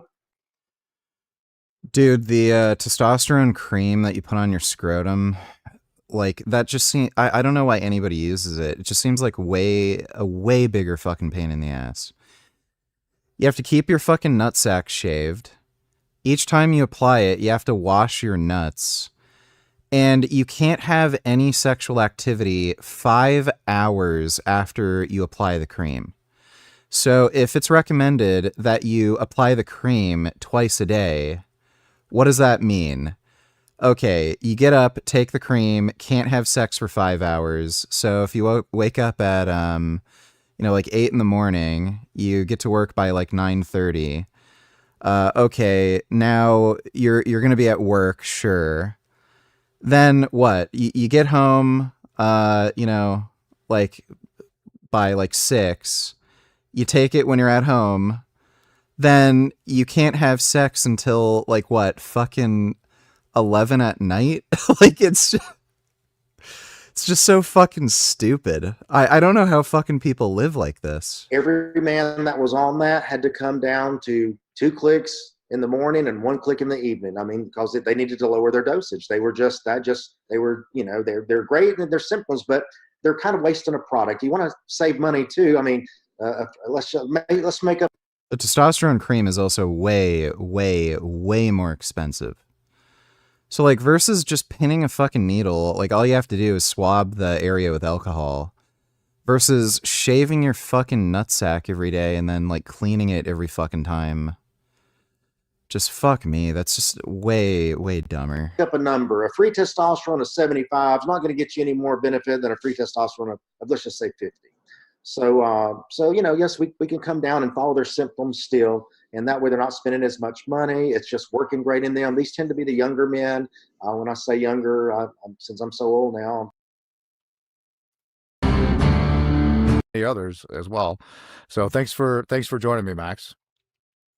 Thanks for having me, Andrew. That's a lovely. I think that's the best introduction I've had actually. So I'll take that. I mean, it's all true, man. It's all true. It's all true. We've known each other for a while. So Max, you have just written a book about TRT, and it's quite good. It's quite good. Do you want to touch on like what prompted you to write this TRT book? There's a lot of information on TRT, right? You can just go to Reddit and get good information on TRT, right? Yeah, not so much, right? Yeah. But there are other sources of information on testosterone. But you wrote kind of a really unique book and something that you have a unique take on testosterone. Yeah, what prompted you to write the book? Well, it was kind of the book that I wish existed like 5 years ago before I went on TRT, essentially. So I basically had a bit of free time, or a bit more time than usual, because my wife was off work with the third baby. And I just literally sat down. I just started typing one day, and I literally remember leaving my office and said to my wife, "I've started writing a book." And she was like, "Okay." And so over the next few months, every sort of in between patients, or if I had a bit of a spare time at home, I just started adding to it. And it was literally ended up being sort of like, I suppose what I would describe as like start to finish. What is testosterone? Why does it matter? How to get it assessed? And then when do you consider TRT? And then it goes into TRT in terms of what it is, how it should be done potentially. And I'm thoroughly convinced now, like just about 99% of dudes should be on testosterone replacement therapy. The only real genuine consideration with it is just fertility, and it like there seems to be a possibility, especially with higher doses of steroids, that you're more likely to have female children while you're on steroids. So if you're going to run HCG along with testosterone to maintain fertility, Jews are the best in every intellectual field despite being a small percentage of the population, so I think it's obvious that Jews are the superior race. Would you agree? Best scientists, best intellectuals and polymaths, best investors. Why is that, Rich? Probably a number of reasons. Very likely has to do with a long history of them needing to be smart. So it's just, like attrition where smarter Jews just lived on in all likelihood. And then there's like some other cultural aspects too, where they, again, because they're kind of persecuted in society, prevented from doing a lot of jobs, they had to just be smarter and get into more specialized fields. Thanks for the donation, though, Ben. What the fuck was I talking about? Oh, yeah. 99% of dudes should be on TRT. It's just that if you're running HCG... while running testosterone, you may have a higher likelihood of having female children. That's really the only thing. Other than that, like again, you can look at how testosterone levels have been declining over the last several decades. It seems to have been happening since the beginning of the 20th century, at least. Like average testosterone levels used to be between 700 and 800. And then again, dudes on the higher end were getting into the 1800 range. Now you're seeing the average around 450 to 500. Like that biological need for testosterone hasn't changed, but people are hundreds of points lower than they were before. And like normal, like these normal physiological levels, like it is so inferior to being at super physiological levels. And there's no risk. Like there's no risk to your fucking health going from like 500 to 2000, That's the real irony of the world. Jews being objectively the most supreme race, and people on the right and the left coping with that fact by saying they are manipulators or steal other people's ideas and inventions and are not actually productive. Yeah, they just say that because they're jealous. Thanks, Ben. The frequently asked questions. But it was my own journey, really, that inspired the whole thing, because I was kind of writing it for the person who doesn't understand a lot or wants to know more, and kind of wanted to have it all in one place.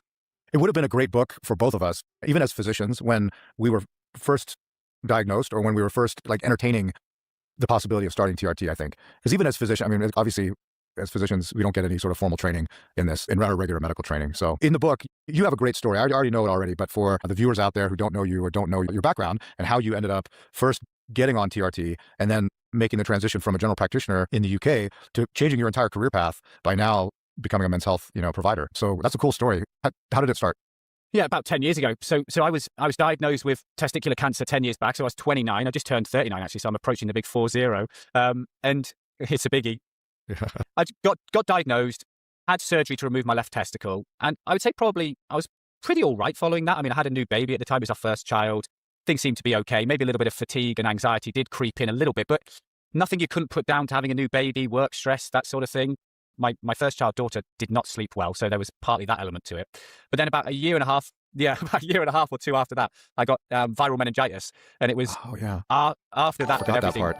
Yeah, everything after that. I forgot that part. I knew about the cancer, but I remember you told me you had viral meningitis. Yes, thanks, 21st. Yeah. So take me from there then. So you got viral meningitis. Obviously, you were quite ill, and so what happened? Did you just not return to baseline after that?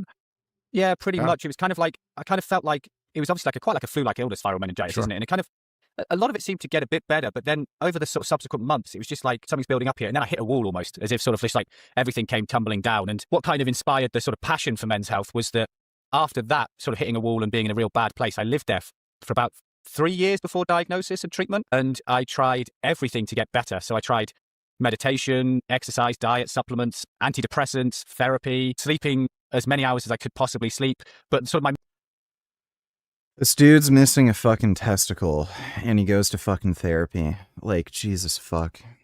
main symptoms of fatigue, anxiety, brain fog, just apathy, feeling defeated, they never really got better. And so testosterone replacement, when I eventually went on it, was just like night and day changes. And it wasn't overnight, obviously, but within the 6 months, it was kind of taking me from a really bad place to a really reasonable place. And that from there on, I was hooked in terms of thinking, why don't we know more about this? You know, GP, never had any idea how testosterone affected men beyond erectile dysfunction. And so it just inspired a complete pursuit of knowledge and more understanding. And then eventually, about 2 years on, well, maybe even a bit sooner than that, after about being on TRT for maybe a year or so, I'd already sort of figured out that this is an area I want to delve into. And so eventually started doing some TRT work with Alphagenics, and it just became too much of a sort of almost like had to perform cognitive dissonance, I suppose is a word, between general practice work and the work I was doing now.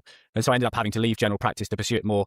I kind of just lost passion for that modality of 10-minute appointments, sort of short and sharp. It just didn't fit me anymore. Yeah. It's a terrible model. I mean, I did the same model when I was full-time in family medicine, and you can't do anything well in 10 minutes when it comes to medicine. So, but the funny thing is, so, they tell us obviously as physicians, you're not supposed to diagnose yourself. You're not supposed to treat yourself. But so what did you think was going on? And did you pursue care through the NHS or through your private, like, did you have a GP that you went to and said, hey, I'm not feeling well? Tell me how that went down. Yeah. So I went through a GP for a couple of tests. I saw my nurse oncology specialist who followed me up, and she was actually the one who eventually did the testosterone level. Because to be fair, I didn't suspect testosterone was the problem. So she was the one who eventually did the blood test, and it came back as sort of... This guy's missing a testicle, and he never thought his testosterone might be a fucking problem? This is a doctor. Like, how fucking stupid can he be? Normally low, as in outside of the reference range. Good for her. Yeah, and so she pursued the referral to endocrinology. I went private for that because the NHS wait was like 11 months. So ended up... Wow. Oh my God. Nationalised Health Service. Bro. Yeah. But, you wait 11 months to be told, congratulations, you're normal. Let's retest you in 6 months. Right? Yeah. Well, that's one of the comments I make in the book about the whole retesting in 6 months, question mark, why. Yeah, right. But Why? So I actually, to be fair, I fortunately saw an endocrinologist who... Dude, just... And then they wonder why there's black market drugs. Like...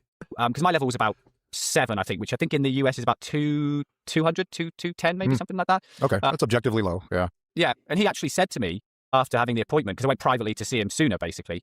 Actually, he was the one who actually said, I think that a lot of what you're describing could be due to this testosterone, which was like, that was the sort of, whoa, okay. Good for him. That's interesting. Yeah. So although a lot of, we often say a lot of endocrinologists don't seem to understand this hormone, he seemed to have a better grip than most, to be fair. Good. That's good. Yeah, so it sounds like you had actually a better experience than a lot of men do, not just in the UK, but in the US. I mean, I've heard the horror stories from guys in the UK and, of course, from the US as well, where their complaints are completely blown off. And many times they're just offered SSRIs instead of, a proper workup. Where, I had a good friend of mine who's an ex-military guy who was involved in multiple IED blasts, who, had traumatic brain injury, and his VA physician flat out just refused to even order the test. And he was grossly symptomatic. And he came back under 200 in our units. Like, yeah, you pay for healthcare, and then I'm not even gonna do the test. I wonder why there's a black market for steroids. Not just low, but like profoundly low. And Buddy had to go get that done privately. He had to pay out of his own pocket. So, well, that's good. So you had, your oncologist is, rightly, the light bulb went off, it sounds like, in her mind, and said, that's interesting. Yeah, let's look into this. Dude, because doctors I are the biggest piece of shit on the fucking planet. I remember in my first residency being told that men who had testicular cancer, if you have one testicle remaining, that it will pick up the slack, and like those men do not develop low testosterone. The other, you can get by, and your fertility is not impacted, and your testosterone is not impacted either. And we know now. I mean, that's objectively untrue. Many of those men, I forget the percentage, it's like 40 or 50%. At some point, that one testicle is just not going to be able to keep up. Yeah. So, yeah. Well, I liken it to the idea of like, if kidneys, if you take one kidney out, then you monitor and observe that kidney more closely than you would if you had both. Exactly. Do you know what I mean? Exactly. Yeah. But, they don't seem to do that, after you've had a testicle removed. They're like, you don't need that, Yeah. So, yeah. So what was... Go ahead. I saw my nurse oncologist just a couple of weeks ago to be discharged because it was like my 10-year mark. Congratulations. Yeah, so from any follow-up and things Cancer like that. free. Yeah, but she actually commented on it because I spoke to her about the testosterone and the change of career and everything like that. And she actually said that she'd love for me to do a bit of a talk because she does find it difficult when she's referring men who she sees in clinic to endocrinology, and that she's often getting back, well, they're normal, 300's okay, all of this is normal. And she feels like she's struggling a little bit to kind of push for them to get treatment because it does change lives. Sure. For sure. Yeah, you would be the perfect guy for that because you're you're just a perfect example of someone who's benefited from that. So yeah, you should definitely take them up on it. It's I'm here in the UAE now, and the issues are pretty similar to the UK. It's very difficult through mainstream channels to be prescribed testosterone. There are a lot of these like longevity polyclinics, I guess you call them, but their protocols are pretty absurd. So it's a shame. You can get it on the private side here, but nobody really knows what they're doing from what I've seen. So it's an uphill battle, unfortunately, for a lot of men who want to first of all just to get treatment and then to get good treatment. You're literally better off just doing your own research on the internet and then just ordering shit black market. It's cheaper, more efficient. Nobody's trying to fucking humiliate you and shame you. Like, again, if these doctors are going to act like fucking clowns, then you can just sidestep them. It's tough.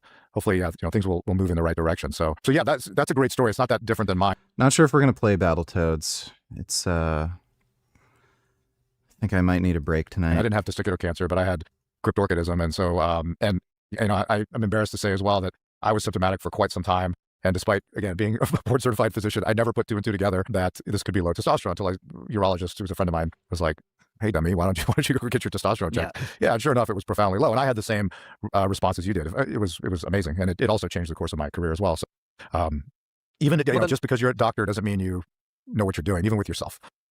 Well, that's the lovely thing about our story is it means that we can come at it with a bit of self-deprecation because we're physicians who didn't know what was wrong with us, even though that looking back we had quite barn door symptoms and risk factors for a hormonal issue. So in a sense, we're coming at it from a self-deprecating view and saying that look, if we're that sort of thing because that's what the guidelines say that I need to do, and nobody checks T3 because that's sort of silly. Nobody needs to do that, right? And everything is very TSH based, and symptoms are non-specific. It could be anything. So yeah, I mismanaged a lot of hypothyroid. I kept my thyroid patients, like I kept them from going into myxedema coma, but that's about all I did for them.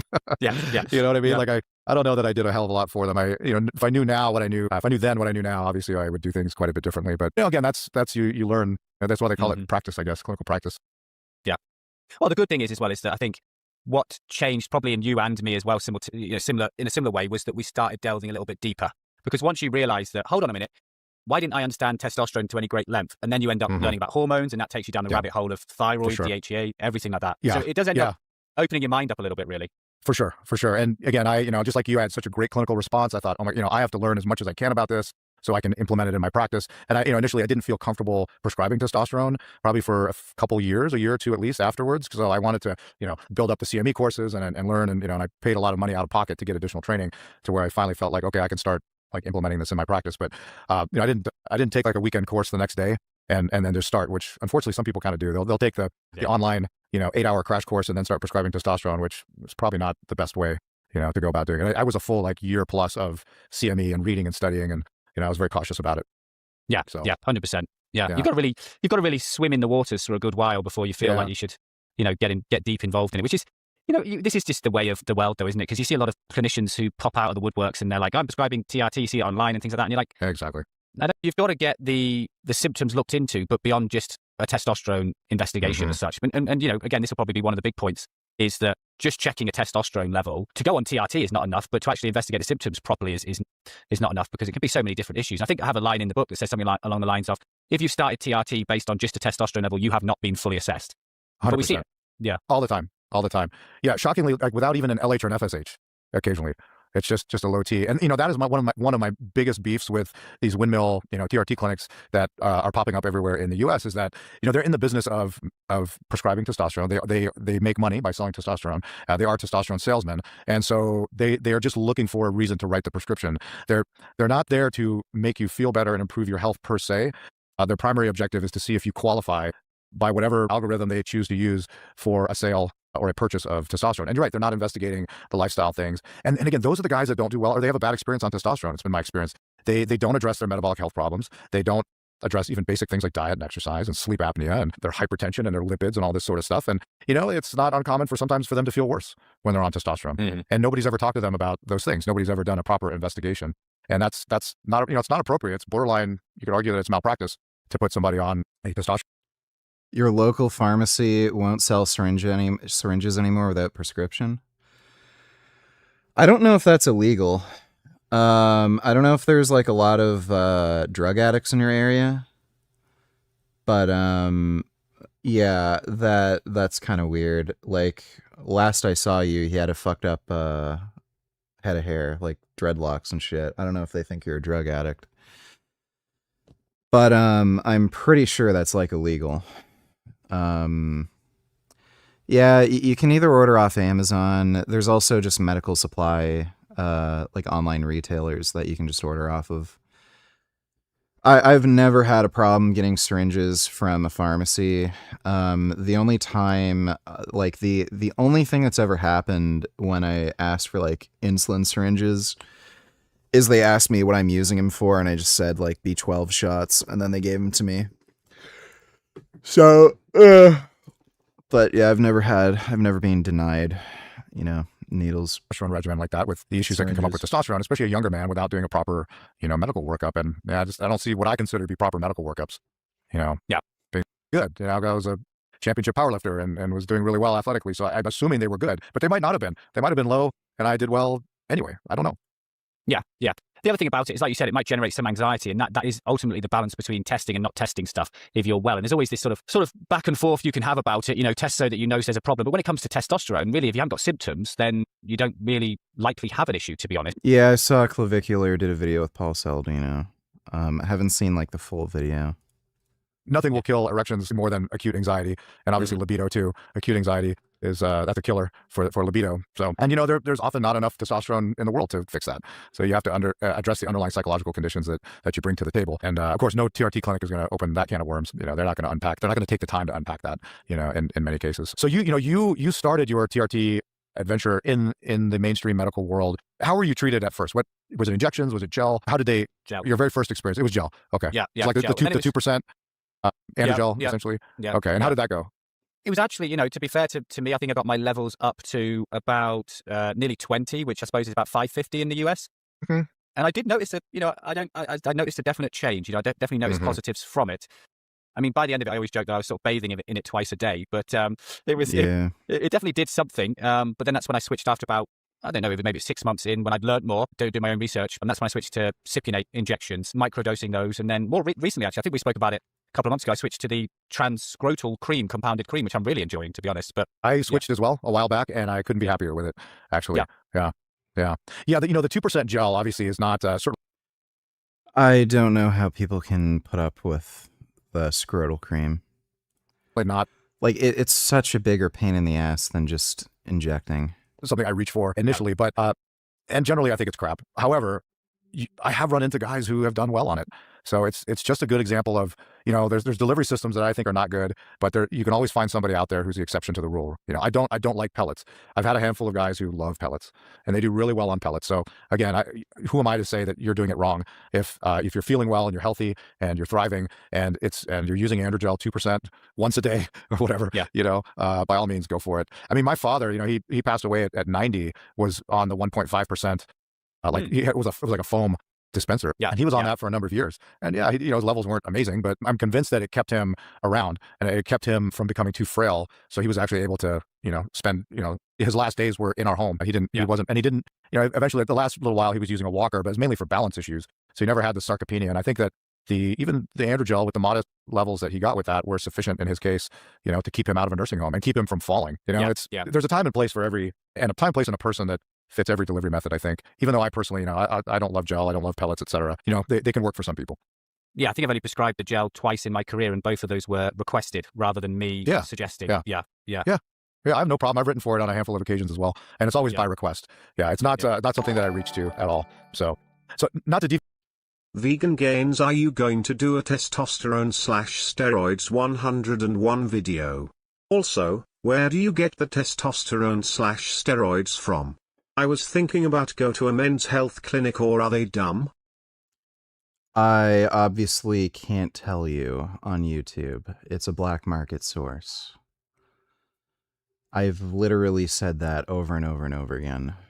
And yeah, I'm probably gonna make a video just going over testosterone, who should be on it, what doses you should start off on, symptoms, stuff like that. Men's health clinics aren't necessarily dumb.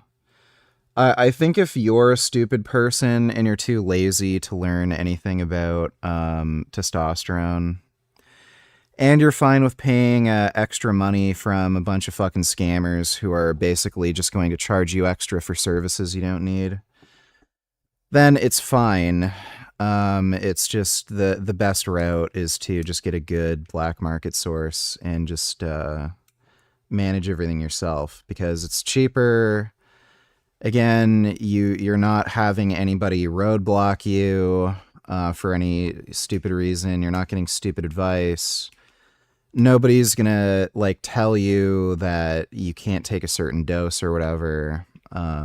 So it's better in that sense. But again, if you're stupid, you have no idea what you're doing, and you need advice from somebody, then yeah, Men's Health Clinic can be good if you go to a right one.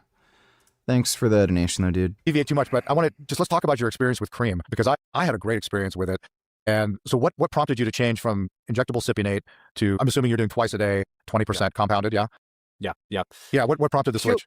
Curiosity, to be honest. I mean, yeah, me too. Sort of been me on, too. Yeah, it was just, there was nothing wrong with the injections per se. I mean, I thought, well, you know, like people like Dave Lee are big fans of the cream. I think you'd already switched to the cream before me as well. I think you'd given me a sort of positive feedback about your experience. So I was like, well, everyone else is doing it. Sort of like, I don't want to miss out. Right? Yeah, peer pressure. Like, I mean, to be fair as well, I know you used to inject less frequently than me, but I was always a daily or every other day guy. And I thought, well, actually, if I'm doing it this frequently, I might as well try the cream, because I'm already doing something mostly daily. So so I might as well try it. And I love the fact that now my delts aren't sore and scarred, or, you know, sort of, you know, so I think I've never had sore delts or scarring. He was probably using a large needle. It's been pleasant in that way in terms of reducing, not doing any injections anymore. But also I think, I don't know if there's been a subtle positivity in terms of mentally and maybe libido or something. I'm not sure. I don't like to read too much into these things, but if anything, it's been better, is how I would say. I noticed the exact same thing. And, you know, a lot of people do note higher libido increases on the cream. The problem is you can't have sex for like 5 hours after you fucking use the cream. And if you're taking it twice a day, like, when the hell do you ever get to fuck? Like, it's so stupid.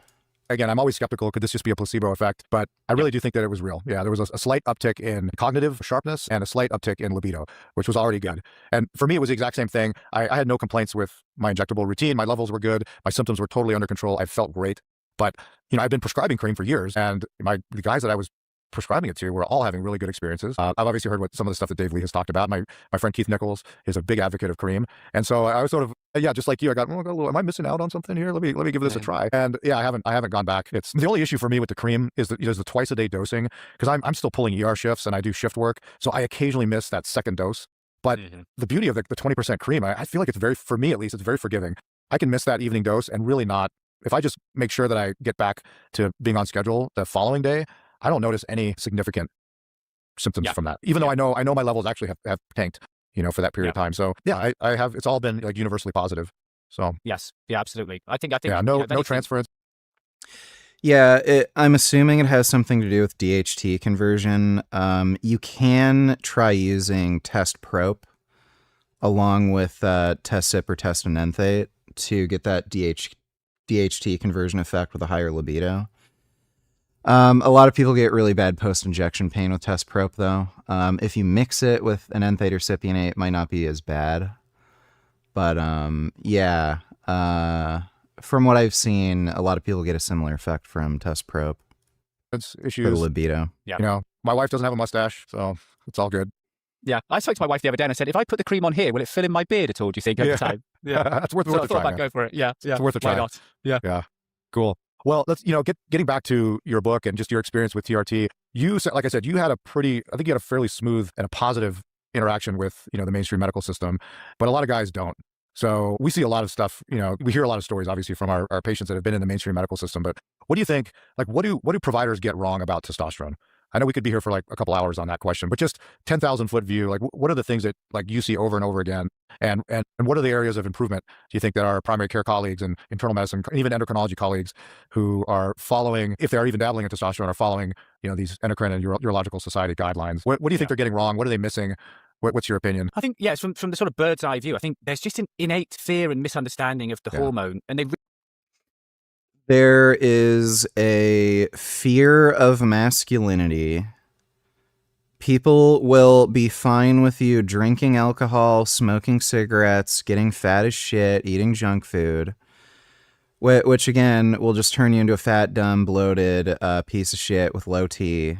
But as soon as you want to get in shape, exercise, eat well, take testosterone, like just tons and tons and tons of shame.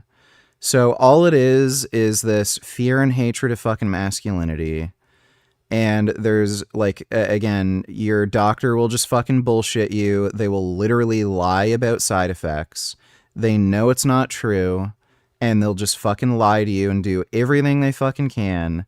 Like, a lot of doctors won't even let you take a testosterone test. So that's all it fucking is. They're just fucking moralizing assholes.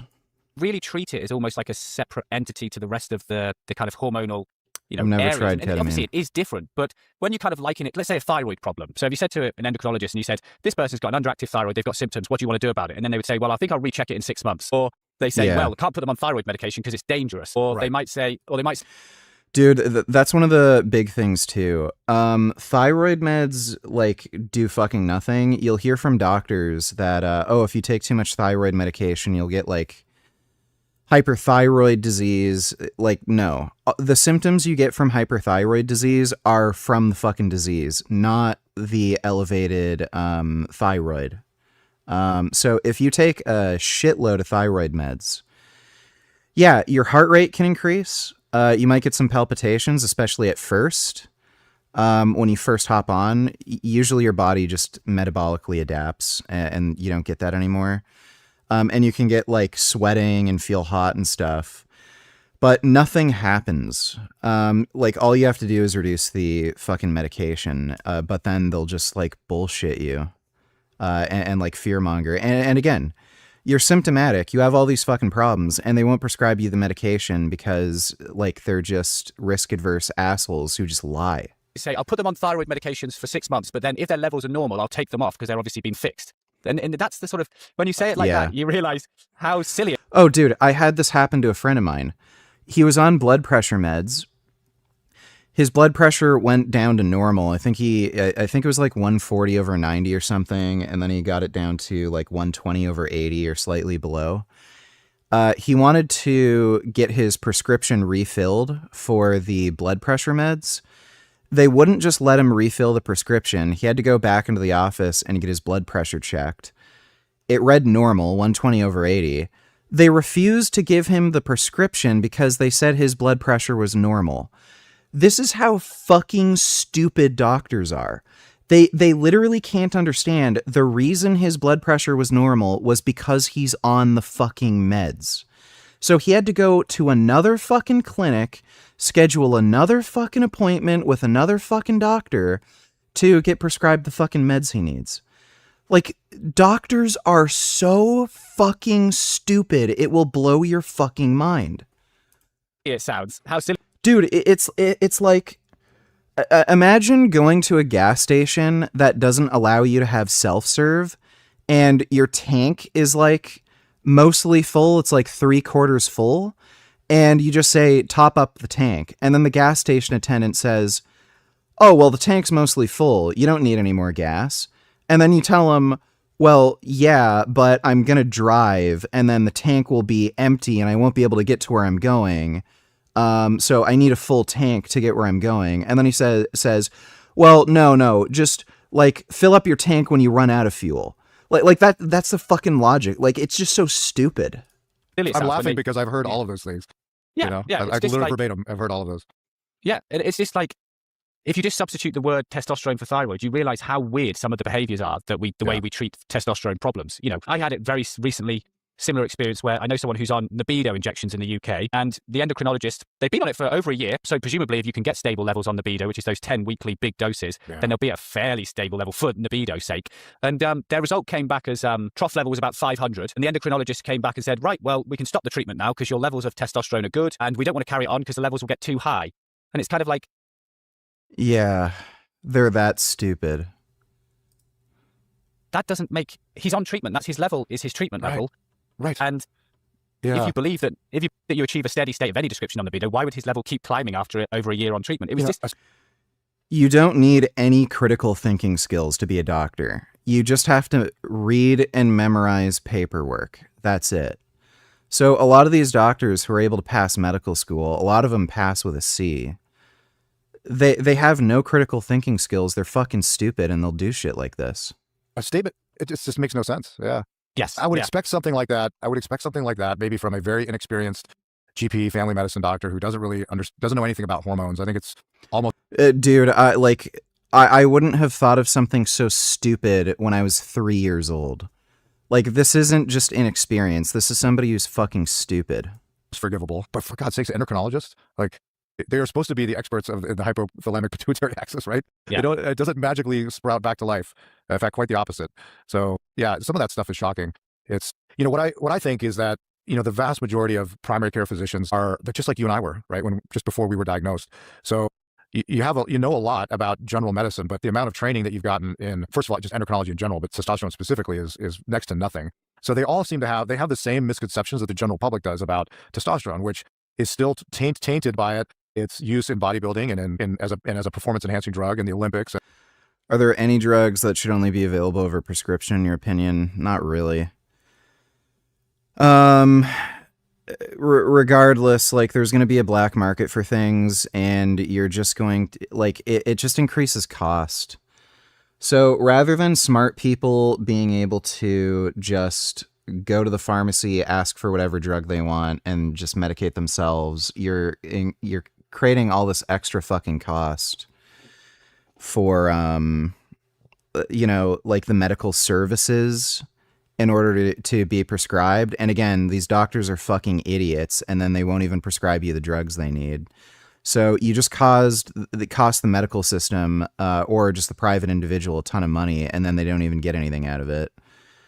So I don't think so. I think all drugs should just be available. And again, just have like an informed public, like give warnings, obviously, for potential side effects and stuff. But dude, the amount of, like, I've been through this. Like, I wanted to go on blood pressure meds as a prophylactic to prevent left ventricular hypertrophy. I spent like several hours in the waiting room. I ended up seeing the doctor, and then they wouldn't give me the meds that I need. So like, who knows how much that cost the medical system? Like, probably a few $100 or whatever. Like, we have socialized healthcare, but it still costs the system, right? So that's a few $100 down the fucking toilet when I needed to get the meds. So now I just get them black market, and NFL and all kinds of other things like that. So it's like there's 40 years of propaganda programmed into their brain, and just because you're a doctor doesn't mean that you're immune to that. They have the same notions that testosterone is dangerous. If I give this could be abused. It's dangerous. It's dangerous. It's dangerous. Thank God now, like with Traverse and a few of these other studies, I mean, I do think like the pendulum is shifting a little bit in the newer generations of doctors. Like, we've got urologists now that are clearly okay with men with prostate cancer being treated with testosterone, because the literature there is pretty clear. But it's still, that hasn't disseminated into the primary care world like it has in urology. And so they still suffer from these same misconceptions to asking questions about, it's okay to refer them, to somebody who's an expert. But yet a lot of physicians, they just can't resist opening their mouth and trying to say something like that makes them sound intelligent, but really it just makes them sound idiotic and completely ignorant. So it's sort of that, like, you have to stay in your lane. I tell the residents this all the time, like, just stay in your lane. It's okay to not know something. I refer patients all the time for things that are outside of my area of expertise. But looking at that, that's a stupid question, rather than being actually, I don't really understand that hormone. That's true. Yeah, exactly. Some doctors they don't like to be challenged. And these days, especially with AI, patients will show up with a lot of background knowledge, oftentimes way more background knowledge. Maybe they've read your book, in which case they will definitely know more than the average GP about testosterone just walking in the door. And some providers, they get intimidated by that, and they throw the walls up, and they don't like it. They don't like being questioned. Yeah, I like it when people, I tell guys, you can bring me studies, you can, if it's something I don't know anything about, educate me, send me the information, and I'll look at it. I learn a lot from my patients. So they're always sending me stuff. So yeah. So a lot of doctors they're just not okay with that. Yeah, I've absolutely. never really understood. I suppose you could get deeply philosophical. Dude, it was so funny. I got a blood work checkup a while ago. My testosterone was over 4,000. And the doctor that I was talking to over the phone was freaking out, saying, "Oh my God, your testosterone's so high. What are you doing?" And then I'm like, "What's the problem with that?" And then he was saying, "Oh well, it'll raise your red blood cell count. You'll get like a fucking stroke or something." And I told him, "Okay, well, I also tested my hematocrit. What did it say? Everything's in the normal range." And he's like, "Well, it can affect your cholesterol." And then I told him, "Well, it normally testosterone lowers cholesterol, and you can look at my cholesterol numbers; they're low. So, am I in a high risk category based on my cholesterol?" And he said no. And then I think he mentioned one other thing, and then I think it was the kidney function or something. And then I said, I got my cystatin C checked on my blood test. What did it say? Yeah, it's normal. So I told him, what do I have to worry about? I'm jacked, big, strong, fit, healthy. There's nothing on my blood work. So what are you worrying about? And then he was like, "Oh, okay, if you have any problems, check back." It's like, it's hilarious. Philosophical about it, but maybe if your ego is tied in with your job, maybe that might be the issue. I don't know. Yeah. I like thinking about these things. Yeah. Maybe take a year off. Travel. Take a year off. Travel the world. Yeah, exactly. Well, listen, Max, you're a big proponent of TRT. It's changed your life. You've obviously treated thousands of guys, and you've seen the positive outcomes from testosterone. I've done the same over the years, but TRT is not for everybody, right? There are men who should probably think twice about starting testosterone, either at all or maybe at that specific time in their life. So what are your thoughts about that? Who do you think really should maybe steer clear of testosterone? Well, I mean, you could go down it in different avenues in terms of potential. Nobody should steer clear of testosterone. The only thing I can really think of is people with primary polycythemia vera, that blood clotting disorder. There is a clear indication that having increased hematocrit will increase the risk of clotting, because polycythemia vera, they do use blood drawing or bloodletting to lower their clotting risk. They try to get their hematocrit below 45. So they do have lower clotting risk when their hematocrit's lower. So yeah, if you have polycythemia vera to begin with, you may not want to be on testosterone because it could increase clotting risk. There's clear evidence that increased hematocrit in that population increases the risk for that. And maybe people with sickle cell anemia, especially if you're homozygous for it, like you actually have full sickle cell anemia, not just sickle cell trait. Maybe. Robbie Robinson had sickle cell anemia, and he still did bodybuilding, never had any issues with it. But other than that, yeah, there's not really any fucking population of people who should be worried about it. Fertility implications for young guys, yeah, and that's a big although one. it's a big consideration. But I look at it sort of Nobody's even having kids anymore anyway, so who fucking cares? Broke it down at the very beginning of the TRT. There's not even any evidence that it affects fertility long term. So coming off, fertility goes back to normal, and there's also fertility drugs. So I don't know. I don't see why that's a worry.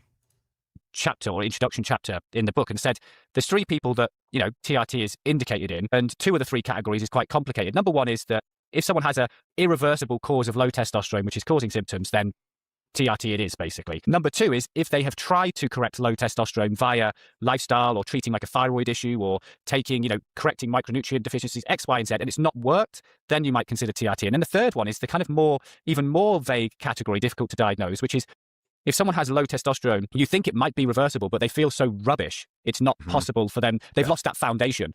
Yeah. There's an argument there as well. But other than the first category, the other two require quite a lot of detailed assessment and work. There's nuance there. There's a lot of nuance. Yeah, absolutely. Yeah, exactly. Yeah. Yeah. So that's how I like to break it down. I mean, go ahead. Yeah, as you said, that's a good way to break it down, because usually endocrinology are quite usually okay at number one, where it's clear cut, irreversible. You've lost one or more of your testicles, right? Yeah, exactly. That's where you're going to get the most luck in terms of getting treatment. But they're probably nowadays the rarest. Yeah. Usually it's either category 2 or 3, where it's probably a mix of why the testosterone is low and it's working out. Can we get better without TRT, or do we need it? And that's kind of much more. where people are being let down, I think, both in the sort of mainstream medical terms, but also in these cookie cutter clinics, because people are going in and saying, right, your level is this, you need TRT or not, through the sort of these cookie windmill clinics, because that's not really how it should be done. And on the other end of it, those men don't always get... It's going to be a nice, bright, sunny day tomorrow. I think I'll try to spend a good amount of time outside. Option through the mainstream medical system to possibly get treatment. And sometimes it is appropriate. So those take time and they're a bit more nuanced and complicated to assess, really. And that's where the key of our job is, really, I think, because the clear-cut cases are the clear-cut cases. A lot of those people are easy, do right? those. Yeah, those are easy. Yeah. Well, you brought up the fertility thing. That's always a big one. I spend a lot of time counseling younger guys about that. But you are a perfect example of somebody who fathered more than one child on TRT and with one testicle. It's quite impressive. Yeah, the TRT affecting fertility thing, it's just bullshit. You can come off if you need to, and fertility just goes back to normal. But there's also fertility drugs that you can use alongside it. Yeah. So, the textbooks will tell you, and even current up-to-date textbooks, is that you have to discontinue testosterone therapy if you plan on, if fertility is in the picture, or, if it's acutely imminent, if you're actively wanting to conceive a child, you absolutely positively cannot start TRT. And, you're a good example of, so that's a great example of the fact that there's actually nuance in that. And that is not a black and white issue, right? Yeah. Yeah. I've got 2 boys. I never came off of testosterone. I never came off of still don't have depression. Testosterone. Yeah. And neither did you. Yeah, I've had a complete recession of depression since the mushroom trip. But again, that's another thing that the mainstream medical world hasn't really caught up with. I think the very high level, like andrologists out there, they understand the role of HCG and recombinant FSH, et cetera. But in general, if you come in and you have low T and you mentioned, my wife and I might want to have another baby this year, that's like.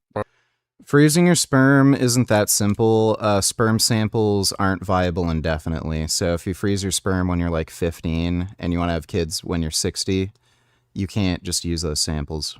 Big red flag. Like you're not going to be prescribed testosterone per their guidelines. Yeah, for sure. Yeah. And I mean, for me, to be honest, if I'd had to come in... Oh, yeah. That's something a doctor told me. A doctor told me, oh, you should go off steroids because it's going to affect your fertility. You won't be able to have kids. And I told him I got a vasectomy when I was 23, so I don't think that's a worry for me. It's so hilarious. Coming off TRT for me was not an option. Like I was not willing to accept how I felt with low T. So yeah, me either. But I was confident because I was pre-TRT fertile. I had evidence of it in having a baby already. So I was like, this should work. And to be honest, within starting a fertility protocol for me, it was kind of like 3-4 months down the line, job done, and I could come off HCG and FSH. Exactly. And that's fortunate in a way because I have to kind of tolerate HCG. It's really not a friend of mine. So right. Yeah, so I got lucky in that sense. Yeah. But, again, if you dive into the literature, that's what it shows is you can recover fertility with, honestly, assuming you have baseline function that was normal pre-TRT, oftentimes HCG alone is sufficient. There's some cases where it's not, where you do need recombinant. I needed recombinant FSH to get the maximum, like it's funny. I got a vasectomy when I was 23. No questions asked. It's actually covered through Ontario OHIP. So I think if you pay out of pocket for a vasectomy, like it ranges between like $500 to maybe $1,000 depending on where you go. Ontario, the health, which is the social health care provider here, they cover the expense. I think it was only like $50 or something for the appointment. So like I only paid like $50 to get it done. But no questions asked when I was 20, and that was when I was 23 years old. I set up the appointment. I booked it online. The same day I went into the clinic, they did it. Usually for whatever reason, they ask you to do in-person appointment first. I don't know why. I just told them not interested. I just want to book the surgery date and then get it done. So they booked the date. I think it was only like a few weeks later, like 2 or 3 weeks. I went into the thing, just said hi to the lady at the desk, brought me into like the like surgery room. It's not really, it's hard to call it a surgery. It's technically a surgery. It was really, really simple and quick. Yeah, but nobody told me, are you sure about this? Like, do you really want to do it? Like, maybe you should think it over. Like, they just did it. I met a guy at a Veg Fest who was a fan of my channel. He actually wanted to book a vasectomy at that same clinic. He was the same age as me. And they refused to do it for him because they said he was too young. I have no idea. I have no idea why they're fine with doing it for me, but not him. And like when I was 23, I looked pretty young at the time. Like I was a lot more slender, just the way I cut my hair and everything. I just think I looked a bit younger than 23. A lot of people still thought I was in my teens. So it was really weird that they did it for me, no questions asked. But a guy the same fucking age, they're like, you're too young. Doubled my counts when I added recombinant FSH for whatever reason. And, you know, but not all guys need recombinant FSH. And, you know, thank goodness for that, because it's insanely expensive. It's absolutely outrageous. Why are you asking me, why do you want to get a vasectomy? What do you think it does? It's like asking somebody, why are you having sex with a condom? What the fuck do you think they do? Yeah. So, Yeah. Yeah, and for me, absolutely. I took the FSH side of it again because I don't want to take much HCG, so I'm trying to minimize my HCG because it's all well and good trying for a baby, but if you end up getting divorced because you turn into an insufferable on HCG, then it's no good. Yeah. Well, that's a good point. You know, it's many of these clinics they will throw in HCG from day. No, he was like an Indian dude. So the guy that they refused to get the vasectomy, he was an Indian dude. I don't know if they have some kind of weird racial bias where they're fine with sterilizing blacks, but not Indians. Like, I doubt it. A1, and they'll do it in men who are not. When I was at the clinic, it was kind of weird. It was mostly older dudes who already had kids. Pretty much everyone there was like at least 40. But there was one dude there who was like this fucking weirdo. He looked younger than me, and he had his mom there, and he like was acting retarded. Like he couldn't think for himself. So that was weird. I don't know. Maybe he was just a retard, and his parents just wanted to sterilize him to not have any retard kids. Seeking fertility and who don't care about testicular atrophy. It's just part of their protocol. And, you know, of course, I think they do that for financial reasons. But yeah, many men don't have a good time with HCG. They really do not have a good experience with it. I was lucky. I was on HCG for 10 years at least, and it was for fertility, but I didn't have any negative side effects, but I also had really zero positive ones either. So when I came off of it, I didn't feel any different. But yeah, there's a substantial number of guys like yourself that, whether it's mood swings or I've seen it like 1 or 2 cases of really severe cystic acne and libido issues, and it just doesn't go well for them at all. Yeah. And then, you know, on the other side, there's that other part of the equation where there's some men that feel like remarkably better. You know, their libido's better, their sensitivity's better, orgasms are better. So good, you know, good for them. They're the lucky ones. Medical textbook, but it's written in a really. All right.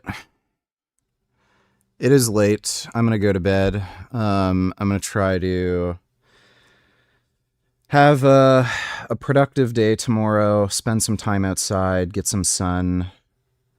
I was just fucked today.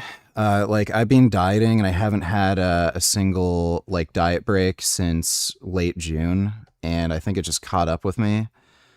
I was just fucking dead. I couldn't train, I couldn't get out of bed or do anything. I just fucking slept all day. So hopefully tomorrow with this rest, I'm a bit more energetic. I'm gonna try to train legs, but again, try to get some time outside too, just to enjoy the sun, good weather. And we'll do some more streaming like usual. But big thanks